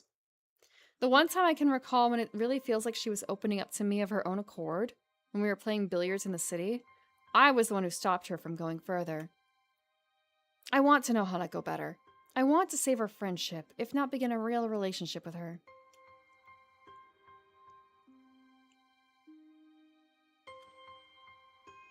My mind begins to tick as I sit against her desk, thinking to myself in the empty classroom that we've spent so much time in together. I have to talk to Hanako. I read that as Hanko at first. It's just like, who the fuck is Hanko? I paced around in the park, feelings of anxiety rolling over me. Every so often I reach into my pocket to take out my phone, but each and every time I hesitate and end up slipping it back in. If this were any normal situation, I wouldn't be cutting classes. Unfortunately, it isn't, and so I find myself in the town below the school at 2 in the afternoon. Ever since I met Hanako, I've been the one to initiate everything between us. The one that started conversations, went to her wherever she was, and suggested what we should do. Today, this once, I don't want to be the only one doing that. We are not- She was not the only one initiating conversations and stuff like that. She called us out to go to the cafe. She came to visit us in the Shanghai. She started doing things of her own accord. Hisao, you are not her savior. My hand dives into my pocket once more. This time I quickly navigate to the texting menu before I have a chance to change my mind again.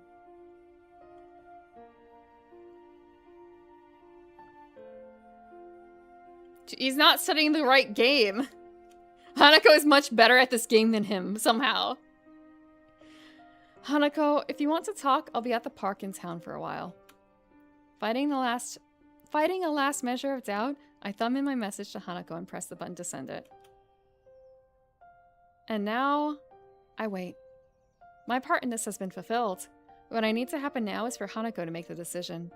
It'd be meaningless for me to drag her here. She needs to decide for herself whether she wants to meet me.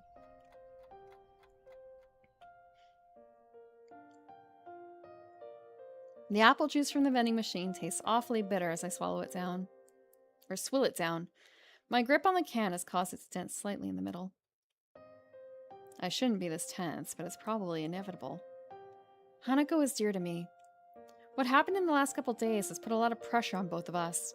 The idea of losing all the progress we've made and coming closer to one another, and losing our friendship as a whole, is deeply unsettling. But even then, I still don't really know how close we are. We may have had sex, but before that, all I knew us to be was friends. Maybe we are more than that, but if so, I never realized it. Maybe that's why I feel so uneasy right now. I don't understand Hanako, despite all the time we've spent together. The minutes are ticking by, and I still have no idea whether she'll show up. Hey, Hisao? We're gonna save.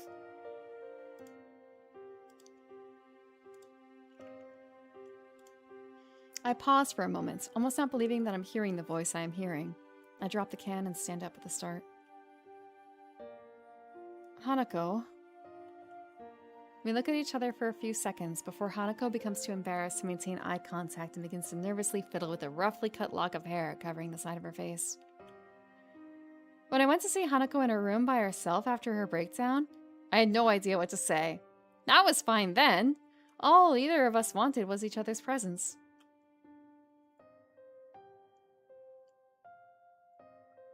Now, though, I feel like I need to talk to her directly. I want to break down this wall between us before it forces us apart for good.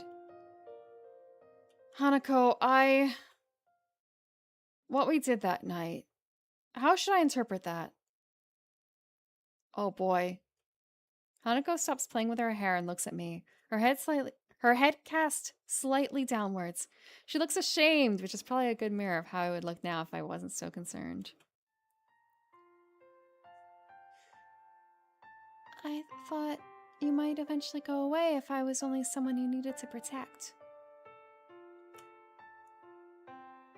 I thought that if I let you do that, you might see me as someone more than that. My first reaction is disbelief, but I did do it with her after all. I had plenty of opportunities where I could have stopped things, stepped back, and questioned what we were doing. In the end, though, I didn't. A horrible feeling rises in the pit of my stomach. She offered herself to me because of what she thought I wanted, and now it feels like I took advantage of her. She may have been willing, but only under false premises.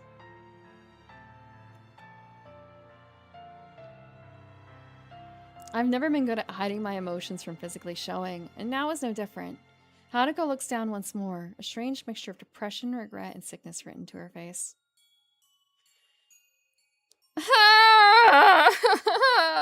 Fuck. I fucked up. I fucked up. She didn't want it. Thick silence hangs in the air, save for the breeze blowing through the trees around us. I knew you couldn't look at me that way. Hanako's words are said in little more than a whisper, seemingly directed just as much at herself as to me. In what way? What do you mean? All I ever was to you was a useless person. Just someone to protect. Someone like a child. I wanted to become more to you than that, but after so long, I got used to it. The tone of her voice is unlike any I've heard her use before. She sounds disgusted. Not at me, but at herself. After I came out of my room, I saw that you had started drifting away. I felt like I was going to lose you because you wanted someone you could have that kind of relationship with. You were more quiet in school than before, and you were getting on so well with Yuko, I thought that I might lose you. She thought I was bored of her because I wanted a romantic relationship? But we're friends, right? I wouldn't just abandon you like that, even if what you were saying was true. It's here now, am I happy? I admit, I don't... I have to live with the consequences. I have to live with the consequences. Emotional damage! Yeah.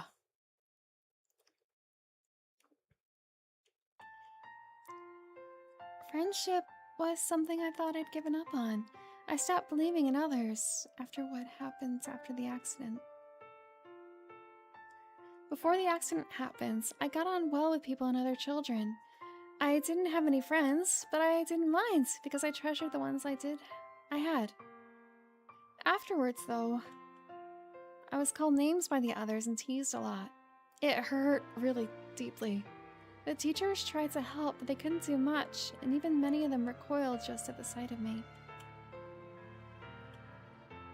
Among those calling me names and teasing me were the ones that I thought were my closest friends. From then on, I believed that it didn't matter if nobody else acknowledged me. All my existence ever did was make people troubled after all.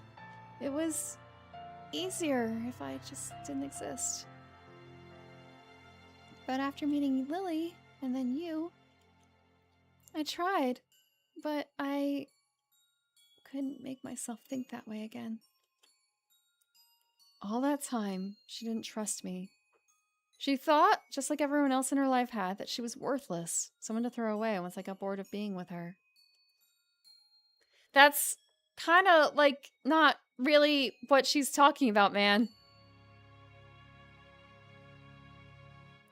Not exactly. That hurts. That's the one kind of person I never ever wanted to be seen as, because I know better than most just how horrible it feels to be thrown away by those who I thought liked me. She's cracking from the memories she's bringing up. I feel useless, completely unable to console her.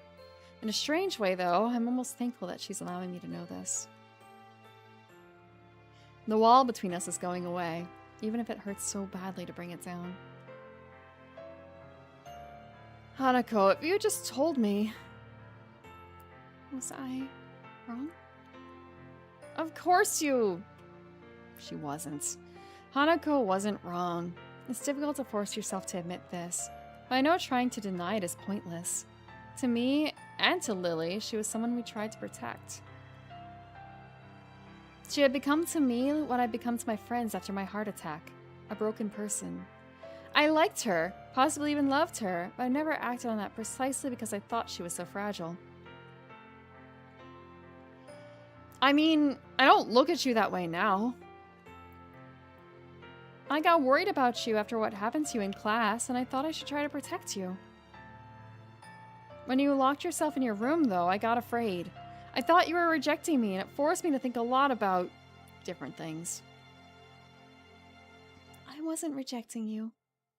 She blurts it out with an almost scared tone to her voice, taking me off guard. She quickly becomes embarrassed by her outburst before clenching her fists and working through what she wanted to say in her mind. I would never do that, not to you. Even though I was scared, even though I tried to push you away, you still tried to get closer to me. I locked myself away because I was just a burden to you, to Lily, to everyone. Every birthday was the same. Everyone doing their best to pretend that I mattered. Everyone pretending everything was all right for that one day of the year. I didn't want to exist, but they wouldn't let me. Even after meeting Lily, everything was the same. I was as useless as I'd always been, unable to do anything for her or for myself. Are you ready for your yearly breakdown, honey? I didn't want to be the same way to you.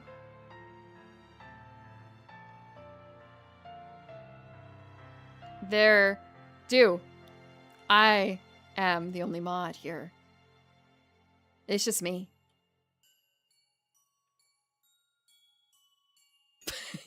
It's just me. Lily and I were completely wrong. From what she said, everything we did for her, it would have only made her feel worse. Even what little I thought I had right about her was a complete misjudgment. Deacon, it's not just today. There's just no other mods here. Check the list. If you see something in the mod list, it's a robot. Or it's me.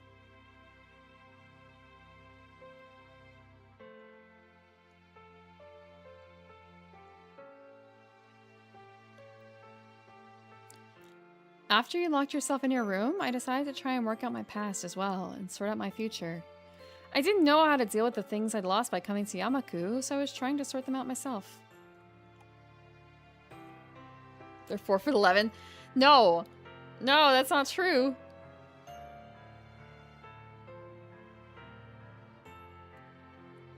I thought it would help us become better friends if I did that. Silence hangs in the air again. I try to keep looking at her, but I can't. I feel really low, and though I want to apologize, I don't know how I possibly could.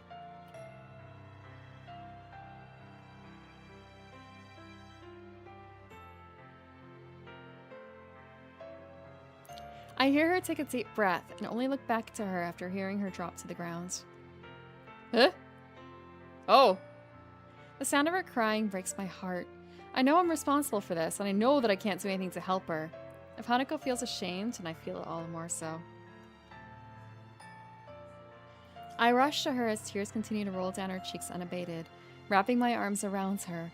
I don't care about how I must look anymore. I just want to be close to her right now.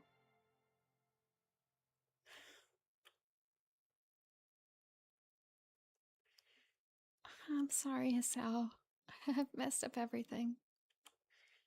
It's fine. Everything's fine. I'm the one that should be sorry. I was meddling around behind your back, and I never told you anything.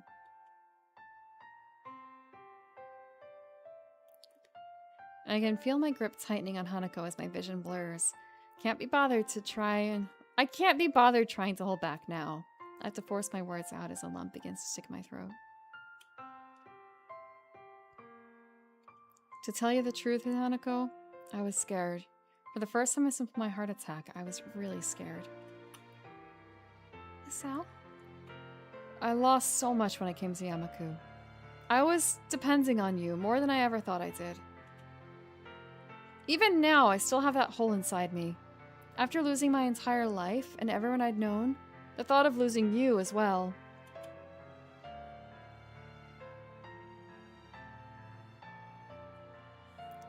But I'm just a useless... You're my friends, Hanako. No, you're more than that. I love you, Hanako. I love you so much that the thought of losing you frightened me so much. This is bad. I'm really letting all this out. I can't bring myself to look at her face right now. I'm sorry, Hisao. I can't help feeling a bit happy. For so long, that's all I've wanted to hear. The last of the floodgates breaks, the sound of her crying permeating the air as her body jerks against mine. We hold each other tightly, connected more closely than ever in our shared grief and our shared happiness. I don't know how things are going to be like after this. Right now, though, I don't care. There's no other person in the world that either of us could possibly share these memories and emotions with. Nobody. After dropping the dirty can into a bin next to the bench, I take a seat beside Hanako. She puts away the handkerchief I gave her to clean herself up, which hasn't helped much. Yeah, it is the 4chan visual novel! We're in the 4th act. We're just so close to the end, and I don't know which ending I'm getting, but I think it's a good one. Then again, I doubt I look much more presentable. Even now, I feel emptied and a bit embarrassed after letting my emotions out in public like that. It's not a bad sensation, though. I think Hanako feels the same way, too. Yeah, go ahead, post a link.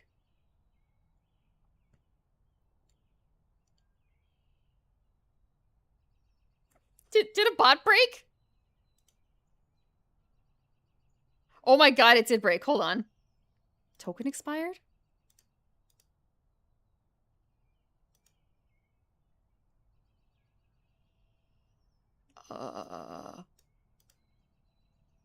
Yeah, I know this. Yes, you're allowed to do all this. What do you mean? Okay, it takes a second for it to be like, yeah, authorized.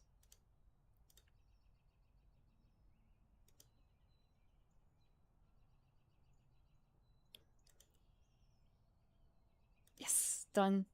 Okay.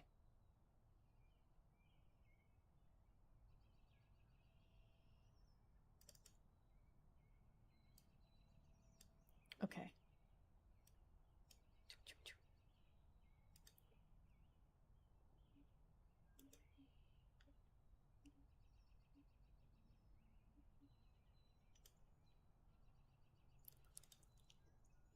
I am not fully reading it right now because I'm saving that for stream.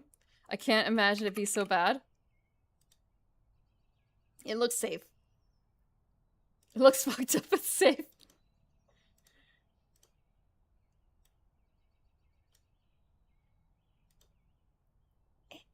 It's too late for me, Anon. My mother is honked. My father is honked. Hisao honked me. He only wanted me for my hunkers. Lily honked back to Scotland, and now I'm all alone. So I might as well become a clown, you see? Doesn't that make sense? That way, I'll be perfectly honko forever. Honk honk! Oh, honko!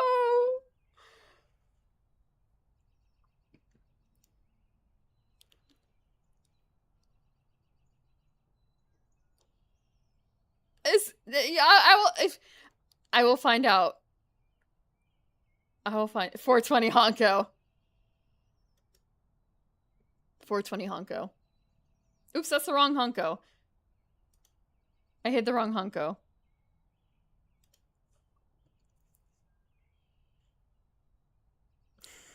Thank you for sharing.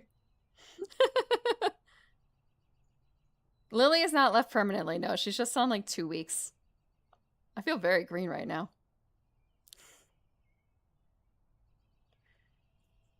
Have you calmed down a bit? Lily's just gone for like a week or two. It's fine. Yes, thank you. For a while, we just sit and take our time before talking again to one another. We both need a little time to collect ourselves. The weather is nice this time of year. Yeah, it is. I closed my eyes for a moment, relishing the feeling of the sun's heat and the cool breeze against my face. The weather really is nice today. Really, really nice. You know, I don't really want to go back to classes right now. Do you? She shakes her head as she finishes wiping her eyes with her cuff. A small smile she gives is nice, and it's a reminder of how earnest it can be. Smiling for other people might be a completely normal, everyday thing. For Hanako, though, she smiles so rarely and so sincerely that each and every time she does it, I feel a sense of relief and happiness. I'm sorry for everything. It's okay. I think we both have a bit to be sorry for. I know that. I'm too shy. I know you don't want me to be. I don't think I can. You can change, Hanako. I know that because even in the time I've known you, you've already changed. To be honest, just being able to sit here and talk to you like this means you've changed a lot since we first met. But I can't be like that for anyone else. I don't have any plans for after school ends either.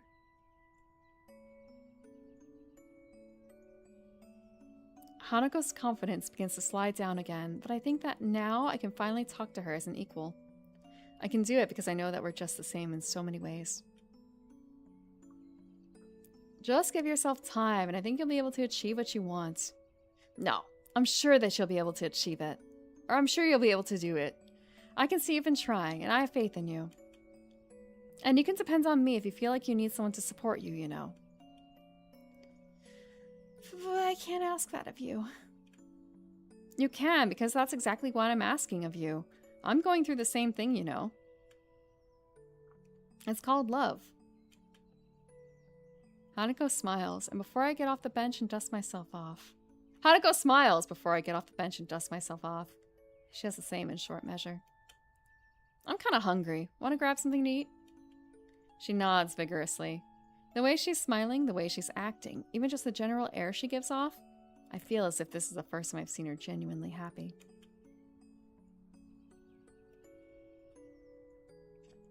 Their story continues in the manga.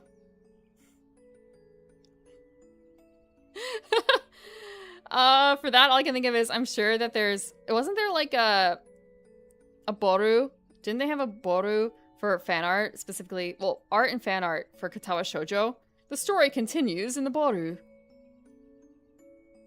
We both make our way onto the street, walking beside each other. Isao? Yeah? I think I don't really understand you. I don't think I understand you either. I believe that's fine, though. There's not a single hint of despair in our voices. Not understanding each other is only natural. The walls we set up between ourselves couldn't possibly be broken down in a single day. But that's fine. As long as we take it day by day and try to understand one another, I think everything will be okay. As we walk down the street, though, Hanako's eyes flick to my face and back to the street repeatedly. Write your own visual novel, damn it. We spent a long time on this one. I skipped. Oh, I skipped. Is something on your mind? You look restless. She slows before stopping completely. I want to see. Okay, it's adulthood is the step, the scene.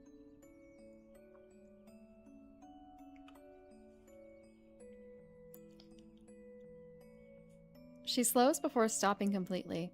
When I turn to meet her, she takes a long, deep breath, looking at my face intently.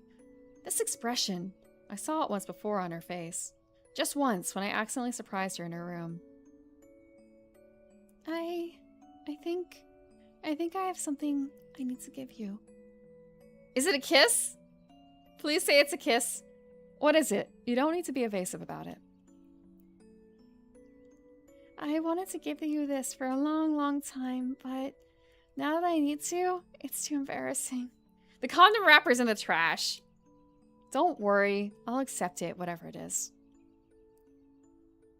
She gives a sweet, bashful smile before taking my shoulder in her hands. Then, please accept my first gift to you, Hisao. Hanako?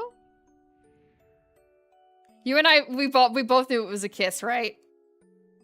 It wasn't just me being like, yeah, kiss, kiss, kiss, kiss, kiss. It's the end of the plot, right? It's gotta be. We got a good ending, I think.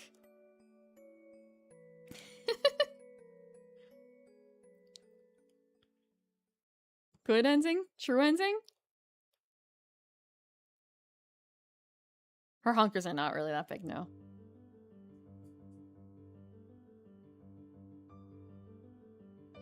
What do you mean it signifies a bun in the oven? There was, well, I mean, the condom isn't 100%, but more like what? Because it was looking through a bakery window or something?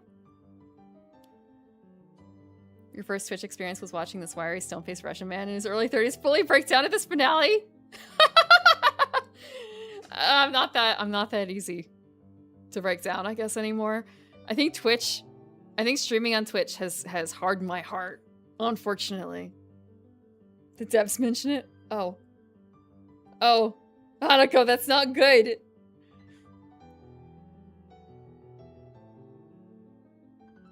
Not as immersed, yeah. Not as immersed.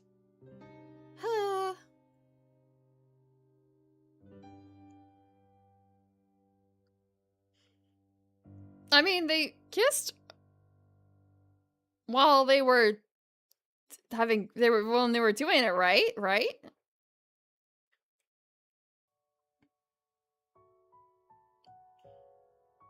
Okay. Is it the library?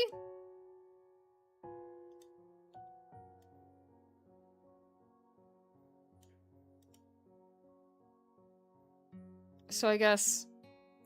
Oh, no, I'm not doing the bat. It's already 10. It's like another 5-minute break and we'll try and crash through... I honestly didn't expect to get the good ending the first time around. How get bad ending, basically, I guess, is really the question. Look, I have really bad luck with the girls here. What do you mean don't? Don't get the bad ending? Don't ruin it?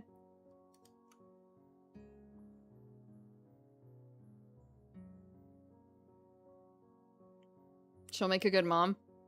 I don't know about that. I think she has a lot to work on herself before that happens. And I don't think teenage pregnancy is going to be doing her any favors.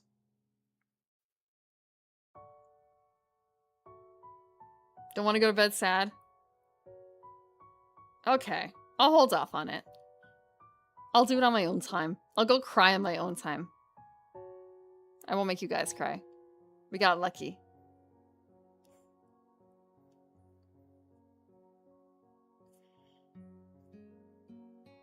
Okay.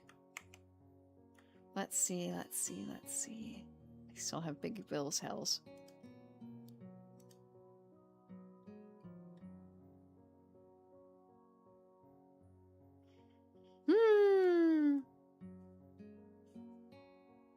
I mean, no one's dead, right?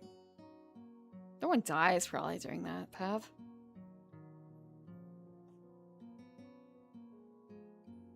Okay.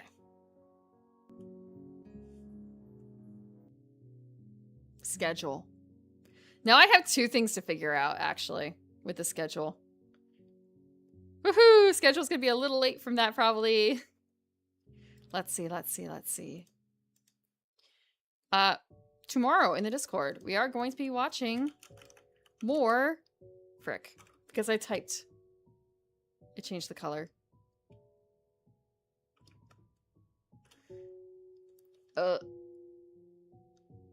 We're gonna be watching Escaflowne.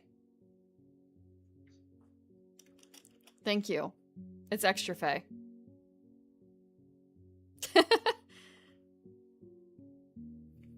Extra Faye shirt. Changes colors.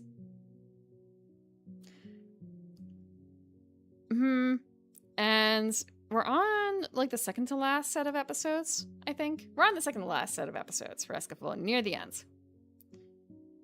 Wednesday we're continuing .hack. And man, if I finish .hack, just finishing two series, 2 games in the same week. Wow, crazy. I still need to do the thing. I still need to do the catch up.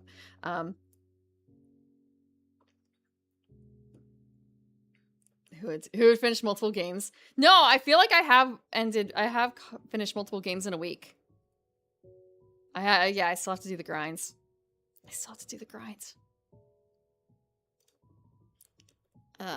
So Wednesday, .hack infection. Friday, question mark. Sunday, question mark. Sunday, question mark. Because I'll just do the rest of Hanako on my own time. Dilla and Okami? Maybe. I don't know if I'm going to do immediately the next .hack game. I might do... I really have to look at what my choices are.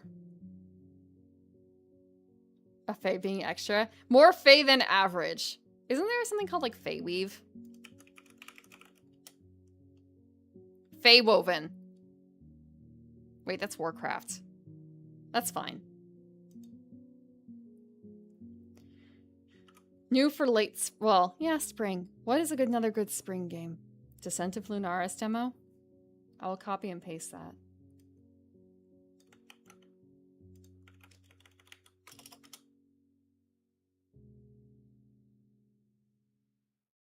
Wow. That is something. .hack fragment? .hack fragment. Oh, is that?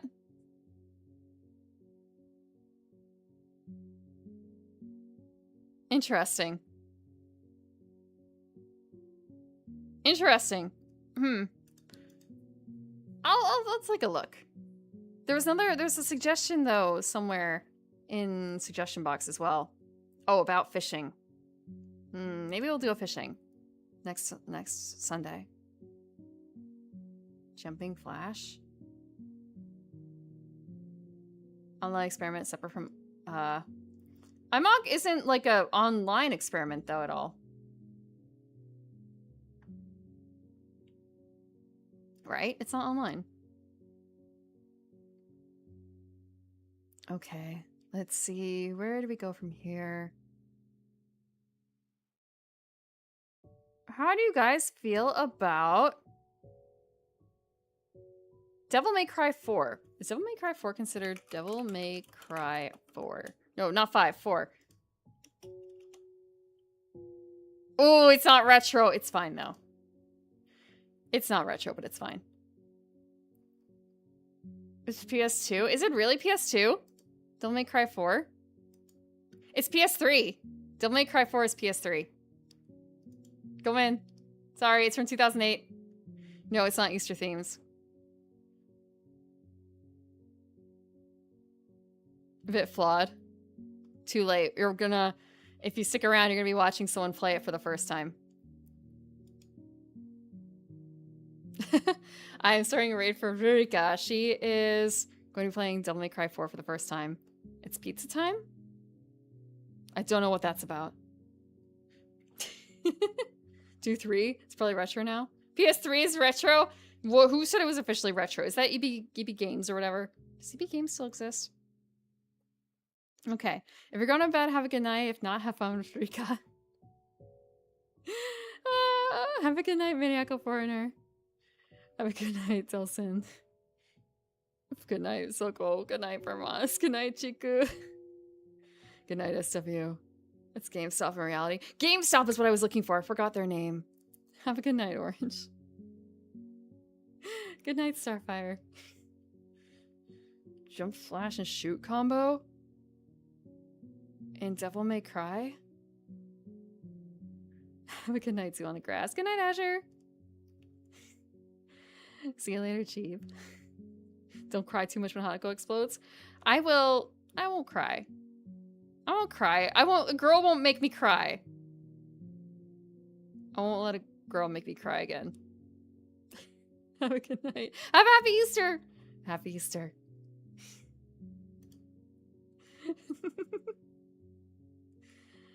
Good night, everyone.